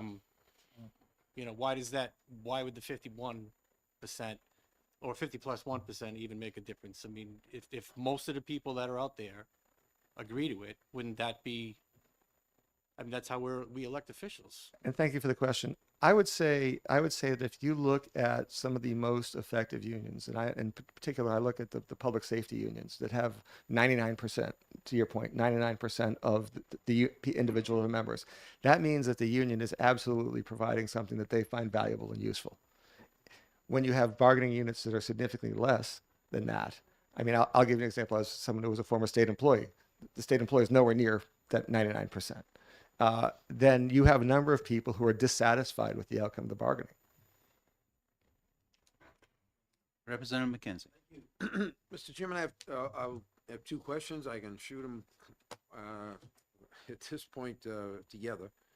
Could you explain to us what the Americans for Prosperity is and where you Sure. get your money and how you fund it? Sure. Sure. Absolutely. Americans for Prosperity is a 501c4. It means we are on what the IRS describes as a social welfare organization. We advocate on behalf of policies that expand economic freedom. The second question you asked is where we funded from. Well, we have over 500,000 donors across the country, including over 1,500 here in New Hampshire, and they pay their dues because they think we do a good job. Let me ask you another question if I could, Mr. Chairman. Yes, follow Real up. quick, And no, be it's- mindful, we're Did going to it- have to throw some people out of here without speaking if we take up the time that we've allotted to them. This is the opportunity I have to. I'm just, So, and to be honest with you, I understand where you're coming from, but I'm a little resentful of the position you're taking. I understand it, but this is our opportunity to question people come before this committee. I'm And if we're gonna be at I'm 11 asking o'clock, you I'm to prepared to just at be 11 mindful. o'clock. I'm not saying The don't question ask I the have question. with you is, can you tell me if any time you're a state employee, either you or anybody that you knew ever turned down the benefits that were negotiated by the local, by 1984? Well, considering legally they don't have the right to do that, the answer is no. Is the answer no? They don't have the option. Thank you. Are there further questions? Representative Granger. Thank you for taking the question. I don't have a lot of experience working in a union. The only experience I have was a bad one, and it didn't last very long. But let's say I'm working at a union job, and I don't like some aspect of what they've negotiated. So, for instance, I don't take health insurance. I don't believe in health insurance, and I would rather have a different deal. If it's a union job and I'm not a member of the union, how do I go about actually getting what I want? Well, and thanks for the question. In the first instance, I'd say that you don't have the right legally, assuming it's a certified under the National Labor Relations Act. If it's a certified bargaining unit, you don't have the right to negotiate for yourself. That is taken away. That's called exclusive representation. It was part of the Wagner Act. Obviously, you can go outside. Obviously, you can go outside of that and either leave the bargaining unit, or the other opportunity would be to try to join the union and change the direction of where they're bargaining. Okay, and if so, Follow-up? I'll pass on the follow-up. Thank you. Any further questions? The clerk? Thank you, Mr. Vice Chair. Hello, Mr. Moore. Would your organization have the belief that it would be best for American businesses to just do away with unions completely for the libertarian leaning bent of your organization? No. Thanks for the question. No. We think that if people want to unionize and organize, that is absolutely fine and absolutely their prerogative. Our big hang up is really the requirement that people who are not members of the union have someone else bargain on their behalf. Any further questions? Seeing none, thank you for your testimony. Thank you. And John, if you can come up and say your name and I won't massacre it again. And after this, DJ Bluen, Claudia Estelle, and Representative J.R. Hole. Thank you, Mr. Chairman. Thank you, members of the committee, and everybody massacres my name, so you're not out of line. My name is John Bonapani. I'm a representative of the United Steelworkers Union. United Steelworkers Union represents a number of people and a number of different industries in New Hampshire, from manufacturing, water distribution, and utilities. I myself came from a utility company, from a local union that represents people who work and live in New Hampshire and Massachusetts. I worked there for over 32 years in the field, so I know a lot of the members firsthand, and I know a lot of the things that they deal with, and I know a lot of the benefits that they receive. A number of them are here today in the room. I can tell you that our members come from all different types of political persuasions. I mean, there's a lot of things that our members don't agree on, and we deal with that every day. But I can tell you, honest to God, overwhelmingly, they adamantly do not like this type of legislation. And I could talk about all the reasons why. You heard a lot of the good reasons that were already said that I had planned to talk about. But it really comes down to, they know how important a union job is to their way of life and a decent way of living. And we could have hundreds of people come in here and talk about it, but I'm here on their behalf. And I'm telling you that they do not support this legislation. Their families do not support this legislation. And I respectfully ask that you not support this. So thank you. If you have any questions, I'd be more than happy to talk to you. I'd actually be more than happy to talk to you offline. I can leave a card with somebody. But please, again, on behalf of our members, do not support this. Thank you. Thank you for the testimony. Any questions? Yes, if you could pass the card around, the clerk will put it in the folder, right? Yeah. Thank you. So next up, DJ Bluen, representing himself and the sheet metal workers. Following that, Claudia Estelle and Representative J.R. Holt. Good NJ afternoon, Ward, everybody. I'm sorry. Yeah, thank you for giving me the opportunity to speak to you all. My name is DJ Bluen, and I have a bit of a unique perspective in that I am a union contractor, and I am also a member, and I employ these same guys, and I could sit and debate both sides of unionism very impassionately. And I can go down and repeat all of the things that our brothers and sisters have pointed out here about the benefits that unionism brings to them. This bill that is before us is here every 2 years. It's never passed. And it's starting to become irresponsible with legislators who are being given this opportunity to shine by people out of state. Because I don't know who this law benefits in New Hampshire. The things that have been discussed here today, we can go on chapter and verse about the benefits for workers and people in the state. New Hampshire is an expensive place to live, and you got to stroke a big living to live here. And unionism provides the kind of wage package and benefit package that allows a middle class to thrive here in New Hampshire. Unionism also, and this is something that hasn't been said and I think that is important, unionism gives an attractive option to young people who are not college educated to stay in this state. The Navy Yard puts tremendous pressure on that resource for us as contractors. And in order to retain any kind of young, capable, willing people, we need to offer them more than just some Mississippian or Indianan or whatever right-to-work state you can pick, whatever vision they have for compensation.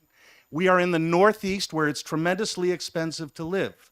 I would urge lawmakers here to find ways to reduce our electricity tax. I would ask you if you are willing to develop the state economically to take away the business dividend tax if you want to get businesses to come to New Hampshire. I would say if you need revenue, sell weed at the liquor stores. But no, I'm serious. If you want to be modern and think about how to run this state, trying to stifle wages and opportunities for its citizens is a terrible thing, and it doesn't benefit anybody in the state. So I urge you that if this bill makes it, that you vote no, and if the Senate bill makes it, you vote no. And this is someone speaking to you from the management side of labor. We work in partnership, okay? It's not the 1940s where everybody's fighting. We've created a safety culture in the last 20 years in the business and reduced accidents, and unions have done that. You know, the positive things that unions have brought to this country, like the weekend, you know, things like that, like a 40-hour work week, we can go on chapter and verse. It's just wrong for New Hampshire. And I thank you for your time, and I will answer any questions. Thank you very much. Are there questions? And Representative Baruti. Thank you, Mr. Chairman. I had someplace else to go, but I had to come back to ask a question. Sure. Thank you for coming today and speaking from management side. Somebody before you spoke about performance. Now, being from management side, do you feel that if all the members belong to the same union, perform better together, and the performance overall is better?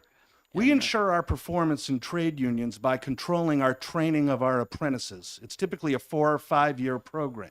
And every apprentice in a trade union, be it an electrician, a plumber, a sheet metal worker, a carpenter, they go to school at night, or they block out 2 weeks of school during the work hours to have book learning and to understand concepts. And that's stuff that is all privately funded by unions themselves. When you pay dues, you pay into your training program.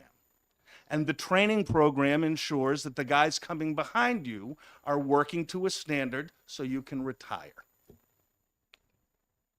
Follow up? So this would, if they're all working and training together, their teamwork must be a much better. Our productivity level is far higher than any sheet metal worker that is not organized. Thank you. Any further questions? Thank you for your testimony. Thank you, everybody.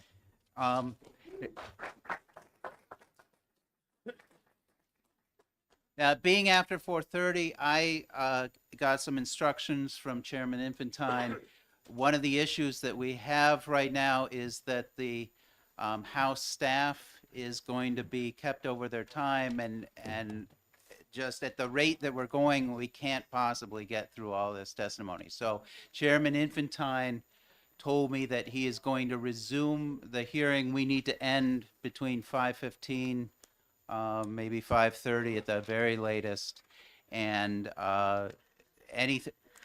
any people we can't get to in that time, we're going to have to pick up in a resumed hearing to be noticed later. And yes, Claudia Estelle is speaking for herself in opposition to the bill, followed by Representative J.R. Hole, Jay Ward, and Stefan Gonzalez. Thank you for letting me speak, and I stand in opposition to this bill. A lot of things have been said that I was going to say, so I want to just share two things. One, I'm a lifetime member of NEA as a public school educator, and I'm also a member of SEIU 1984 Chapter 32 as an adjunct in the community college system. I've benefited greatly from being a union member. As a teacher, one of the things I love is when I get to see former students. And I ran into a former student of mine in the grocery store, young man who was, an average student, a nice guy. He was so proud of the fact that he had a great job, a great union job, so that he was earning a good living, he was getting training, he was being able to put money aside for his retirement as a young man in his 20s. So that's one thing I want to say. And the second thing is, as a teacher, there were times when we were negotiating our collective bargaining agreements, that we focused on particularly the pay for the younger teachers and the newer teachers, at the detriment maybe of those of us who were higher up on the pay scale, who are more experienced. There were other times that the reverse happened. We'd done things for people at the lower end of the scale. It was time to give something to the people who were at the top end of the scale. I think it's because the thing that the gentleman from Americans for Prosperity didn't point out is that union contracts are for the common good. And so I think that when we negotiated those collective bargaining agreements, and sometimes one group benefited more than another group, we all stood behind each together in solidarity because we knew that this was for the common good. So that's all I had to say. Thank you so much. Thank you for your testimony. Are there questions? And if you have a copy of that you can turn into the I'm clerk? sorry. Okay. It was just notes. All right. So next up, co-sponsor of the bill, Representative J.R. Hole. Thank you, And Mr. he'll be followed by Jay Ward, Stefan Gonzalez, and Executive Counselor Cindy Warmington. Thank you, Mr. Chairman. For the record, Representative Hole, serving the towns of Dunbarton, Hooksett, Allenstown, and Epsom. While I was sitting in the audience, I heard people talk about I was a member of the NEA.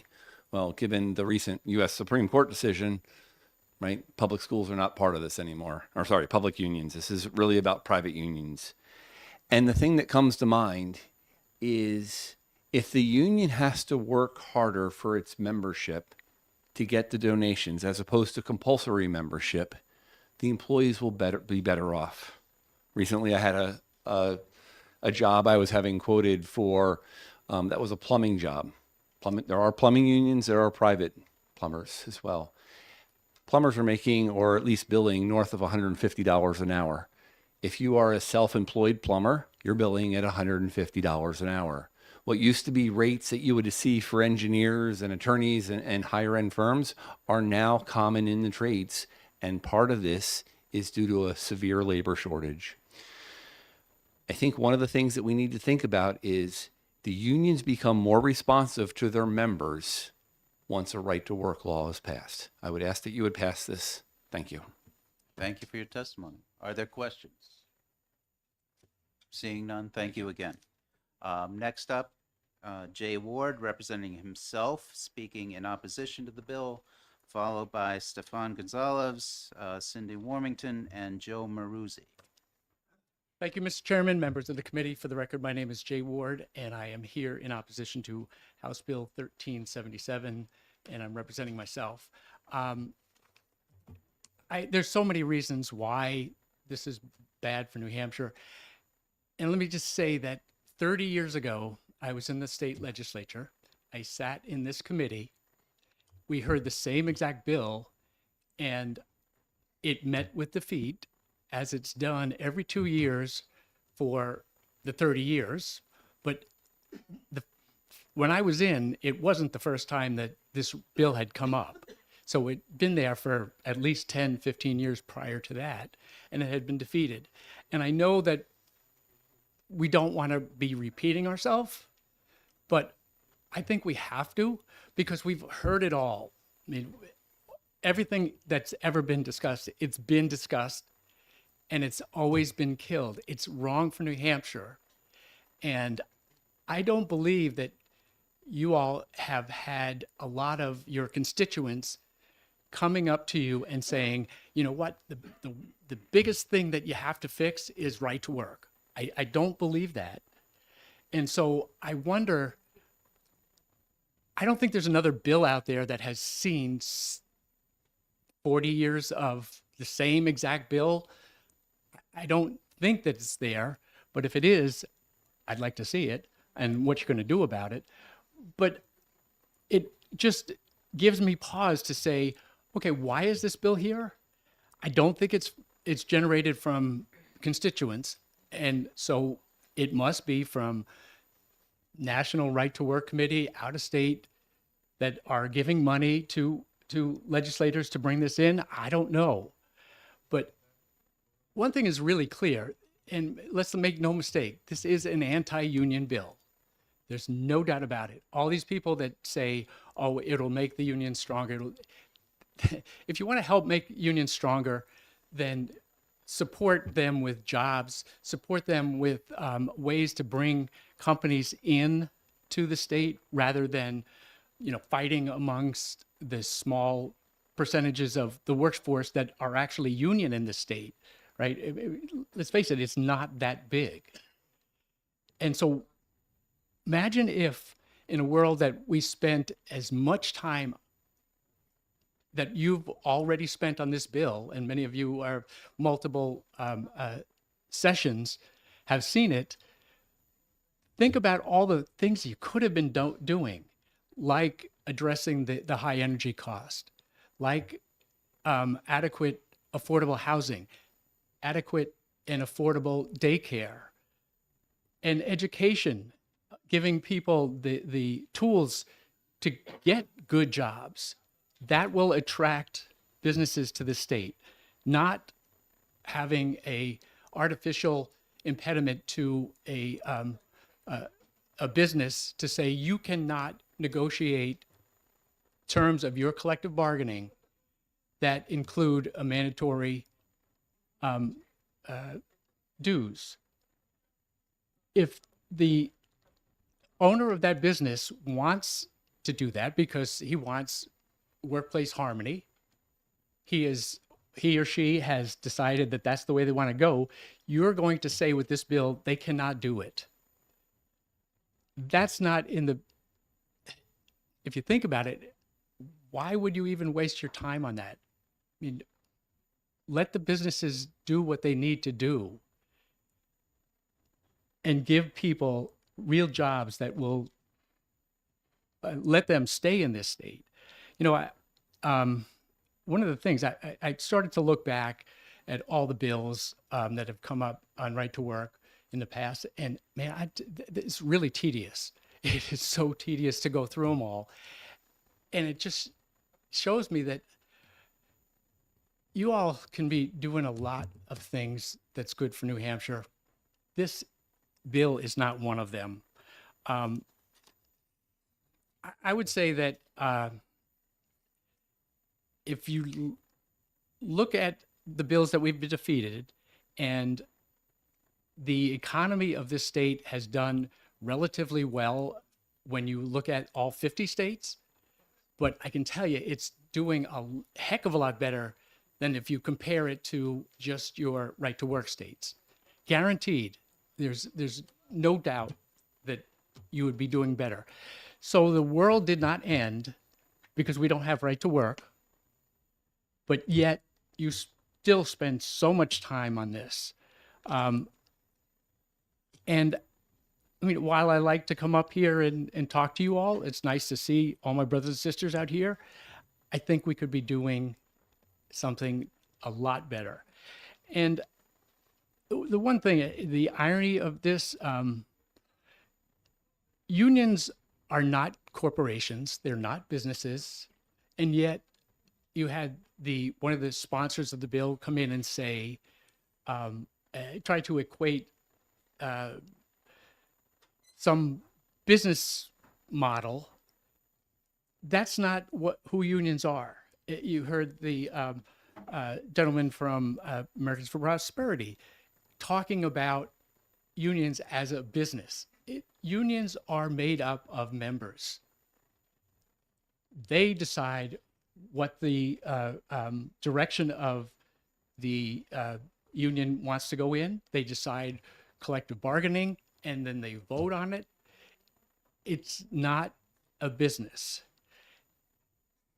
And also, the irony of some of this legislation, and some of these supporters of it, like the Chambers of Commerce, like the BIA, they're all member organizations. If you were to say to them that they suddenly have to let everybody in and they have to work for everyone the same, but they can't charge dues, I don't think they'd be very happy. But that's what this bill will do. And I know that you want to wrap it up. Yes. But then again, I want to see you wrap it up too and not have this come back every single year. Thank you for your testimony. Are there questions? And we have, yes, go ahead. I'm going to try to make this quick. Great to see you again. It struck me when you were with SEA, you brought it to my attention that the membership of SEA reflected, a political party membership in general, reflected the state's membership. And I thought that was interesting. And you've worked with other unions. I know this is probably true for the Teamsters. As a granddaughter of a Teamster. I get the sense that there's a disconnect between, you know, the national organization pushing this versus Republican union members who appreciate their union. And in a way, union membership can, in some cases, create Republican Party loyalty in a way. What was your sense, and what is your sense of the disconnect, or is there a disconnect between like rank and file Republicans and union that are union members versus the national cookie cutter bill? There is, and just like in every single community, you have what 30% are Republicans, 30%, you know, and so it's the same way. We are we are the union is your community, because they're all the workers that are combining together. So there are going to be equal numbers of independents, Democrats, and Republicans. And it is all local, and what happens in DC happens, and so there is a great disconnect. Any further questions? Thank Seeing you none, all, thank and you for thank your you for your testimony. time. So I would like to call Stefan Gonzalez, representing the USW, followed by Cindy Warmington, Joe Maruzzi, and Blaine Hanson. Good afternoon, Mr. Speaker and members of the committee. Not only am I representing the United Steelworkers, I'm a 20-year-plus resident of Salem, New Hampshire. My name is Stefan Gonsalves. I have lived and raised my family in Salem, New Hampshire for over 20 years. During my years living in Salem, I've seen much growth, most of it for good. New schools, new businesses, housing. It was a nice place to raise my family. Also for those 20 years, I have also belonged to the United Steelworkers, a union. My first 30-plus years, I wasn't working for a union, and the difference is staggering. Raises yearly, good health care, job security, retirement, all things we can count on. My union is also an amalgamated union, and we have over 200 members who live and work in New Hampshire. These are good jobs. With my position with the Steelworkers, I travel a lot, and I meet a lot of people, a lot of brothers and sisters from a lot of right-to-work states. And out of their mouths, the first words are, we only, we only, we only, because we are a right-to-work state. We only why? Less pay, worse health care, benefits, no retirement, higher place work injuries, deaths, no safety committees. We are better than this, New Hampshire. Look at the right-to-work states. They are the poorest states in the nation. This is not a coincidence. Who is pushing this in New Hampshire? Not anyone in New Hampshire. We are better than this. I will leave you with this. As an avid golfer, I ask you, how many of you belong to a health club, a golf club, a gun club? Maybe we can make them right to work, and everyone can use them while you pay the fees. Again, we are better than this, New Hampshire. Thank you. Thank you very much. Are there any questions? Seeing none, thank you again. Next up, I would call Executive Counselor Cindy Warmington, and that will be followed by Joe Maruzzi, Blaine Hanson, and John Kennedy. Thank you, members of the committee. Good afternoon. My name is Cindy Warmington. I live in Concord and serve as our state's executive counselor of District 2.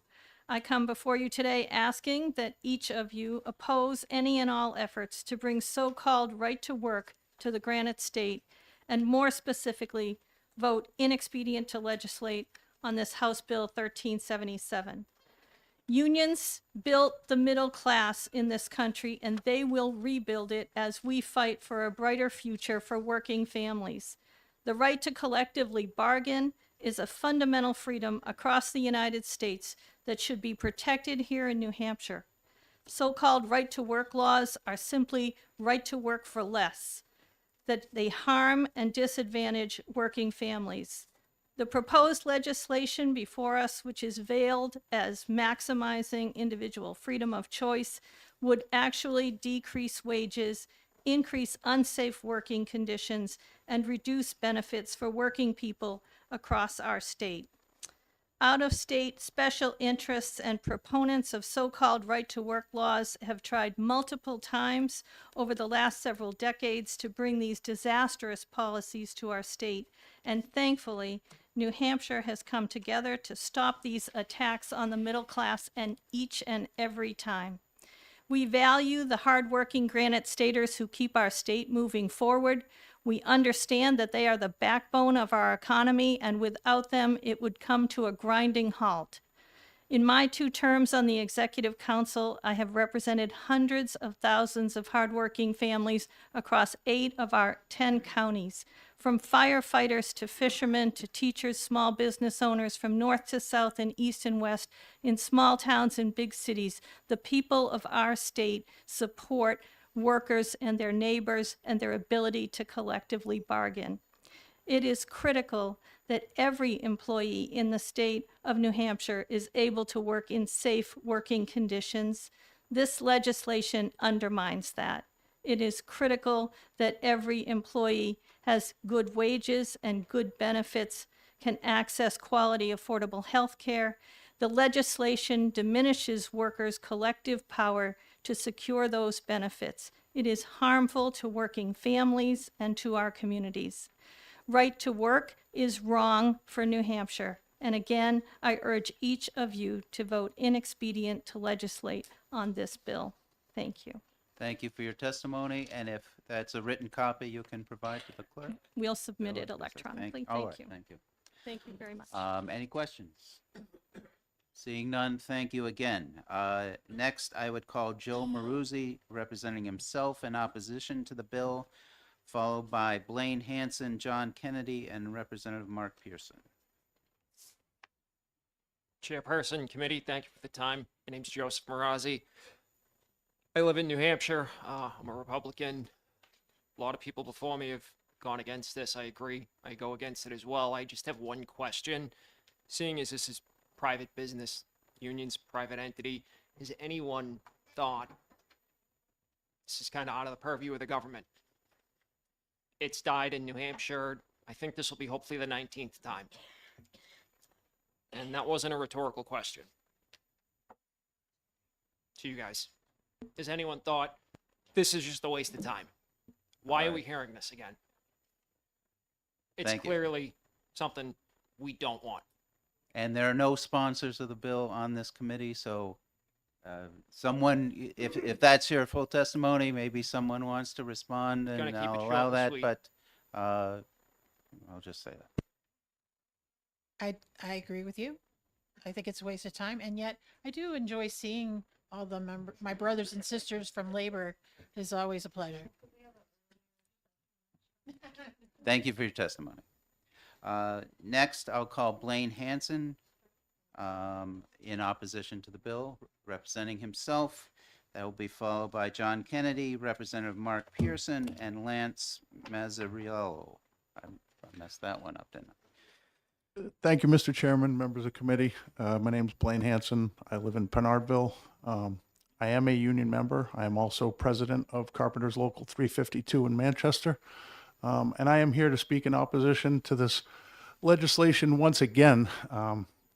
It seems every 2 years we come back here.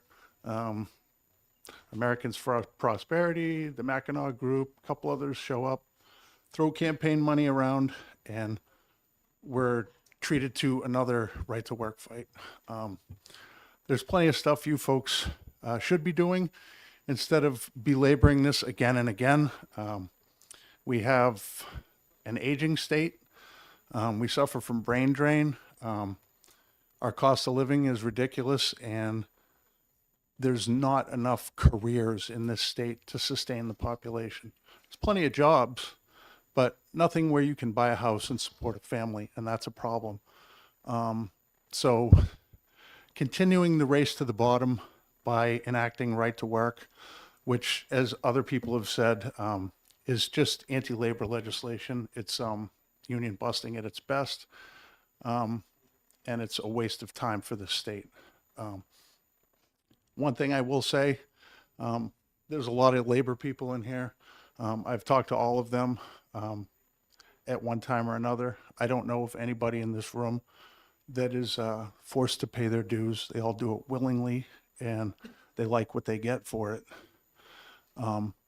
You guys need to do better. You need to figure out why companies that have good jobs and pay good wages don't come to the state.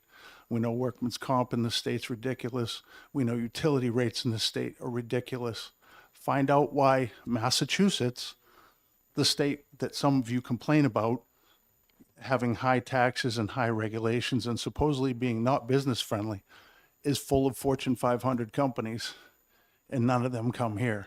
55 miles difference between my house and where I work, and I double my income. That's a problem in this state. And that's why young people leave, and that's why the state keeps getting older and older and older. And my last point is, I noticed everybody in this room that is against this legislation is dressed like this and has work boots on. Everybody that supports this legislation is from out of state and is wearing a suit. Thank you very much. Thank you for your testimony. I'll assume there no questions. Next, I'll call John Kennedy, who is the President of Specialty Services of New England. And that will be followed by Representative Mark Pearson, Lance Mazzarello, and David Bovo. John and I are going to speak together. I'm Lance Mazzarello. We work for the same company. Oh, okay. Very good. So I'm the president of Specialty Services New England. We're signatory to the Carpenters Union. We do work all over New England. I've asked Lance Mazzarello, who is our Director of Operations, to speak on behalf of Specialty Services of New England.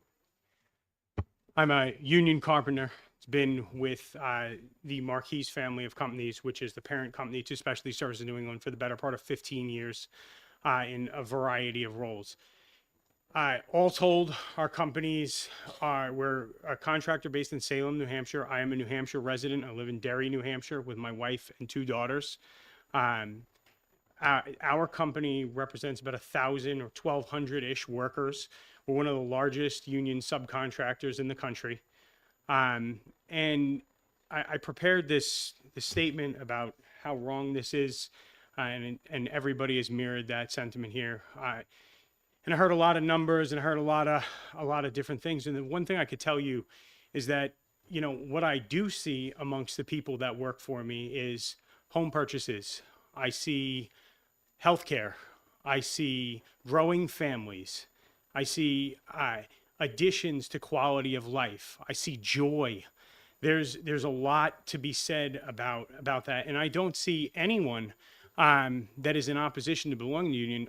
Contrary to that, in my tenure here, I have helped. I can't even count how many people find a pathway to union membership, not just in the carpenters, but in various trades and other avenues in other businesses, and find their own prosperity. In all my time here, and the time I've spent mentoring and working and helped to bring apprentices on, I myself having been the beneficiary of an apprenticeship, I've never had anyone come to me and say, you know, I'm being forced to pay these dues and I don't feel like I'm getting what I should. I'm going to tell you a quick little story, and I hate telling this story because I hate using it. But my daughter Lavinia, who was born in 2017, 2 months after being born, suffered a stroke. And thank God we're in New England and we have the healthcare system that we did. We went to Mass General Hospital, and I want to tell you, after 150 days in the hospital, I couldn't even guess what the bills would have been, what it would have done to the next decade of my life if I even ever got out of that hole, if it wasn't for Gold Star Healthcare that's provided by collectively bargaining with a union, and the ability for the union to do that. Now, I'm happy to tell you today that my 6-year-old is taking her NEWA tests in kindergarten, and I'm expecting her to perform admirably.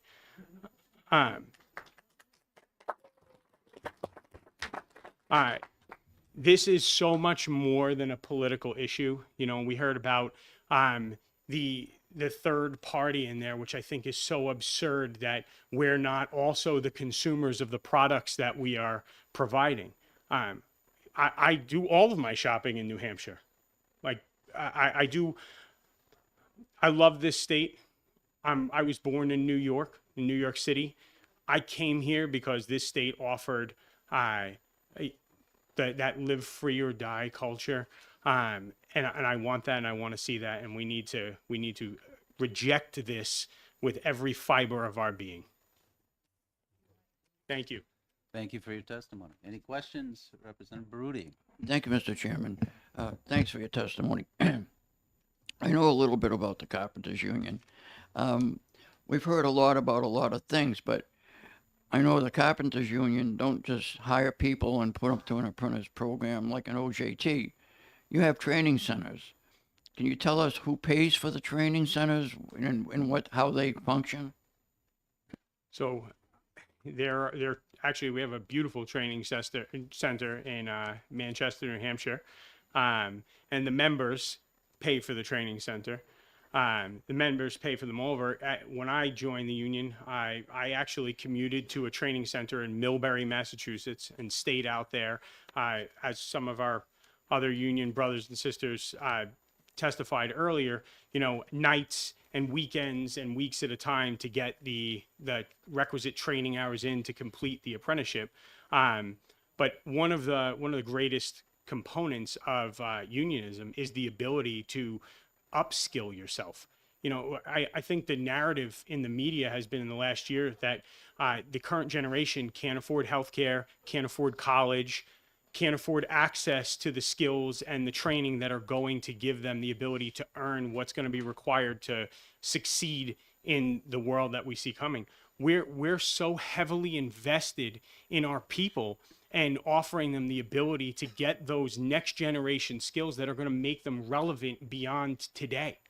You have to be seeing the fact that everything is changing, and if you don't have organizations, responsible employers that are committing to put money into building their people, that is a zero-sum game for New Hampshire residents. Like, I love it here. I love the winters, the summer, the weather, the people. I love it here, and I want to see this be a place where people can keep coming. I looked at the numbers on right to work in other places, and it's lower income, it's mortality on construction sites, it's less safety. Every metric that you could measure this by is lower. I can't even understand why I'm back here again. And I think this is my third time now coming to talk to all of you about this.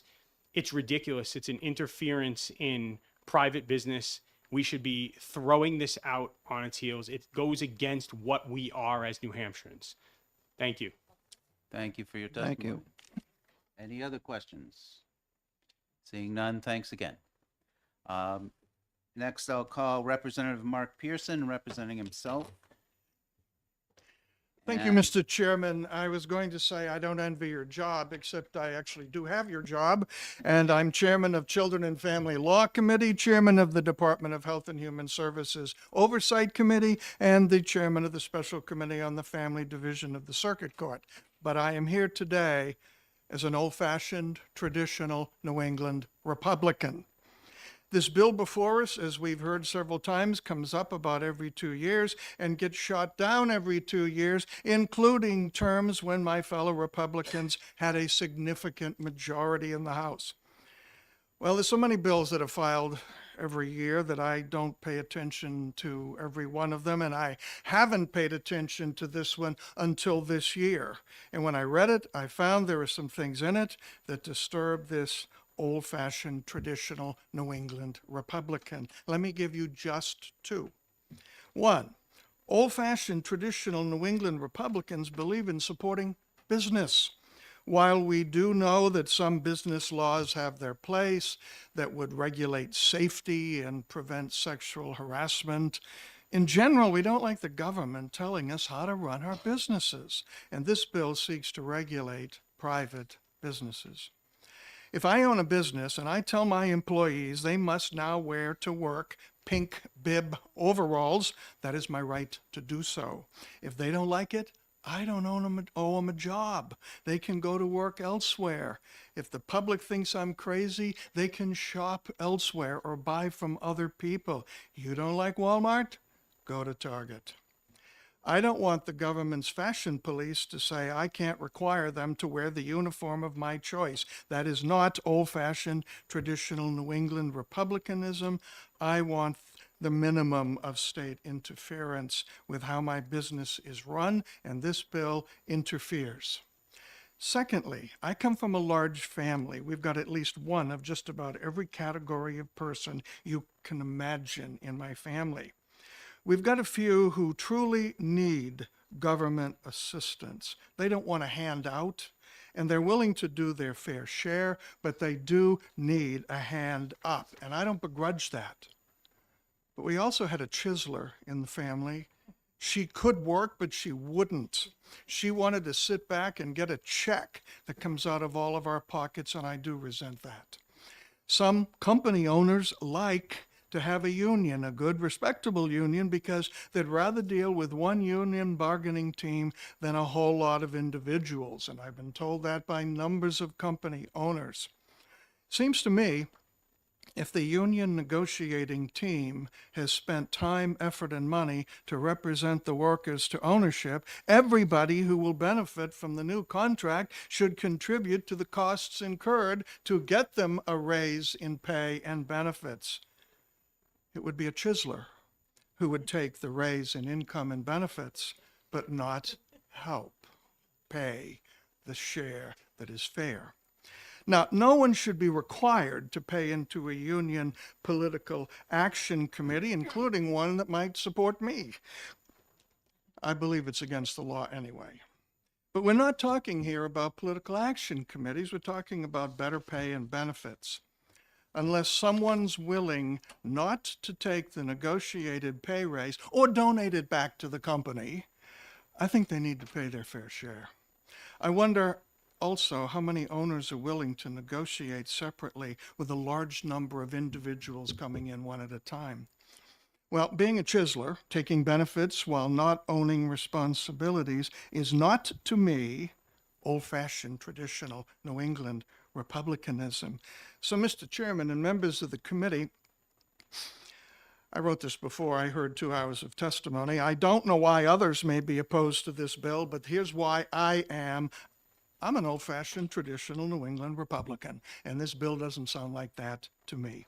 Thank you for hearing my testimony, and because I'm running very late, and so are you, I would choose not to take questions.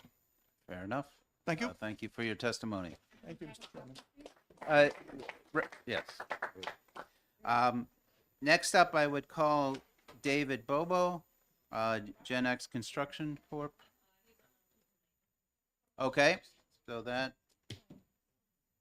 And so Kim Hawkinson of North Atlantic States Regional Council of Carpenters.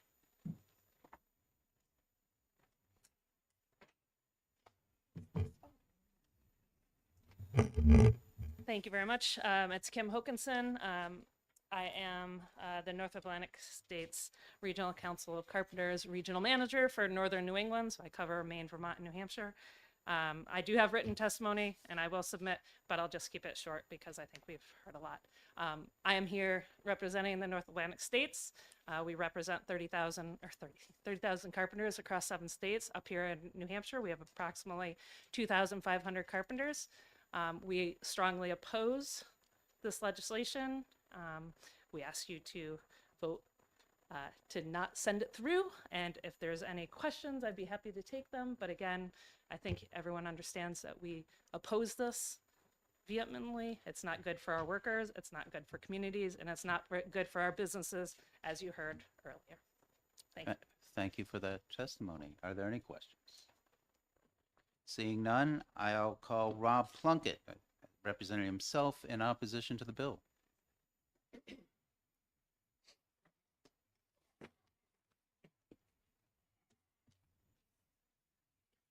Thank you and good evening. Dear Congressmen and Congresswomen, I'm here to oppose House Bill 1377, the so-called Right to Work bill. My name is Robert Plunkett. I am currently the Recording Secretary for Interior Systems Local 352 of the North Atlantic States Carpenters Union. I currently reside in Northfield, New Hampshire, and have called New Hampshire home since 1995. I graduated Pinkerton Academy in 1997 and got married shortly thereafter. I went on to college, during which time I had 2 children. Life, as you can imagine, was quite difficult to balance. I eventually divorced and remarried and had another child. By 2008, I was having to work 2 jobs to barely pay our bills with little to no benefits or retirement options. I had to apply for food stamps and financial assistance. In May of 2012, I lost my primary job. Then in August of 2012, I lost my second job when Stop & Shop closed all their stores in New Hampshire. At this time, I decided to find a job that would provide better pay and benefits and allow me to actually be home to be a father to my children. I worked through a temp agency while applying to the Carpenter's Apprentice program. I was accepted and began work on July 1st, 2015, a date I will never forget. Sorry, I lost my place. Since joining the Brotherhood, I have begun a most rewarding career. I am making 2 to 3 times more money than I ever have. I have a great benefits and retirement package as well. My family is able to get the medical services they need. If right to work is passed in the state of New Hampshire, all these goals and achievements and dreams will be short-lived and vanish. At its core, right to work is an assault on unions, inaccurately displayed as an initiative to enhance worker freedom. Its true objective is to cripple unions financially by eliminating the obligation for workers in a collective bargaining union to share the costs associated with negotiation and representation. It's no hidden fact that in other states where right to work was passed, wages and benefits eventually dropped, leaving many hardworking Americans fearing for their futures. Not a single state in the Northeast currently enforces a right to work law. Despite persistent endeavors by special interest groups, this legislation has consistently faced defeat in our state. This pattern not only shows how wrong right to work is for New Hampshire, but also the useless nature of investing time and resources in its pursuit. Such resources could be better used to help with other more pressing issues such as opioids and improved housing. I ask you from the bottom of my heart to please consider my testimony and others along with the facts very carefully, then vote no on House Bill 1377, the so-called right to work bill. Thank you. Thank you for your testimony. Are there any questions? Seeing none. And at this point, again, there's still a lot of testimony to go, and we're up against a limit in terms of the House staff able to support this continuing. So I'm going to stop the testimony at this point. We're going to continue the hearing on this bill at a time. It's up to the chairman of the committee to figure out when we can schedule that. And I do apologize for anyone who's waited here and hoped to testify today, but we just ran short of time. Thank you very much. And so I am now going to recess out of HB 1377. Thank you.